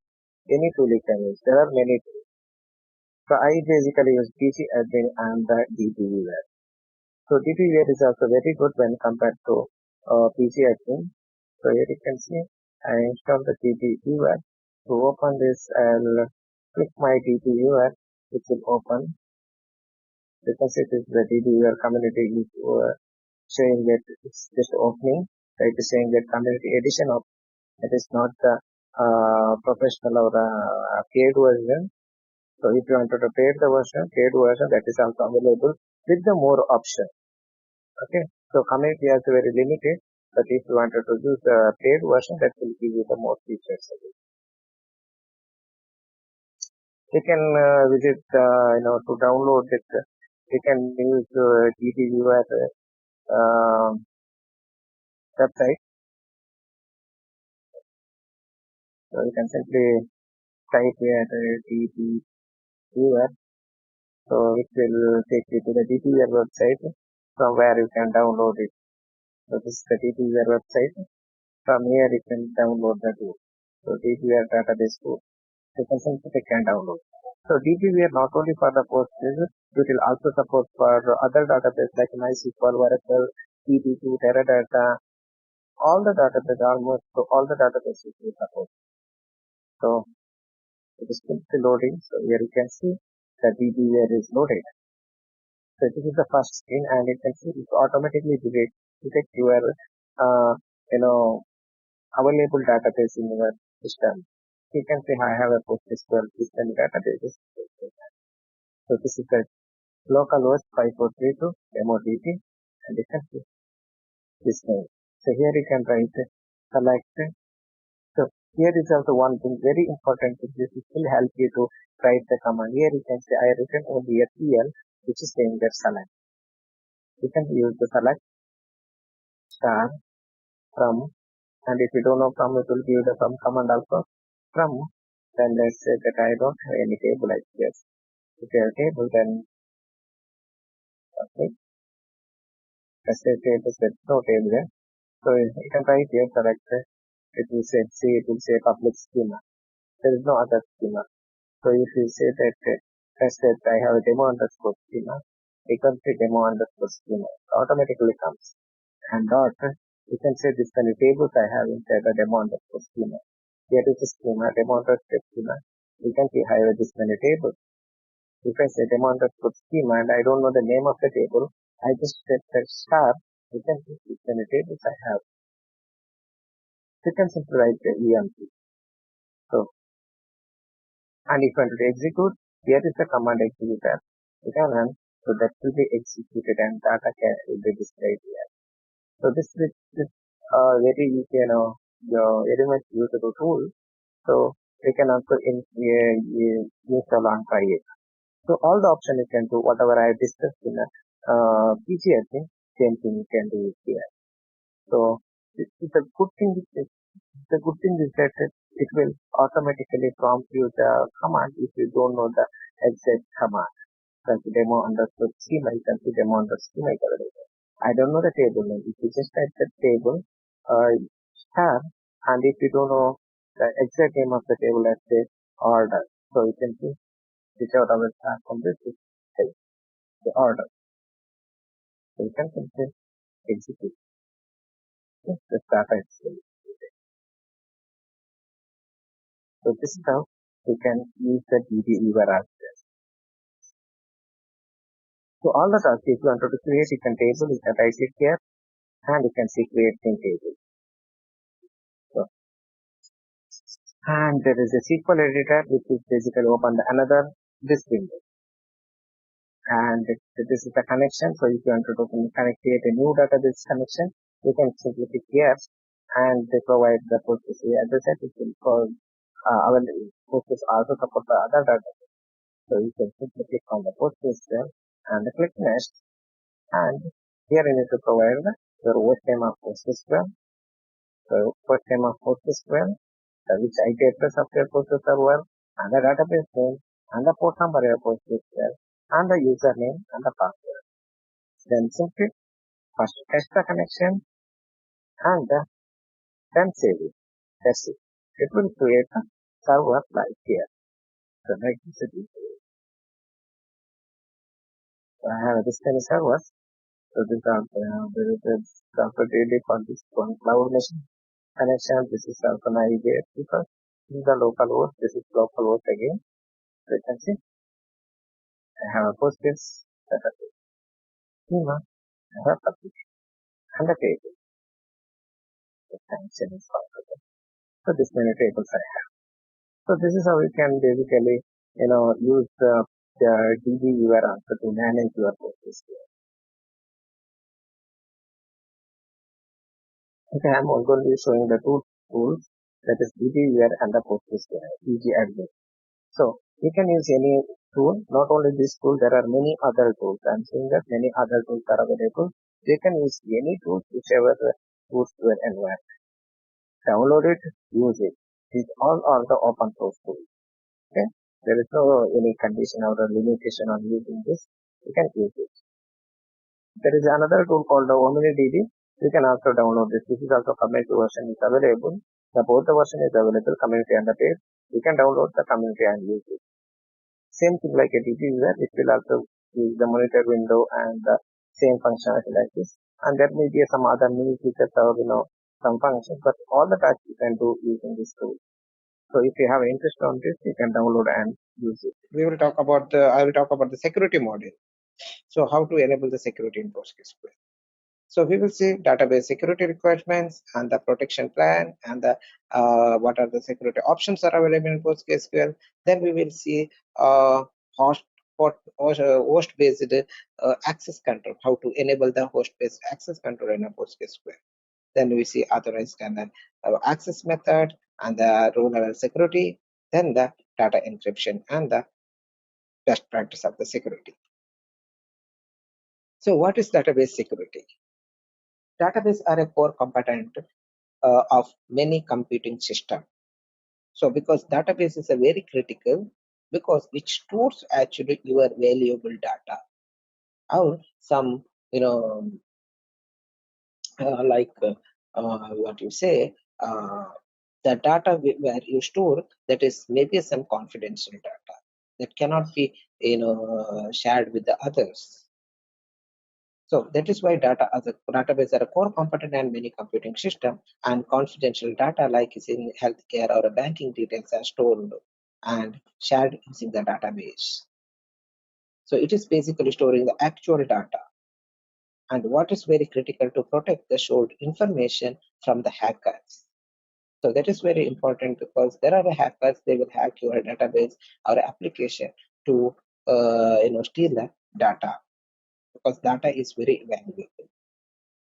And database security is a mechanism to protect the critical business data against threat. So in the PostgreSQL, we have two methods of authentication, that is two methods of the security, that is authentication and authorization. The secure access is a two-step process. One is the authentication. That means ensure that user who he or she claim to be, the users who is, that's depend on your username. And the authorization, ensure that authenticated user has the access to only the data for the which the user has been granted to the appropriate privilege. So again, I said, if we have a user, if we have given the access to the user to connect the database, that doesn't mean that that user can read the data from your database, because you have given only the connect privilege to that user. The user can only connect the database. To read the object, again you need to provide the grant select privilege to read that object, read the data. That is why first is the authentication, where you need to ensure that the proper username and the strong password is set for the user. And the second, authorization, that means you need to provide the privileges as required. It is not like that if the user is created and all the permissions you are given to that user. You need to restrict the user to read the data from your data. That is why if the user requires only that to read the one or two tables, you need to provide the access to only those two tables, not entire tables from the database. The levels of security in PostgreSQL, we can say three levels of security. That is the server and application level security, and the database level, and the object level. What is server level application? The server level application level security. So in a PostgreSQL, we have a tool called file called pg underscore hpa, which is basically used in the PostgreSQL to restrict the user to user who is connecting to your database. So the user cannot connect the database without whitelisting the system IP address on a PostgreSQL. You need to add the user client IP address, user who is connected to your database. The IP address of system must be whitelisted in the pgHPA.conf file. Then only that user can connect your database from the remote machine. Otherwise, the user cannot access your database. So that is what we call it server and the application level security. So outside the server also you can configure, like if you have a firewall on your application, that is all not the database level, but outside the database we can set up the strong network, and you can set up the firewall on your server. So that is operating system again. When you talk of the database, the first security is the pg underscore hpa conf. You need to be set it very carefully. So we will see how to set up that for the particular users. And another is the database level security. So when we talk about database level, so there is a user and the password that comes first, because that is cluster level. So user and password must be set proper, like a user should be a proper and password must be set to the strong. You need to set the strong password and the connection privilege. So you need to provide only the required user, like you need to set the appropriate privilege for the user. Do not give the super user to all the users, because super user can read all super user can do anything on your server. Create a normal user and give a only required permission, like a connect privilege on like if you have a 10 databases, do not give all the connect privilege in all the databases. So which one user requires which database, only give that access. And the schema. So schema is basically used to store the object. So give the schema level privileges. So not entire database. You can restrict here also. Instead of giving the entire table permission, entire schema permission, you can simply say, if you have a multiple schema, you can also specify you can restrict the user to schema wise as well. That is what we say in using the grant statement. And the table level. So if you have a 10 or 100 tables in a schema, do not give all the table permission. If that user requires all the table, then only give.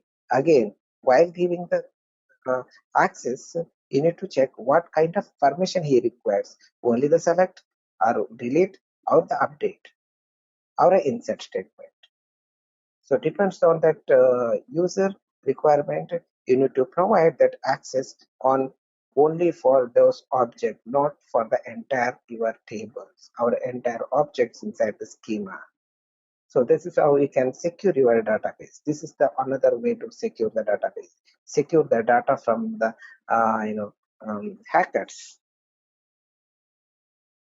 And the other option I told, that's the pgSQL.conf file. This is the one main file which will basically stop the unauthorized users, block the unauthorized users. So it is basically authentication is controlled via pg_hpa.conf file, where HPA stands for host-based access control. So host-based authentication. The pgHPF.conf file is often located inside the data directory, but it can be specified inside the PostgreSQL.conf file. So by default, the pg_conf files are kept inside your data directory. The initdb is the responsible for creating this file. Whenever you initialize the cluster using initdb, the initdb will create this file inside your data directory. And when changing the authentication, you need to send a sign up signal, and this is done via several methods based on the PostgreSQL platform. So once you have added entry for a user inside the pghpa.conf file, then you need to tell the PostgreSQL to reload the configuration or reuse the configuration, which will basically reload the changes to your memory. And the order of pg_hpa.conf file records a one entry is our record our entries is important. The session connection is compared with the pghpa.conf file records one by one until it is rejected or end of the configuration file is reached. That means it always read from the top to bottom. So it will check, let's say that you are the user and there is a one user is connecting from the remote machine, and you have given that entry in the pghpa.conf file. It will read the PostgreSQL pghpa.conf file from the top to bottom. So if you have entered in the last, it will check each entries, and when that entries matches, it will accept the connection. Otherwise, it will simply throw an error. So finally, it is important to check the PostgreSQL log file to determine whether there are error after configuration the reload. So after changing the parameter, you reload it. So if you wanted to confirm or verify it, whether that is valid or not, you can check the PostgreSQL log file to configuration is loaded or not. And pghpa.conf file, which basically reads at the startup and change requires the reload. So it will always read whenever you start your database, and if you change any, if you made any changes inside the pghpa.conf file, then you need to reload it. Then contain the set of records one per line. Here also you cannot add a multiple records in a one line. This is a one per line entry. Each record specifies the connection type, database name, username, client IP, and the method of the authentication. So you need to provide the connection type, which is the host or the local or SSL, any method you are going to use, that method you need to provide. That is the connection type. Then the database. Database means which database you wanted to connect. So if you have a multiple database, then you can also use all option to all the option. Otherwise, you can use comma separately database name, or you can use a single database. And the next is the user. Which user you wanted to allow to connect that database. Let's say that database 1, you said db1 and the user 1. That means the user 1 can connect to that database. So if you have a multiple database, then you can see comma separated. That means the user 1 can connect to that multiple databases. Then another it comes that IP address. That is the client address. where you need to specify that your client IP address from where that user going to access your server. You need to provide your IP address of the client machine. Then authentication mode. So which mode? You need to allow that connection unconditionally, or you need to ask them to enter the password.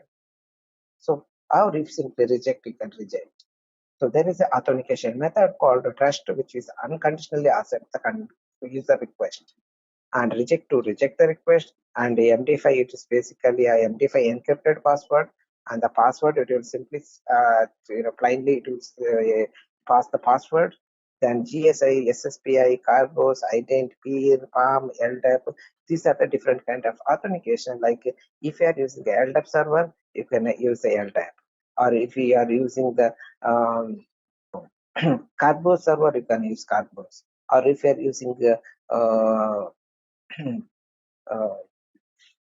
Active Directory, you can use ident. The peer is to check the user operating system users. So there are, or if you are using the SSL connection, you can use SALT option. So there are other authentication methods also available that can be used in the authentication method. So here is the example of the pgSQL.conf file. As I said, which is first tell you to the type. What type? If you are using them, if you wanted to allow the user to connect the local machine, then this is the local. That means from the server you can connect. Then here is the IPv address 4.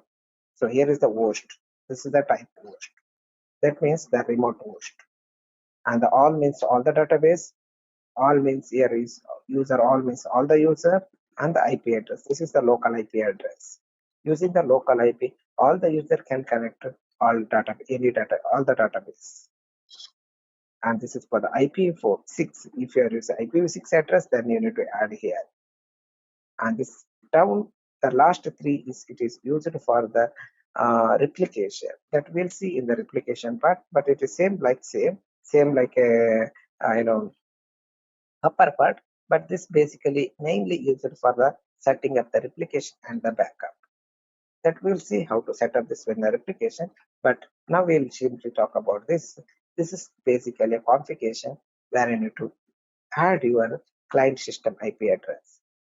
Let's say that you are in the organization where you are a new developer or a new DBA join, and you need to provide the access to that user. So what will you do? You simply create the user on the server first, and you give the connect privilege on the database and the required object privileges. Then you give that user with this is your username and the password, and you install the PG client or a PSQL client on this laptop. Now he wants to access that database from his laptop. How do we access? He uses the PG pool, PG admin, or a PSQL command line utility, or any other application. He may wants to you connect your server. To connect the server, you give him not only the user, you also give him the server. You also give a server IP address, port number, and the database name. Using this, the user can access your server. But if he has that user information also, he cannot access your server, because you need to whitelist that user information here in the pgSQL.conf file. So if that user is accessing from the system which has IP 192.168.1.100, then here you need to add host and the database name, let's say that db1, and the user, let's say user1, and the IP address 192.168.1.100/32. That means from the only that IP, and the authentication method you can see password or MD5. Do not give a trust option for the normal user, because they can connect without the password as well. So once it is created, then simply reload the configuration, then the user can access the database from his laptop.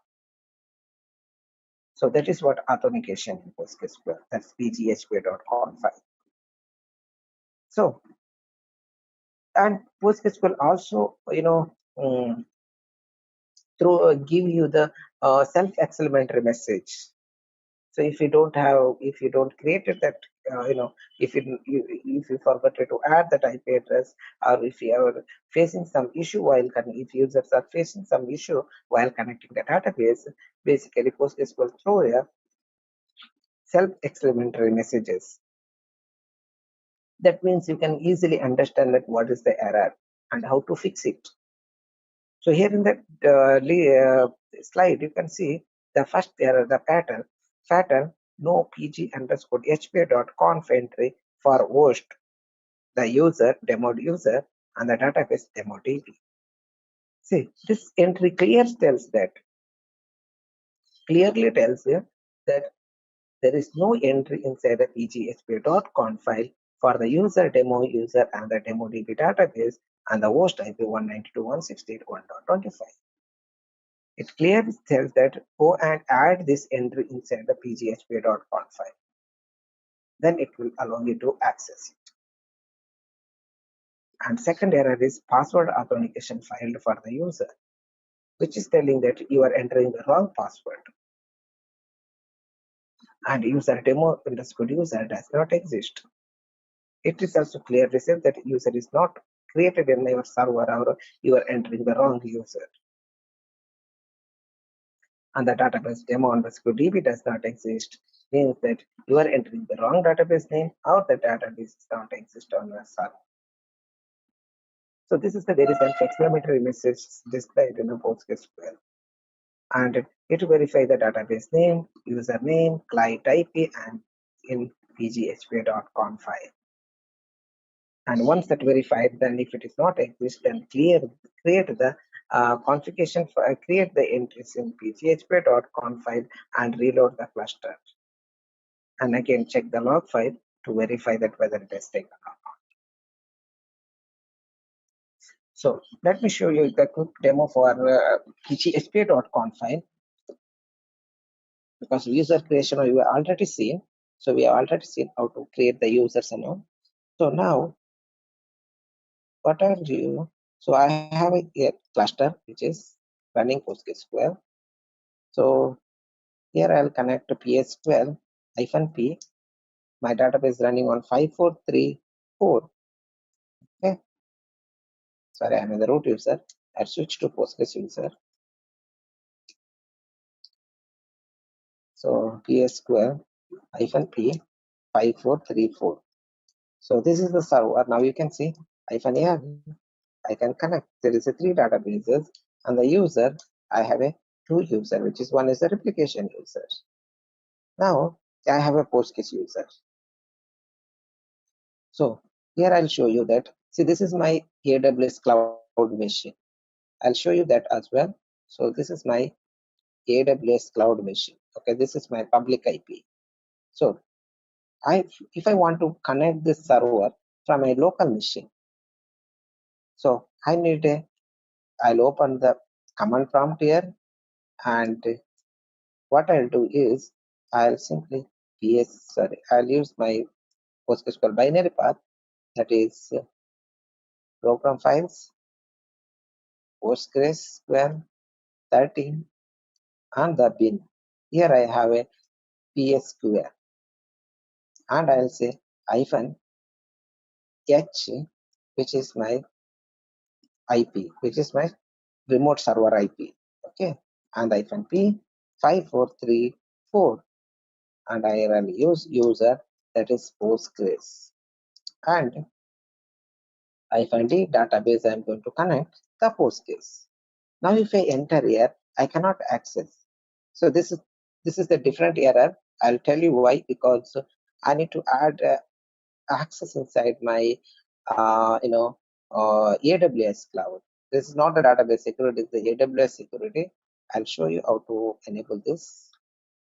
So here you can see inbound and outbound, because this is not related to database. I'll tell you. I forget to add first. So let me add it now. Here is the networking. There is an inbound outbound option. Security. You can see inbound. Inbound is outbound is all on. So inbound, I need to add here. I want to enable that port number, which is 5432. So inbound, edit the inbound rows and add rows.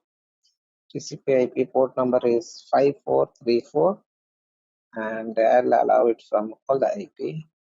So this is actually a AWS setting, it's not a database setting. I'll save the rules. So otherwise it will throw a different error. You can see this say connect to service is a different error. So now you can see it is added. Now it should allow me to access. I'll connect. Yeah, it will depends on the error you can identify. See, now I can see it is throwing that same error which I showed in the shadow, which is saying PSQL error pattern. No pgHP.conf entry for the host. This is my laptop IP address. And saying the user PostgreSQL data, Postgres is SSL off. That means there is no entry in the pgHP.conf file for this IP address and this user. That's why it is not allowing to connect my database. So if you wanted to connect it now, you need to add an entry inside pgHP.conf file my server. So I'll connect my server. This is the putty access, and I'll exit here and I'll open my configuration file that is inside my data directory. My data directory is the standby, and here you can see I have file which is pg_hpa.conf file. See, where is my pgHP.conf file? pg_hpa.conf file. So this is the configuration file basically created when I initialize the cluster. So you can see the pg_hpa.conf file. So I'll open this configuration file. You can see this is the file. This is the configuration I have shown you in this. This is the default configuration is available. Now if you want to allow that instance, so I'll add here. You can add it anywhere. You can add it end. You can add it in the middle, or you can add it in the beginning of the file as well. So the host, host is used for remote system, and all instead of all database, which database I want to access, the Postgres. I'm using the which user I'm connecting, the same Postgres. If you have a different user, you need to add the user database name. And from which machine I'm trying to access, from this machine /32. This is the IP. This is the IP of my system. You can see 43.241.120.21. So this is the IP, and here I'll say trust. So that's sorry, I'll not use trust. If you trust, it will unconditionally accept, and I'll say MD5. It will ask me to enter the password. So here I'll save. Once it is saved, then you need to reload the cluster. To reloading, we have a utility function called pgctl. You can use that. Otherwise, another function which is pg_reload. So here I'll connect it. Select pg_reload the function. It will simply reload. So pg_reload_conf. It will reload the configuration. You can see it is through. Now, if I connect my laptop, the local machine, and if I run same command, and if I enter here, it will connect my, it is asking me enter the password. You can see, I'll enter. Then I connected to my cluster. If you see DU, you can see I have that many 2 users. So if I create here one more database, create database demo_db. I connected here, and here I exit from the database, and when I connect again, I'll change the database. You can see if I try to connect the another database, which is the demo_db newly created database, but you cannot access the database. Why? Because for PostgreSQL database and this IP, that is only we have enabled the one database, that is pghp.conf. You can see I enabled only the one database, that is Postgres. The Postgres user can connect only the Postgres database from this machine. So the user cannot use other database. So if you wanted to allow, you need to add another int. Or you can simply say here in the configuration file, you can simply say a comma separated like demo underscore db, and you can save it. I don't know which answer, so let me check it goes twice. Reload conf, and if you want to check, you can check the log file.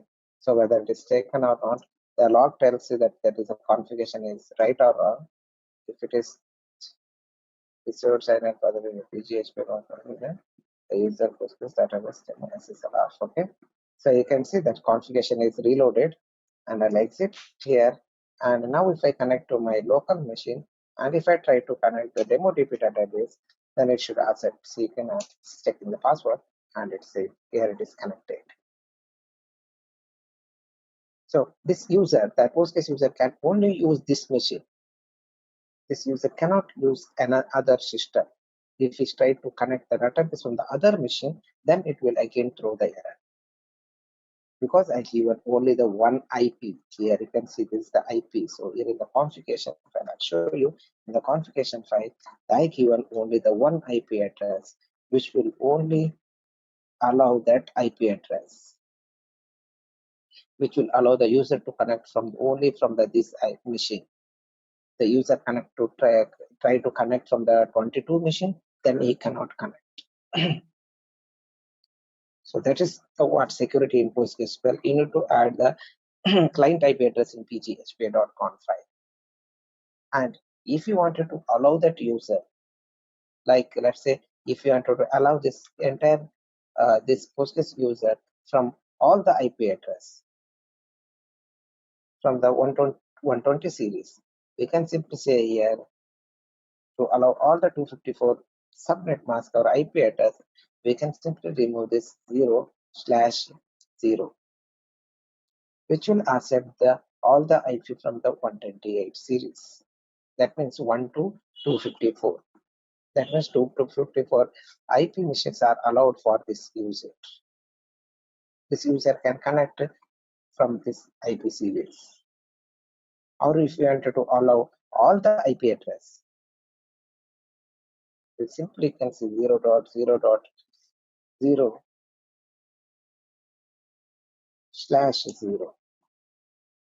This means this user can connect from any system. This user can connect the Postgres database and DemoDB database from any system in the network.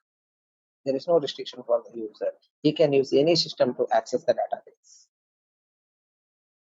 So this is how you can configure it.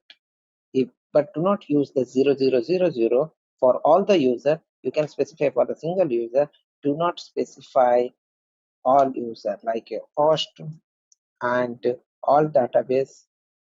Let's say that if you are wanted all the database, that means all the database can be accessible from all the user. So all the user can connect all the databases.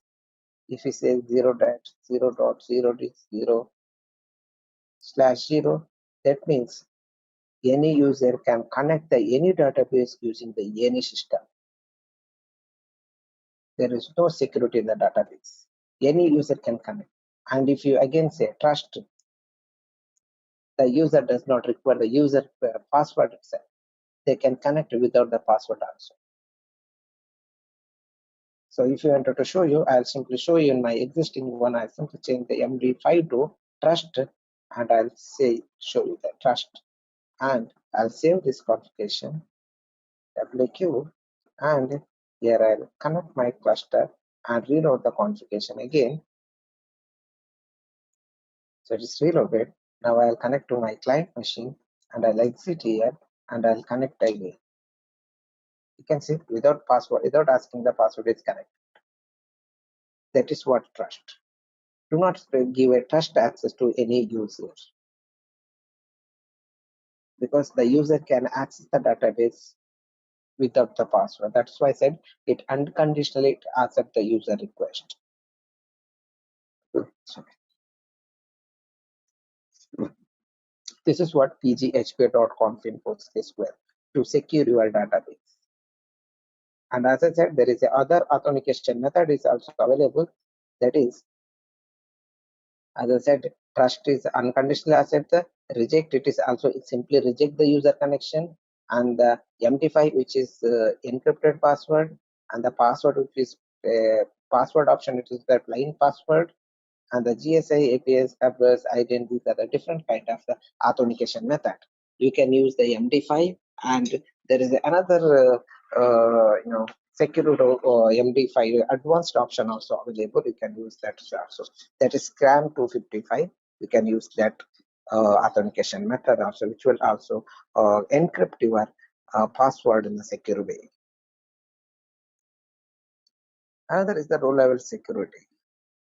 So role security is a feature where you can restrict the user to read only their data instead of entire table records, and which will be completely managed by or controlled by the DBA rather than uh, application owner, and uh, which is basically used for restricting the user to view the data on the table. And as I said, grant and revoke can be used to the object level. That is, you can grant or revoke the privileges from the user on the table. And by default, all the rows of the table are visible for the user if you provide the select statement. And if you create the row level security on the table, then all the query you execute on the table that must be goes through the security policies. If you don't create the security policies, then user cannot see the record. Security policies are controlled by the DBA rather than the application owner.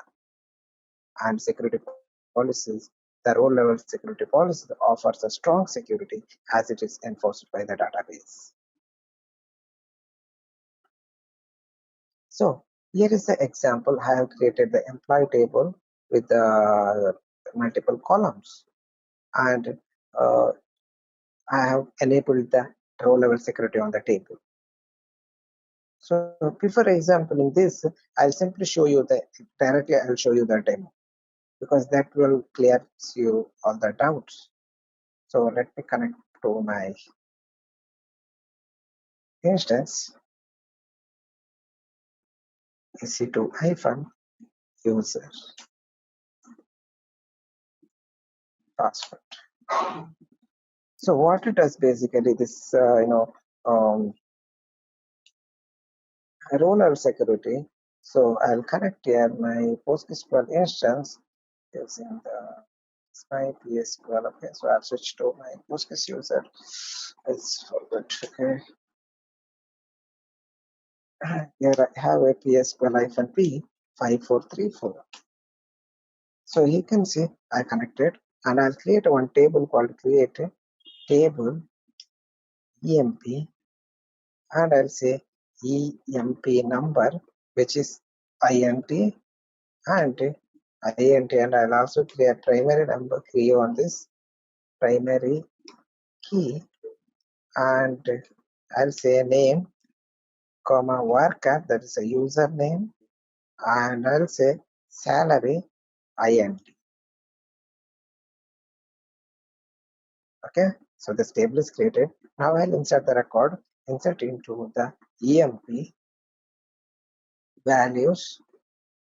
I'll say users ID 7777, and the username is I'll say okay, Kalyan,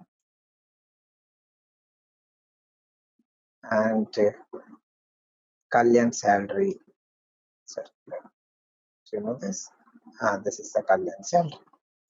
So, and another entry I'll insert here is the different ID, that is 888. The user employee code is 888, and the name is Jack. So I'll add this salary also. I'll remove this and in one column, and I'll say edit, and this is another user salary. And also I'll add another user, which is Mark, and I'll change the ID, so which is I'll make it 999. So let's say I have a 3 users, they have the different username and the, let's say 77. So now if I write select star from EMP, you can see I can read all the data because I'm the super user. Super user can read all the data from the table. Now I'll create the 3 users. Create user. The first user is Kalyan, and I'll say login, password. Password I'll keep it simple for testing purpose. When you are creating the real production or a real environment, you need to give a strong password for the user. So, and the another user I'll create, which is Jack. I'll create all 3 users here, Kalyan, Jack, and another is a Mark.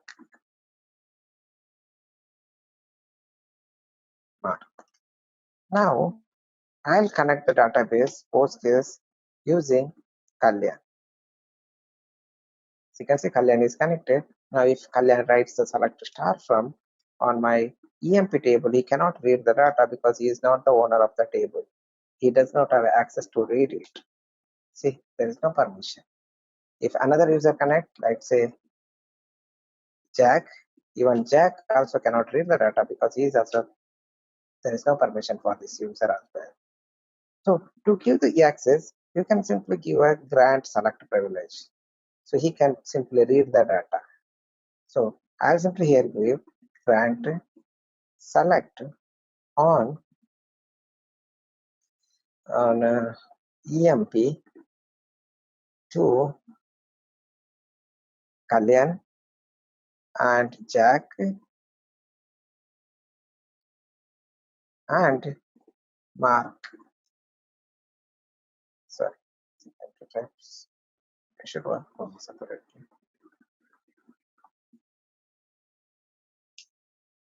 So you can see that grant. Now the user can read the data. So if I connect to Postgres database is the Kalyan, and if I run select star from, then he can read the data. You can see he can read all the data, not only the Kalyan record, he can also read Jack data and the Mark data. So this is what the security. This is where there is no security. So this user, Kalyan user, can read Jack data, Jack salary also you can see, and the Mark salary also you can see. To restrict that, you need to enable the security. That is what row level security.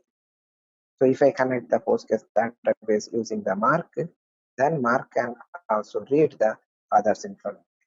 This is the default behavior of all the databases. To restrict the user, you need to create the row level security.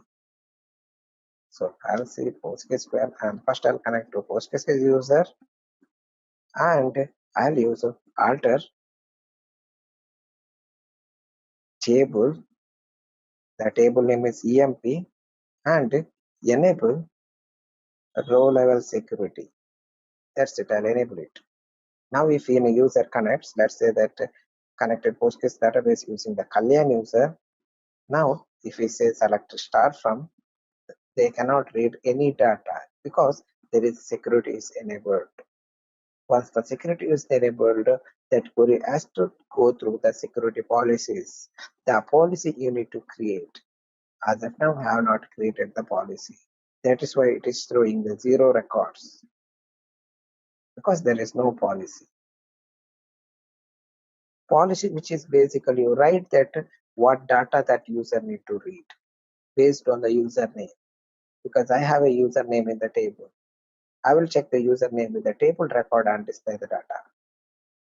So not only the Kalyan, the other user also. If you try to connect the other user, let's say Mark, and even Mark also cannot read the data, the empty. So why? Because there is no policy on the table. Only I created the row level security. I enabled the security security feature, but there is no policy. So to create the policy, again I'll switch back to my Postgres user and I'll create the policy. Create policy, and the policy name, that is emp underscore policy, and on my table, that is which table, emp table, and I'll say using. So here in this script I'll show you that security policy using the column name and your name. Now what is column name here in my case? That is the name equal to current underscore user. So whoever log into user, they can only see their data. So that's it. Before that I'll show current user. So current underscore user. So let me check this. Select what they will come. You can see it is showing the Postgres user because I connected with the Postgres user. So now security policy is created on my table. And if I connect the user like a Postgres database using the mark, then if I write select star from emp, then you can see mark can only read their mark data. If I connect the Postgres database using the Kalyan can only read the Kalyan data. He cannot read other user data. And if I connect using the Jack user, if Jack user connected and if he is executed select star from eBay, he can only read the Jack data. So this is how we can restrict the user by reading others data.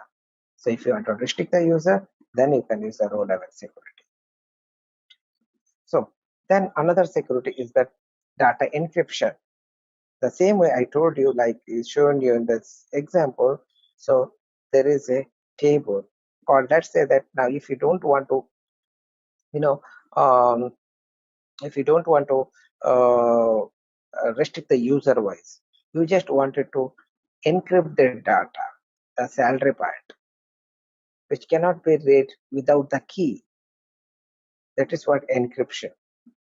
So here is the feature called data encryption. So encrypting everything does not make the data secure, and resources are consumed when you are querying encrypted data. And pgCrypto provides a mechanism for everything encrypting the selected column. So it will only encrypt the selected columns.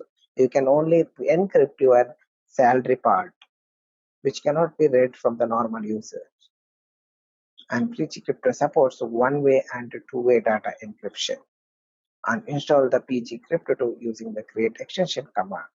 Again, this is the additional function. You need to enable it on a PostgreSQL database by creating the create extension pgCrypto. So once that okay, so that is what creating the crypto. So once it is created, crypto is created, you can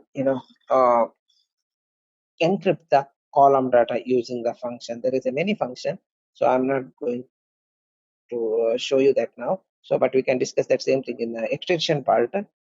So but you can encrypt the data in PostgreSQL using the pgCrypto function. That is the function. So these are the security methods are available in PostgreSQL. And best practice of the database server is always keep your system patched to the latest version. Do not use the old version. When our Postgres release the new patches, apply the patches. Before applying that, read the release note. First, before applying on and release the node, and check what are the new features they have added and what are the features they have changed, and update the patches. Keep your database up to date. And do not put the postmaster port on the internet. And that is again the postmaster by default database port is 5432. Do not give an internet connection on your PostgreSQL server. Remove the internet connection, or if you are providing internet connection, then do not use the default port number, which is 5432 for your PostgreSQL server. And isolate the database port from the other network traffic. So if you are using, then you can also use the port mapping method to port the use the network mapping method to use other port number, which will basically translate to other port. And do not rely solely on your front-end application to prevent the unauthorized access to your database.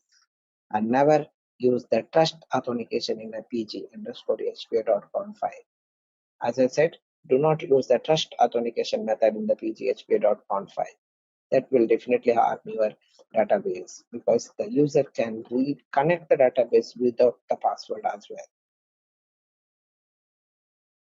And provide each user with their own login, and allow the user to minimize the access to do their job, and user load and the classes of the privileges. Use the proper user's role and the classes for the user, and view the role and the view security barriers, and use the row level security. So the views are basically a complex query. So if you don't want to share the entire table data or with the other user, you can simply create a view and share that view name with the other user, so that they cannot read all the data from the table. So you can use the row level security as well for restricting the data from the user or hiding the data from the user. And only allow the database super user to log in from the server machine itself with the local or the localhost connection. So remove all the other user privileges or connection from pghp.conf file, where they basically all the user can connect the database from the server. So you can simply remove this by commenting on that all parameters, and reserve the use of the super user account for task or the role where it is absolutely required. So only use the super user account whenever it is required. Do not use the super user account for the normal activities. Only for the DBA activities use it. Do not use it for any application activities. And restrict the access to the configuration file. And by default, only the Postgres user can read this data or read the configuration file or the root user. So restrict this user from the other users, and this allow the host system login by the database super user load. So that is why this allow that super user roles also from the local machine host system. That means if you are using the super user to connect from the remote host, then that is disabled. Only super user only connect from the your server, not from the client machine. So disallow that if you are allowing the super user from the other host or a remote host, and simply disallow that. So this is all of the best practice of the securities. And these are the options you can use. You can use the data encrypt method. You can use low level security. You can use pg_hp and pgSQL configuration. Without that, you cannot access the database. You have to enable, and the row level security and the data encryption is the additional option that you can enable in PostgreSQL to secure the data. And always remember that whenever you create the user, give a strong password, and only use the specific IP address in the pghpa.conf file to allow that user. Do not give all the IP to allow the user from the all the IP. Do not allow the user from all the IP. Only allow that user from the specific IP. That means it's laptop, yeah, system, whatever that. Only allow this IP. And do not allow to create all option for the database and user. Only specify that user and the database name which the user wanted to access. And do not use the test option in the pghpa.conf file for any user. So this is all about the security in PostgreSQL. Performance tuning. So basically, when we talk about performance, the tuning part. So it is not only the database. It's not only about your SQL queries or the database parameters. There are many other, like you can say that when you say one server, if it is a dedicated or there was shared server. So there are many things like a memory, so which is we call RAM, and the storage, which is the hard drive, and operating system, and the networking. If your network is also slow, then your PostgreSQL database parameters and the application tuning. So application means that your application code. These are the things you need to look. So when you face a performance issue, the performance tuning is basically one of the, it is a basically a group of activities to optimize the database, to correct the poorly written the SQL. That is what the first objective. So identifying the poorly written queries or SQL statements. And the session management, as I told you, if that users are keep on very like for every transaction, if they're using the new sessions or new connections, then that will be a big overhead for the connection pooler or a postmaster, because postmaster is the one who receiving the connection from the client. That is why you can reduce that by using the connection pooling tool. Yeah, all the databases that you install on a you so whenever you install the PostgreSQL, the database is installed with the pre-configured parameters. That is are very less and the very minimal. Why? Because it is minimal. Because some of the operating system doesn't support for high configuration. So like a Windows. So that is why by default it is very minimal configuration is set. So that is not the proper setting for your database. So you need to change your parameter. That is what misconfigured database parameter. Then the operating system IO, that is all about your storage. So then if you do not maintain your database, like what is maintenance? So we need to run a vacuum analyze on our database to update the, to remove the data pools and to update the statistic and to prevent the database from the, transaction wraparound failover. So these are the things that, DBA should maintain. Before jumping to, so we have seen that SQL part. Today we'll be talking about only the system parts and the parameters. The first thing we need to talk about the operating system. So once you install the operating system, basically, system admins, they'll install the operating system and they'll hand over to you to install the database. So before that, they will basically tune all the operating system parameters like a memory and the CPU and the disk. So they will provide you that based on your requirement, like size and all. But sometimes there is a speed. So in the operating system, when we talk about the memory, so we need to increase the memory demanded whenever that you see that when you monitor your server or a database, you can see the spike on the RAM, like how much memory is used to in the peak hours or in the normal transaction. So based on that, sometime you may increase the RAM, or you need to check that which process is checked using the maximum percent of the RAM. You need to try to reduce that, or you may the final option is to increasing the system physical memory. So that is why you need to check the uses of the memory. The solution is to reduce the memory or increase the system RAM. So to monitor this, there are many tools are available, like a system operating system, which is not completely database related. So it is all about the system related. So if you have a system team, they will provide you all the details. So then next part is the CPU. The CPU is the core of the system, which is the RAM. It's not RAM, sorry. We call it processor. So the CPU may be the bottleneck when you load or a process is, process weight is high. So whenever the process CPU is 100% utilized, so the sessions will wait for the resources. So that is why you need to check that CPU utilization in the database as well. So like I said, there are many tools are available. You can use the tools to monitoring your system. So the solution is to reduce the uses of the disk. So how do you reduce?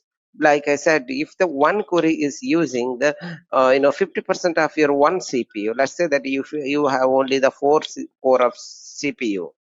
So if your one query is taking the 50% of CPU, utilizing the 50% of CPU, if that query completes within a millisecond, that's okay. So you no need to worry about that, because the 50% is used within a millisecond, that task is completed, and again that's resources is free. But if that same session is running for the 10 minutes, then for the 10 minutes the resources will be used, right? So that is what you need to try to reduce the execution time of the query. That is why we can reduce the uses of the CPU and the memory. So solution is to reducing the CPU. You need to identify that queries, and you need to try to reduce the system resources uses like a CPU and the RAM. The third one is the disk IO. So what is disk IO? So as I told, whenever you insert or update or read a data, the basically the data is whenever you read, the data is read from your hard drive. If the data is available on the memory, then it's read from the buffer. But if it is not available on the buffer, then it will directly read from your storage. Whenever you insert, whenever you modify or you delete, so data is deleted from your storage, not from the memory, because the data is mainly stored in the storage. That is why whenever you choose by the server, you need to focus on not only for the size of your storage. So you need to check that speed of your disk, that is we called IOP. So you need to check the speed of your storage. So in the operating system, there are many utility functions which will display the uses of your VM states or IO stat, which basically display you the uses of your systems, RAM, and the CPUs. So using this utility function also, we can monitor the you can check the system utilization. Or if we have any tools, like there are many open source tools are available for monitoring your CPU, not the database. It's all completely about your system. So you can make a use of any one of the tool, and you can monitor the your system. Or if you have a system team, uh, system admin teams, they will provide you the all the details. So these are the main three things you need to check when you actually have a problem in the performance. Another thing is that configuring the hardware. So choosing the hardware is also the one of the major part of for the performance. Like like I said, so focus on the disk space and RAM over the CPU speed. So if you planning to buy a system for your database, then first you need to focus on the disk speed and the RAM, not the CPU. CPU, if the CPU is also slow, then that's okay. But main thing is that you need to put a good IO on the storage and the RAM on the server. So because like other RDBMS, the Postgres is also the IO intensive. Whenever you configure your database, so put the your PG wall directly. That is what we call transaction logging. Put that logs directory in a separate directory, not the directory, separate storage. Because when you choose a separate storage, that storage will have separate IO. That's why choose a separate storage. Do not create a multiple directories within a storage, and separate it, because use the separate storage. If you have a multiple storage, then just take the one null of that storage and create a directory, and create the PG wall directory or a transaction log. Put the transaction log inside that separate directory. And if you have a very tables and indices, so which table may be heavily accessed, then separate that, create a table space on a different storage, and spread that tables and the index and across the storage. So setting the disk to match the speed requirements, like not just size requirements. As I told you, do not look for the only the size of your storage. You need to buy the storage based on the speed of the your storage. So IOP is the IOP is a very important thing that you need to check. What is the IOP speed when you purchase the hardware? And the write 0 plus 1 is the optimal for the speed and the latency. So write 0.1 means write 10, so you can choose a write 10. So sometime the system team will ask you for what write level is required for your database directory. So we can tell them that write 10. So because that is the optimal speed for your database, then write caches must be a persistent, like now this is okay because all the storage comes with the battery backup. So why it is battery backup? Otherwise, if the files goes down, so power goes off, so your files will get corrupted. So but now all the storage comes with the battery backup, so you don't need to worry about that. But only thing is that you need to worry the storage IO part and the write level.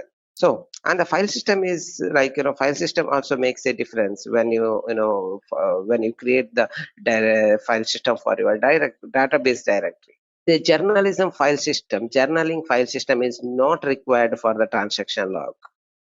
You can simply put that, RAM based storage also for your transaction log, but journalism is not required for the transaction log. So how you can use the same like a database data directory storage. So on the same type of storage, you can use it for the transaction logging. So if you do not have a RAM based one, then multiple options are available for the Linux, like ext2, ext3, ext4, sfx. These are the file system which is available in the Linux. You can use any one of this for your database. And but do not use the remote files, which is NFS. Do not use that network file system or a remote file system for your database directory. That is also slow down your database. Keep in mind that never use that NFS file system for your database directory, and use that ext4 or sfx, or sometime if it's old than ext2 or ext3 based on the version, you can use this. Then finally it comes to the server parameters. So we know that the database PostgreSQL contains one configuration file, that is a PostgreSQL.conf file. So all the parameters are created inside the PostgreSQL.conf file, and we also know that whenever you modify the parameter, the database behavior gets changed. So because the default PostgreSQL.conf file server parameter configured are configured for the wide capabilities. So that is not the final, tuned parameters. Server parameter must be tuned for the optimal value for the better performance. So parameter can be evaluated using the different methods and can be set permanently in the PostgreSQL.conf file. So we know that how to set the parameters because we have seen that in a parameter configuration module. We can use the alter system, or you can directly open the configuration file and you can change the value. We also know that some parameters requires the restart, some parameters simply take effect by reloading the configuration. So how do you basically configure the parameters? So you need some information to set the parameter value. That is what database size, large table size, type of the frequency of query. So then available RAM, number of concurrency connection, number of CPU. So based on this, we'll configure the parameters. So what are the parameters? We have seen many parameters in a PostgreSQL. There are nearly 370 parameters are available, but which will not all the parameters will be affected to your performance. There are few parameters which affect the performance, like max underscore connection. So why this is important? Because so this will decide that how many concurrent connections are allowed in the database. So by default, it is 100. That means the 100 user can connect to your database at a time. But if your application requires more, then you may need to increase this. Or you can decrease also if your database is using very less connection.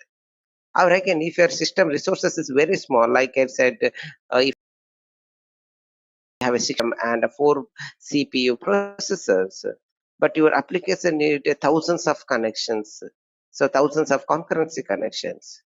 Yes, you can set that, you can configure the parameter, that's not an issue.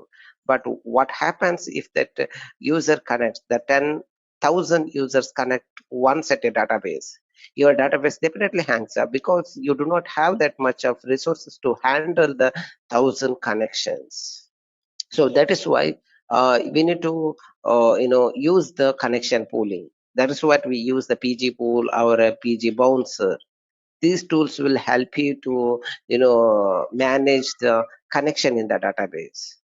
You can configure the page pool if you have in such a situation, because user connections as a associated with the user backend process, because each user connections are a separate process in the database.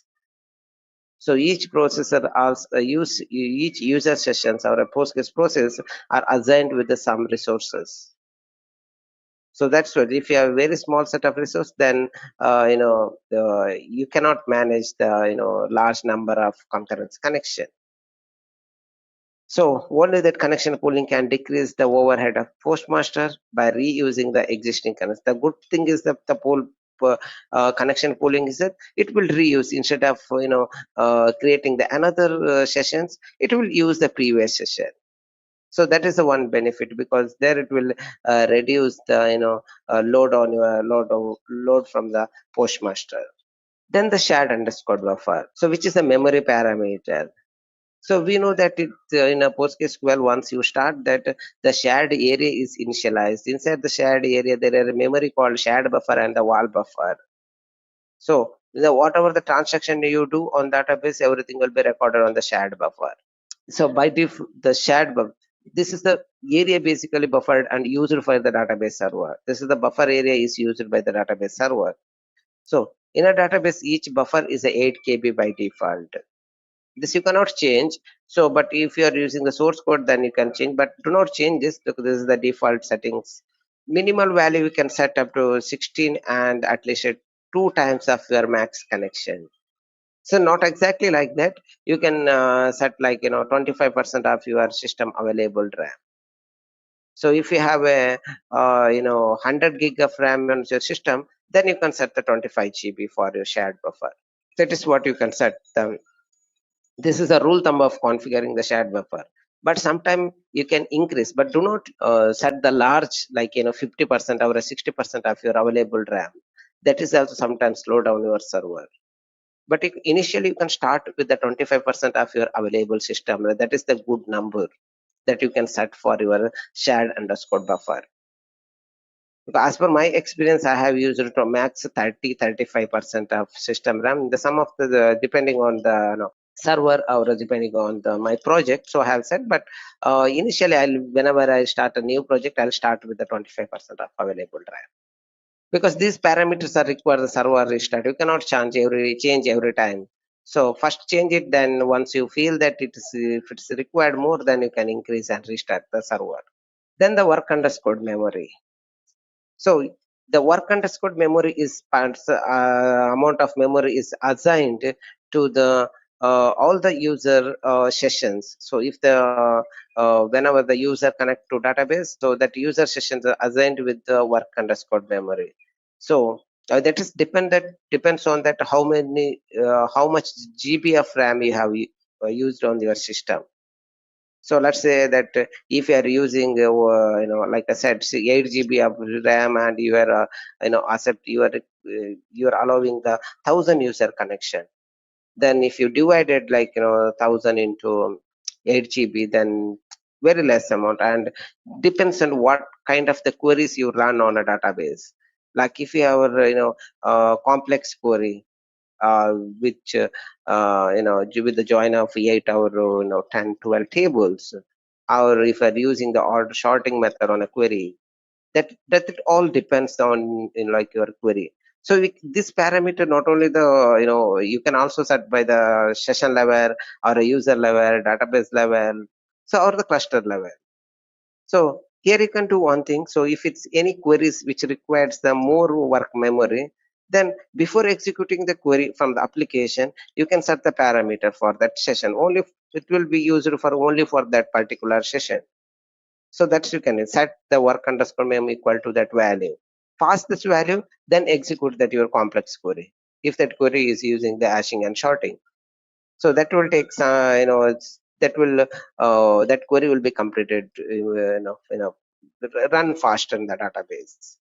And you don't run the complex query every time, so maybe very few times you run the complex query, and other time your application may run very small queries, so which requires a very small set of work memory. So we can set the cluster level small level, like you can start with the 1 MB or 2 MB, or if you have a use memory you can set 10 MB, so our at 4 5 6 MB. So it depends on your requirement. You can say there is no rule thumb of configuring that work underscore mem. So that's all depends on that what query you use on your database. But as I said, you can start with 10 or 8 MB. So then maintenance underscore work memory. So it is like this memory is completely used for the vacuuming, creating index, alter tabling, and adding the foreign tables, foreign key on table. So that depends on that how frequently you add an index, how frequently you alter a table, how frequently you modify the structure of your database. So depend on that, you need to set this maintenance and work memory. And the vacuum is used. So there is other parameter for setting up the vacuum. You can also set the separate memory for the vacuum. So these are the memory. So initially you can go with 4 GB. You can set. There is no any calculation for setting this parameter. These all are depending on your requirement. So how many tables you have, how frequently you update and delete the data on the table. So depending on that, the vacuum will run in the background. So for vacuum purpose, the maintenance work underscore mem will be used. So depending on that, you need to set the value. So but initially you can start with the 4 GB or a little more if you have more RAM. So work underscore is auto vacuum work mem. So that's why I said by default this is disabled. That means the vacuum will use the maintenance workman. But if you wanted to set that separate memory for this, you can set it. Otherwise, you can decrease the maintenance work memory, and you can add this value in the work underscore mem. So otherwise, you can use the one parameter value for all the process like maintenance work memory. The another memory parameter is the effective cache size. This size of the memory is available for the disk caching, that is available for the single query.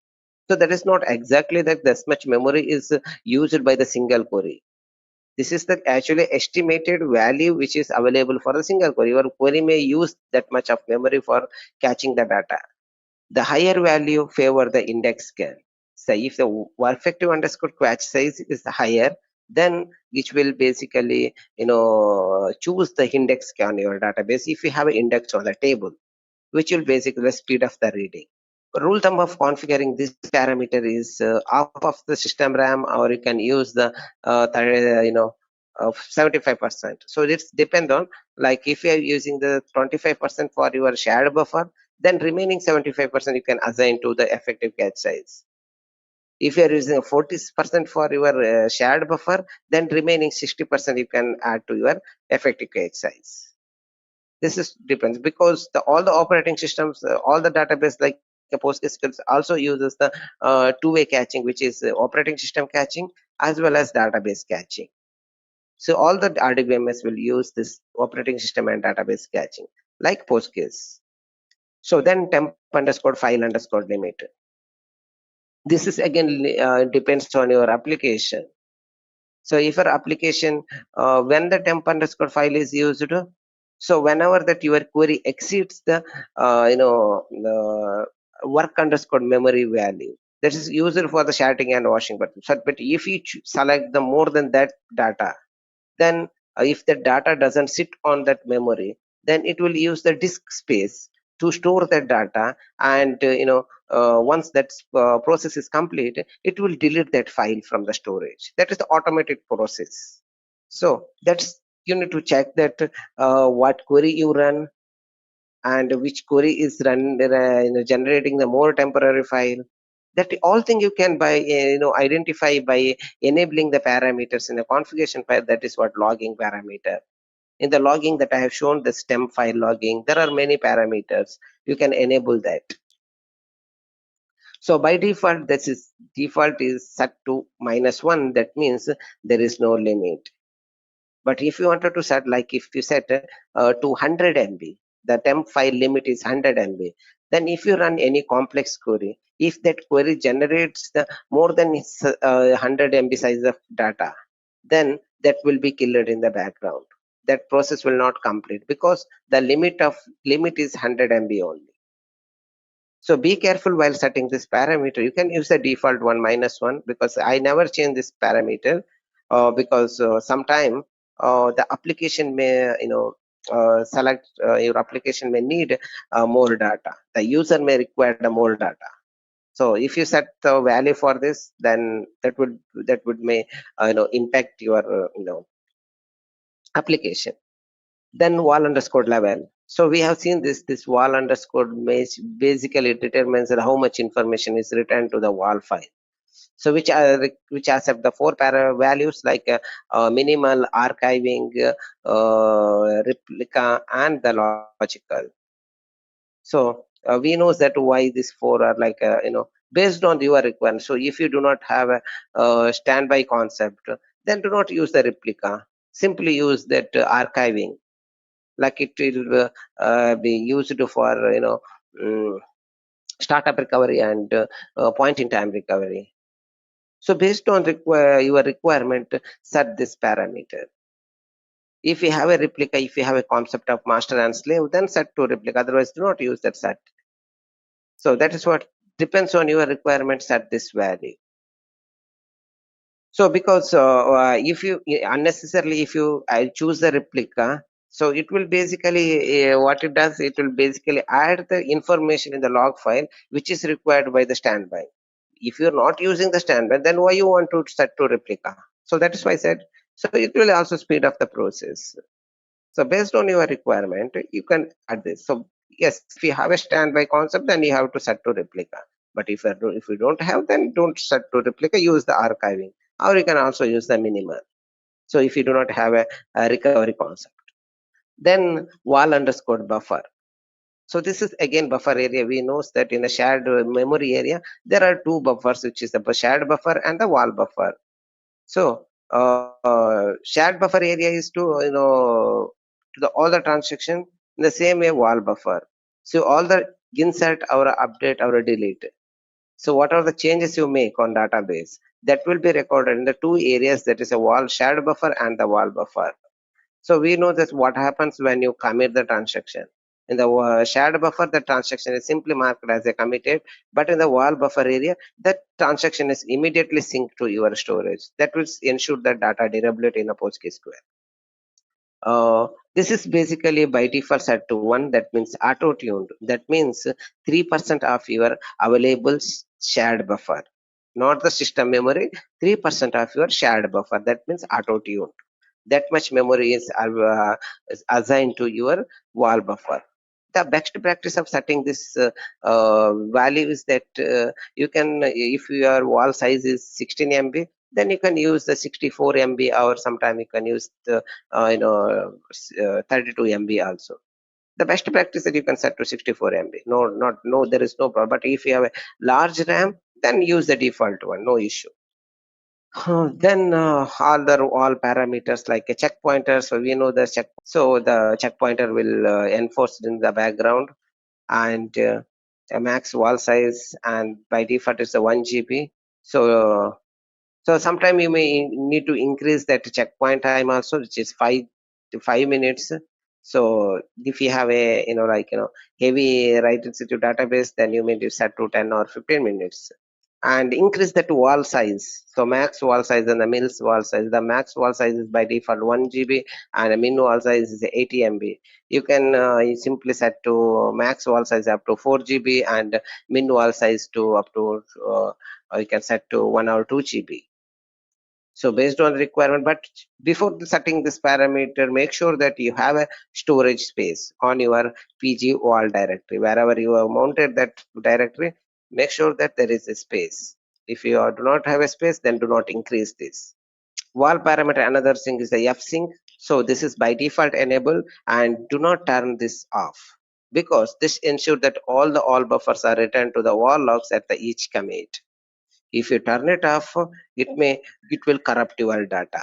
So do not turn this off, and turning this will improve the database performance.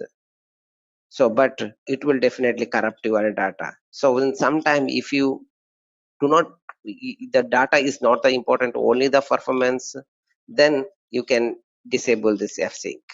And the parallel queries, so which is also the very important thing, because this is by default enabled, so you don't need to do anything. So on the latest version, the 9.6, not 9.6, the 10 Postgres version 10 onwards, the parallel queries, the parallel sequence, parallel mode is enabled.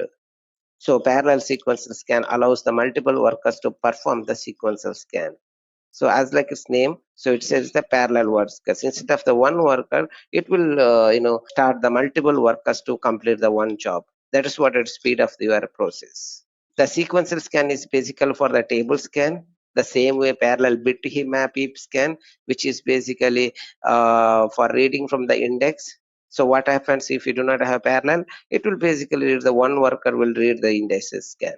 But if you have a parallel, then it will again speed up the index scan. And there is an index scan, parallel join methods, parallel aggregate method. See, these are used for the some specific reason, like for nested loop, hash join, merge join. For the parallel joins will be used to, and if you have any aggregate functions are used in your query, then parallel aggregate function will be used to. So based on that, it will, and you can also parallelize your DDL statements, like a create table, select, then create indices, create metallized view. So these are the statements, like if you are creating the tables from some data, because whenever you create a table from the data, that will take some time to capture the data and insert into your table. So that we can parallelize it, and you can speed up that process as well. And creating the index is also the complicated things, like not complicated, which is the time consuming, depending on your table size. If a table size is too big, then your indexes will take a long time to create. So that is why you can also use the parallel DDL option to create the indices. Same way you can use the create uh, metallized view. So metallized view is also like it is a query. So the group of the SQL, but that is not the logical group, which is basically data is copied and created in the storage. So it is like a snapshot of your query result. So that's why this will also speed up whenever you use the parallel option. So these are the options you can use it in the PostgreSQL. And here is the one slide that's non-derivable settings. So this is not recommended setting. Do not do this. I'm simply showing that non-derivable setting means if you do this, your database will definitely corrupt. So that is like, as I told you, you can put your entire data directory on the RAM disk, which is not recommended one. I'm saying do not place your data directory on the RAM based disk. Then do not turn off the fsync. If you turn off, you'll get a good performance, but your data gets corrupt. Then turn off the full page writes, and this will also improve the performance, but do not do this on a production server. And increasing the max wall size and the checkpoint time, and do not increase it like a very big number. So as I told you, set to max 4 or 8 GB, but do not set to like checkpoint time also do not set to 1 hour, 2 hour. So like you can increase 5 or 10 minutes, but do not set change to the hours or more than that.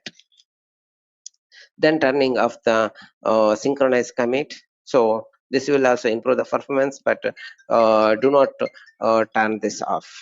So these are the non-durable settings. Do not change this on a production server, because this will slowly corrupt your database. Then finally, database benchmarking. So what is benchmarking? Now you know that how to set the parameters. You have set the all the minimal you have changed the database parameters. Now before going to the production, you need to benchmark your database. Benchmarking means you are checking the performance. So whether your database is giving the good performance or not. So you need to put the load on your database. So how do you put? You may need require some tool for that. How you may write? You need to write your own script. So like I said, if you have 1,000 user, then you need to try with the 1,000 user at the time. You need to connect you need to put the 1,000 user load on your database. So that is what measure the performance of your database feature essential to the application, which is basically helps the DBA to preparing the system, because then once you run that, so you will get the idea that what system resources is required for running the 1,000 user application, 1,000 concurrent user application, and what is the RAM size is required, and what is the CPU is required. So all this thing you will get a good idea about that. Then can available to database parameter changes. So if it is in parameters also required, again once you change, so you can also change the parameter based on the your that performance, the benchmarking report. You can identify the problematic areas, because here you will run your actual queries, or you will run some dummy queries. So sometimes it is used for comparing the different databases and help makes the file system choice for your data type. As I said, so you can put the load like a reading or the writing. So based on that, you can choose your file system. So to run the benchmarking, the PostgreSQL, there are many tools, but you can use the pgbench, which is the part of the PostgreSQL, which is installed with the PostgreSQL. You don't need to do it manually. You don't need to install it manually, which comes with the PostgreSQL, which is pgbench. Then benchmark SQL, this is also another tool, and the HummerDB. These are the tools are available, which are the open source tools. You can use that tools for benchmarking the database. Here is a pgbench. So what is that? It is basically a program, and it runs the benchmark test on your PostgreSQL database. As I told you, no installation is required for this, and it is basically executable binary by default located inside inside the bin directory of your PostgreSQL. It is a TPC based, that means a transaction path control based, and it is the designed like a basically a bank account and a teller module. Like there are 4 tables, and the same SQL will be run in a background again and again. But if you wanted to try with your own SQL, you can also try with that. It's basically pgbench basically used to connect the multiple database sessions and run the same SQL statement times. So like I said, if you have 1,000 user requirements before going to production, if you wanted to try whether that my database is capable to handle the 1,000 user connection, then you can run the pgbench with the 1,000 connection. So you can enable the logging parameter, and you can check the logging. So you will get the idea that how much resources are used once that 100,000 connections are reached. So that's the pgbench will help, and calculate the average transaction rate. That is what transaction per second. It will calculate internally and generate the report. So basically the pgbench will run the select statement, update statement, and the insert statement in the background. You can see in the slide, so I have created one database called demo_db to initialize the pgbench. After that, the pgbench -i for initializing your pgbench, and it initialize the table. So it will create the 4 tables, which is pgbench account, pgbench branches, pgbench history, pgbench tellers. And you can also use the pgbench to run the custom script, not only that internal one. So you can also run your own script. You can say the 4 table is created, and the first table contains that 10K records, and another is a very small tables. Pgbench accepts this many options, like -small c for client. So this is where you need to increase the number. So if you wanted to test the PG bench with the 1000 user connection, you need to write -c 1000. That means it will put the 1000 user connection on your database. This means 1000 concurrency connection on the database. By default, that is 1. And -c, capital C. So establish a new connection for each transaction.